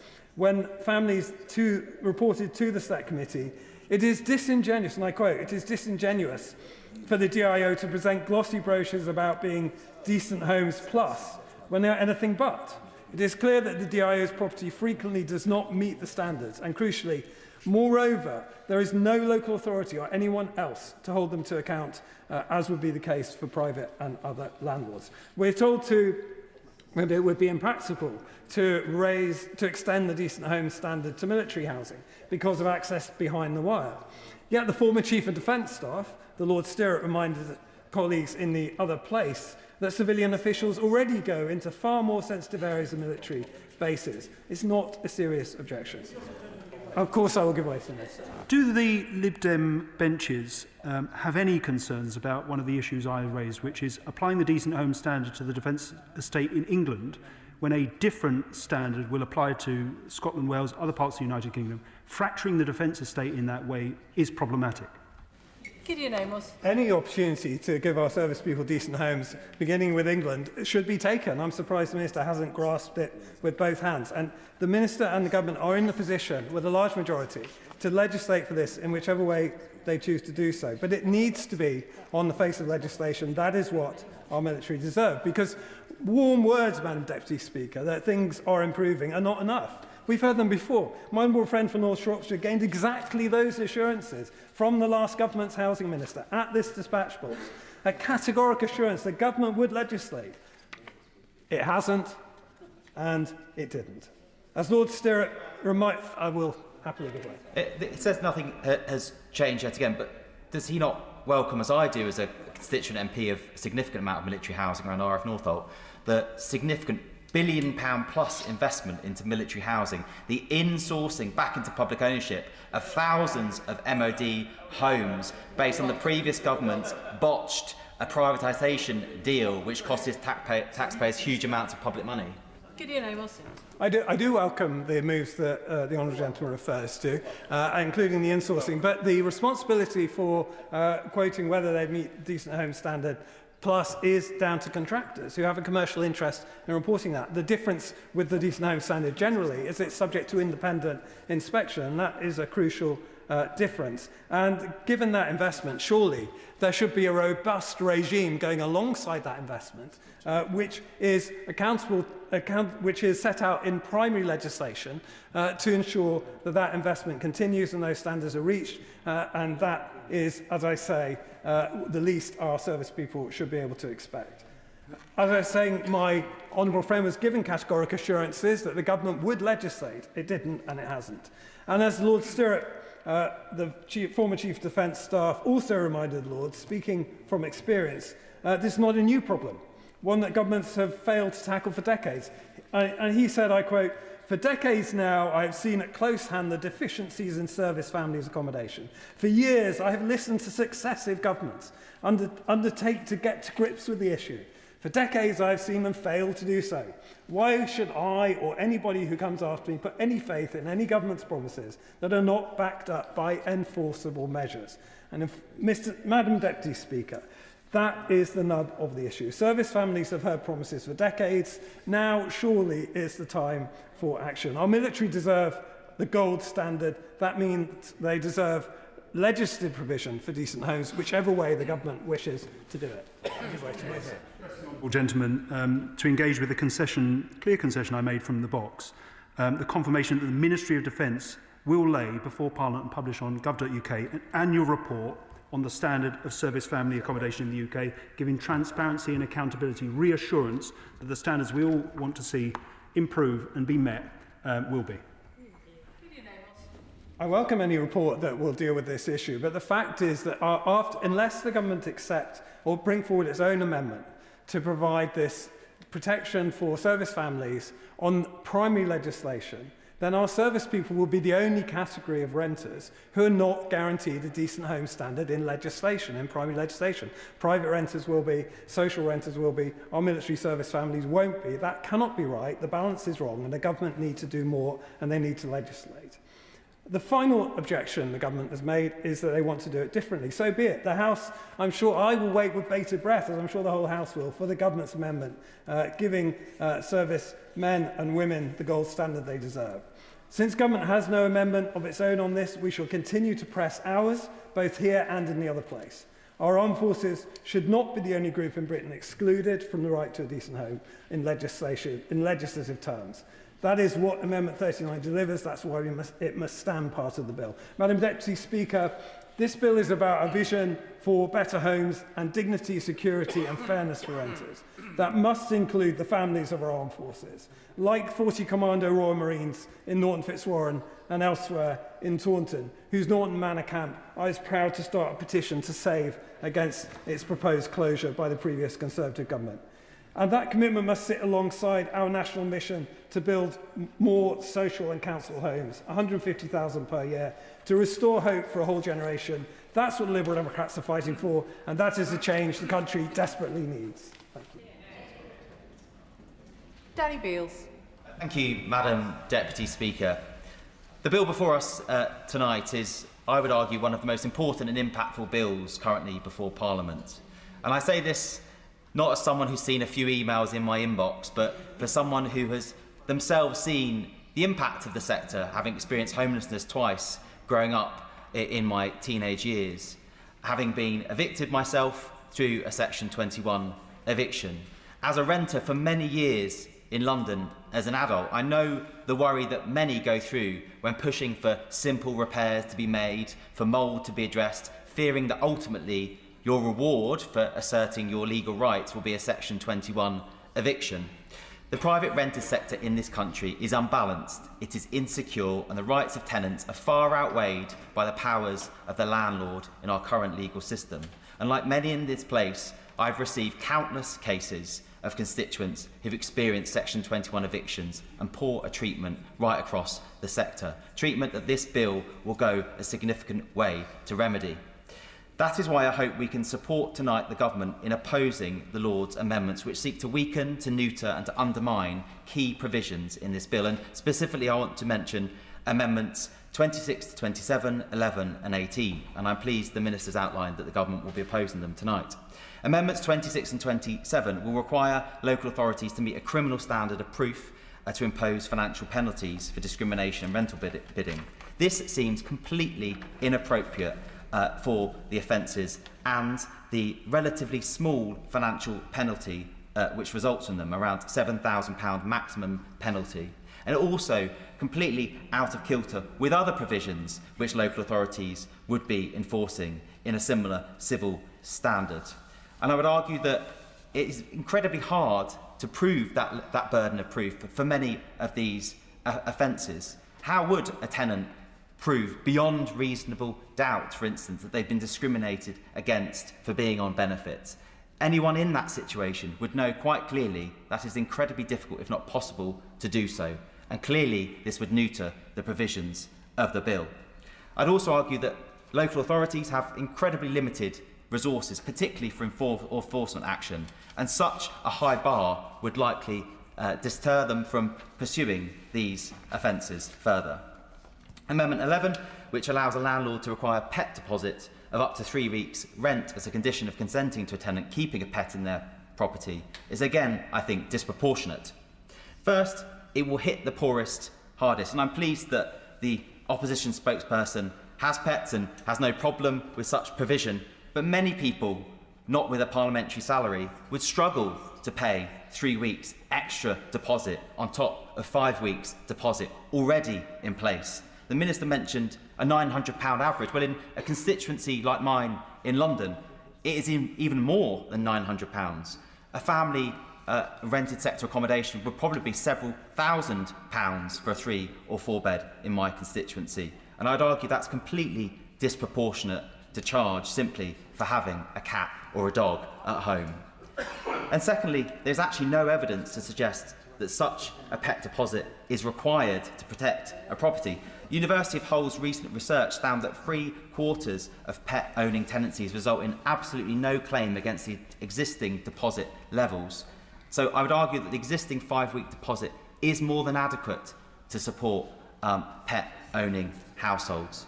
And equally, in fact, I think the Battersea Cats and Dogs Home found that owning a pet increased the length of time someone stays in a tenancy and reduced tenant turnover, benefiting financially the landlord, not harming them. I'm also, lastly, significantly opposed to Amendment 18, which reduces the period of which landlords cannot relet their property from 12 months to 6 months after they've evicted a tenant on the basis that they intend to sell their property. My concern is that this 6-month reduction is not a sufficient time to meaningfully disincentivise landlords from gaming the system and would reintroduce Section 21 through the back door. Take the London market, for instance, where average rents have increased 32% over the last 5 years. I think this is the successful sector that the members opposite highlight, where a 32% increase in rents in 5 years is successful. Well, 6 months isn't long enough to dissuade a landlord from benefiting from that sort of rental increase in short periods of time. And the inconvenience that a 12-month time period causes to a well-meaning landlord who is struggling to sell is relatively minor compared to the potential harm caused by many, many tenants who will be affected by such a loophole. Madam Deputy Speaker, in conclusion, houses are homes, not just investments. This bill was written to rebalance the relationship between the landlord and the tenant in the tenant's favour, fixing a decades-long power imbalance that's deprioritised the rights of tenants to a safe, stable and affordable home. The thing that all these amendments have in common is a shared motive to shift back the balance towards landlords, to weaken this landmark legislation, saving some good landlords a small inconvenience, but this would be at the expense of the rights and protections afforded to each and every tenant.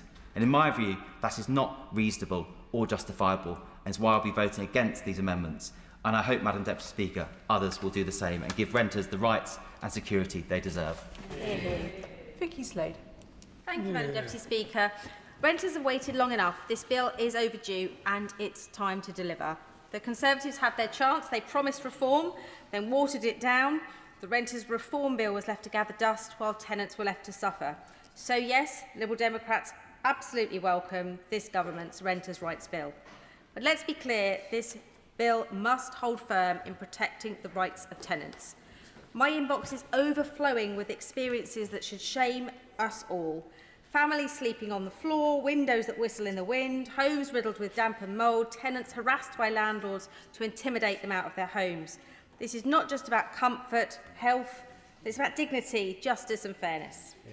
Energy efficiency must be front and centre. Too many renters are living in homes that make them sick and paying through the nose to heat them. Fuel poverty is a national scandal and this bill has a role to play in ending that. And while the spotlight is on private renters, we must not forget those in social housing, all those in homes owned by institutions. They deserve the same rights, the same protections, the same standards. In particular, I want to talk to Amendment 39 and the MOD housing. It is outrageous that the families of those who serve, who risk their lives for us, are denied the legal protection others will enjoy. These families are often uprooted, isolated and left behind while loved ones serve abroad or at sea. And yet they're told they don't qualify for the same decent housing standards as everyone else. I've met families and service personnel around the country and even around the world through the Armed Forces Parliamentary Scheme. And one of the issues most frequently cited by those thinking of leaving is their housing. Too many of their homes are below par. Now, the government say most MOD homes already meet the standard. Fine. Then what's the harm in giving these families the legal right of decent housing? If the homes are good, the law will confirm it. If they're not, well, that's why we need the law. And let's be honest, many tenants, whether in military housing, church estates or country manors, are afraid to speak out. They're afraid to challenge their landlord. They're afraid to lose their home. Rights must be for everyone, accessible without fear or favour. Now, the government claims that councils can't access these homes for security reasons. But I'm sure the Minister knows, as those of us who have military homes in our areas, most family homes are not behind the wire. And for those that are, there are solutions. We must find a solution, and we must ensure that these families have the same rights. No one should be denied decent housing based on who they work for. Now I want to address the attempts to water down this bill.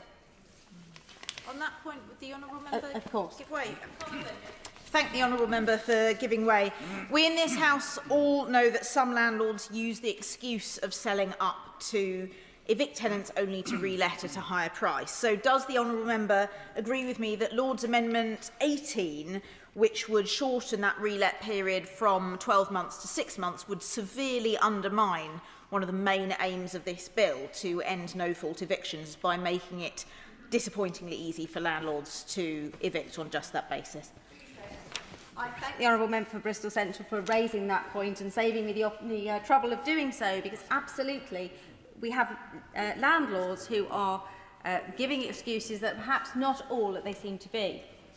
I've heard from tenants at the moment who are terrified of being evicted under Section 21. I have landlords rushing to act before the law changes, right now passing through Section 21s with absolutely no excuses. I've heard from renters who feel like they're in a David and Goliath battle, and through Amendment 11 there is an attempt to treat those with pets more harshly. But the proposers of the amendment have this wrong because, as already referred to by the honourable member from Oxbridge and South Ruislip, tenants with pets are good news for landlords. The research stated the figure is £3,800 that landlords are better off over 12 years due to lower vacancy rates and marketing costs for their properties. So I'd be a landlord that would happily take pets. And Amendment 26, requiring a criminal standard of proof for a civil matter, in my mind, that's not justice, that's obstruction. Last week, I met with the Housing Ombudsman Service. They told me that 1 in 5 calls they deal with are from people they can't help. Private renters, people in new builds, people in conversions. The system is broken, the scales are tipped too far from our tenants, and this bill must fix it. We need one ombudsman, one law, one standard, one rule. Wherever you live, if your home is owned by someone else and it's not up to scratch, you should be able to challenge it. You should be able to get it fixed. You should be able to live in a decent home. Because housing isn't just bricks and mortar, it's the foundation of everything else. Health, education, family, work. And every renter deserves a home that's safe, warm and fair. Joanna Baxter. Thank you, Madam Deputy Speaker. Before I begin, I'd like to declare an interest as the chair of the All-Party Parliamentary Group for Cats. As an animal owner myself, I have 2 cats.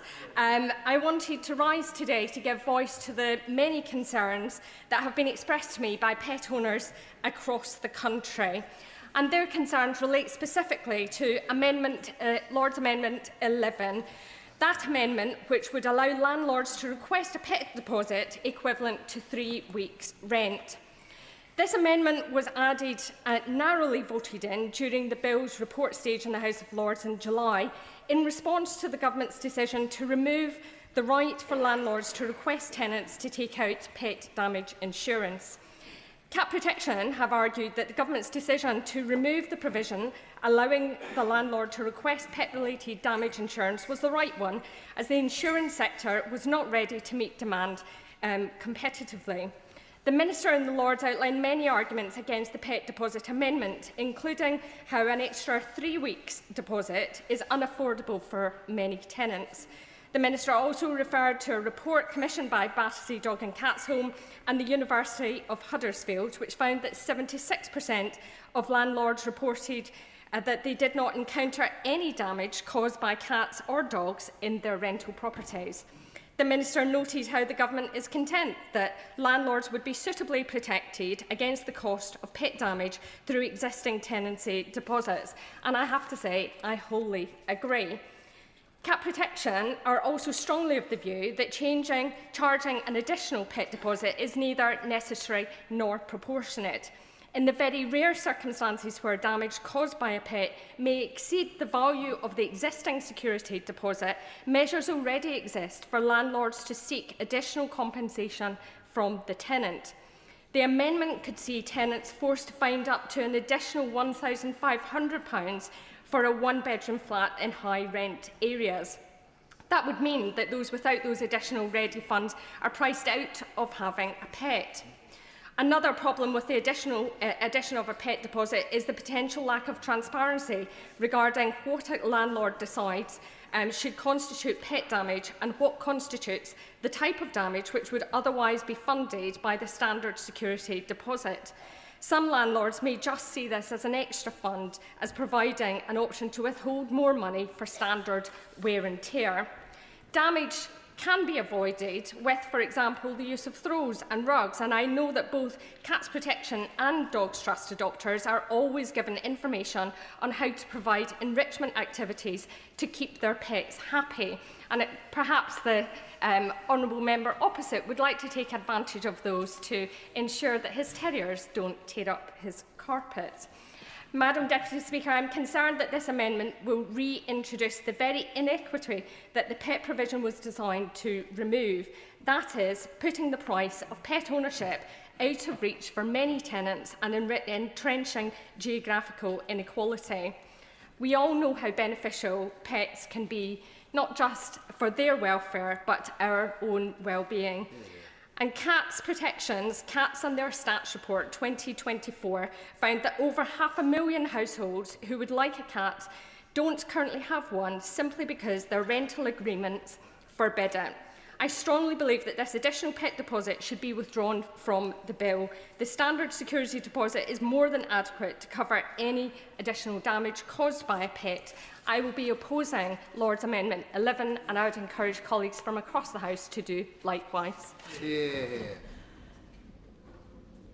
Andrew Rossendale.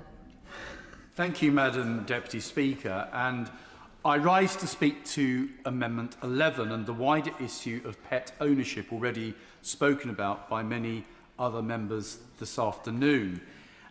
Pet ownership in rented accommodation is an issue that I have long campaigned for, actually, here in this House over many years. And some honourable members will remember the Dogs and Domestic Animals Accommodation and Protection Bill that I myself tabled and presented to the House in 2020, otherwise known as Jasmine's Law, which supported the principle of a pet in every home. The British people, Madam Deputy Speaker, care deeply for the welfare of animals, especially, I have to say, in my own constituency of Romford. As an owner of 2 Staffordshire Bull Terriers, sadly no longer with us, Buster and Spike, sadly no longer here, but nevertheless, we all understand how important animals are to the lives of human beings. And I know just how important the companionship of pets are to so many people, especially those who live on their own. Owning a dog or a cat or any kind of household pet improves both the physical and mental health of the person, provides vital companionship and helps to tackle loneliness. In fact, Madam Deputy Speaker, pet ownership is estimated to save our NHS around £2.5 billion a year by reducing the number of GP and hospital visits. Yet, despite these clear benefits, housing issues remain the second most common reason for animals being relinquished to animal shelters and sanctuaries, such as Battersea Dogs and Cats Home, where I was very privileged to visit only a few weeks ago, and charity, an organisation that I've had many links to over the years, particularly during my time as the Shadow Minister for Animal Welfare some years ago. And so, with growing numbers of people renting, it is absolutely essential that the effects of this bill will work in support of responsible pet ownership in rented homes, rather than put further barriers in the way. And that is why I must express my opposition to Amendment 11 and any clause that makes it harder for tenants to keep pets. In particular, the introduction of large upfront deposits These will only serve to price out many people from owning pets, especially in the context of the ongoing cost of living crisis that we are facing today. It is absolutely wrong that someone is prevented from owning an animal that they love and they want to be with because of this situation. The law needs changing, and I've argued for this for many years, including with ministers in the previous government that I had to go and see, and eventually they agreed that this policy was the right policy, and I hope my own shadow front bench will reconsider the stance they are taking today. And I do commend the words of the Honourable Member for Uxbridge South and Ruislip, of Mid Dorset and North Poole, and of Paisley and Renfrewshire South. And I agree with all of their comments on this issue and thank them for raising it in the House today. And so, what should have been a bill to unlock millions of homes for pet owners now risks excluding them altogether, entrenching the idea that pet ownership is a privilege only for home owners. That cannot be right. And I don't believe it is what the government actually intended. Earlier proposals around pet insurance, and I know there are issues spoken of today, but they can be overcome. They provided a fairer balance between landlords' concerns and tenants' ability to meet costs. Insurance spreads the expense more evenly across the year and avoids the burden of large one-off deposits. It is disappointing that this approach appears to have been set aside by the Lord's Amendment. And finally, Madam Deputy Speaker, I urge His Majesty's Government to work closely with animal welfare charities and the animal welfare sector in general, developing the guidance that will accompany this bill. In particular, and I speak as an honorary member of the Kennel Club, perhaps I should have declared that at the start, a supporter of the Dogs Trust, Battersea Cats and Dogs Home, and of course, cat protection, very important to always remember our cats. We need clear definition of what constitutes unreasonable grounds for a landlord to refuse a tenant's request for a pet. That clarity will help landlords and tenants alike and avoid unnecessary disputes ending up before the Ombudsman or courts. Madam Deputy Speaker, Jasmine's Law has always been about the simple belief that people should not have to choose between a home and a beloved companion. We must not let this bill, through the Lord's amendments, particularly number 11, undermine that vital principle. Rachel Blake. Thank you, Madam Deputy Speaker. I'm speaking against the Lord's Amendments 58 to 62, which expands eviction grounds, and against Lord Amendment 27.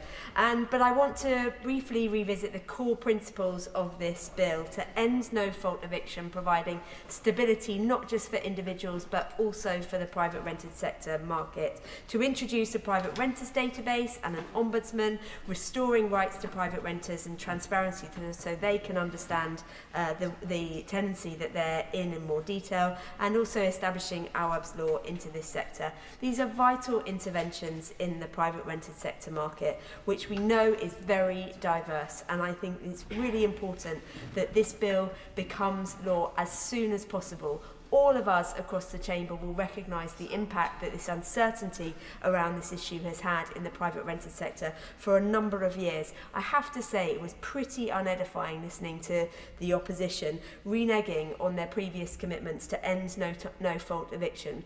The first commitment from the Conservatives to end no-fault eviction was in 2019, which I think was about 4 Conservative Prime Ministers ago, but I've given up counting. I understand that the current Shadow Housing Secretary might not have remembered the position that their previous Prime Minister took on this, but this really cannot come soon enough. The number of private rented no-fault eviction notices my constituents are receiving, the instability that this is causing in the sector, is causing real harm and distress for those people who live in that sector. I just want to focus particularly on amendments 58 to 62, which expand ground 5C. I think these are completely unnecessary expansions. They provide yet more uncertainty within the sector, and they open up the risk of further additional claims of introducing other grounds for eviction, which I think undermine the overall principles of the bill. I want to support my colleagues who have spoken against Lord's Amendment 27, which increases the evidence bar. It's completely unrealistic to think that this will be possible, not only because of the way in which bidding wars and bidding contests take place, often through dialogue, verbal dialogue, but also because of the resources available to local authorities to actually investigate these. I don't believe that this is practical, and I don't believe that it has been brought forward in particularly good faith for those of us who want to see restoring of renters' rights and restoring of that balance between renters and landlords. I cannot state the urgency of bringing this legislation forward enough to give that confidence to renters and all of those people who rely on people living in private rented accommodation, who live and work across the UK and need the sector to be successful. I urge people to vote against these amendments and to support the government in getting this onto the statute. Caroline Bowden. Thank you, Madam Deputy Speaker. I welcome the government's move to empower tenants, and I think for too long in this country owning property has been seen as a way to make additional wealth rather than to actually do it with the intention of providing a safe, secure, warm home for tenants. Not all landlords are bad landlords, but we know that there's some bad apples out there. And for all those people who are unable to get onto the housing ladder or who actively choose to rent, they absolutely deserve to have security of tenure, to give them the confidence to know that they will not be evicted at the whim of a landlord, often forcing them to move out of the area, uprooting children from schools. I should declare an interest here because my younger daughter has spent 4 years renting in London, the last 2 of which she has been living in really quite horrific mould-covered flats. The last one she had to move out of early because the mould was so bad crawling up the walls that it was actually affecting the health and ruining the belongings of she and all her flatmates. In 2025, this is, Madam Speaker, simply not acceptable. For thousands of people living in unsuitable accommodation, we must ensure that local authorities can take action against those negligent landlords, and for this reason, we do not support Lord's Amendment 26. I would like to speak in support of Lord's Amendment 39, which would extend the decent home standard to accommodation provided by the Ministry of Defence for use as service family accommodation. In my constituency of South Devon, the prestigious Britannia Royal Naval College brings a large number of military families to the town of Dartmouth, some of whom live in MOD housing. For families like these who commit to a life of service, for it is the whole family who is involved when one member serves our country, they deserve at the very least a home that is safe, comfortable, warm, energy efficient and decent. And I'm not sure I do agree with the argument offered by the Minister that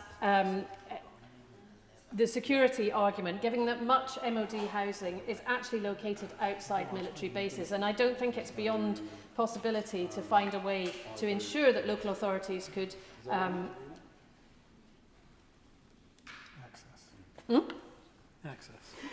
access housing. Sorry, mental blank.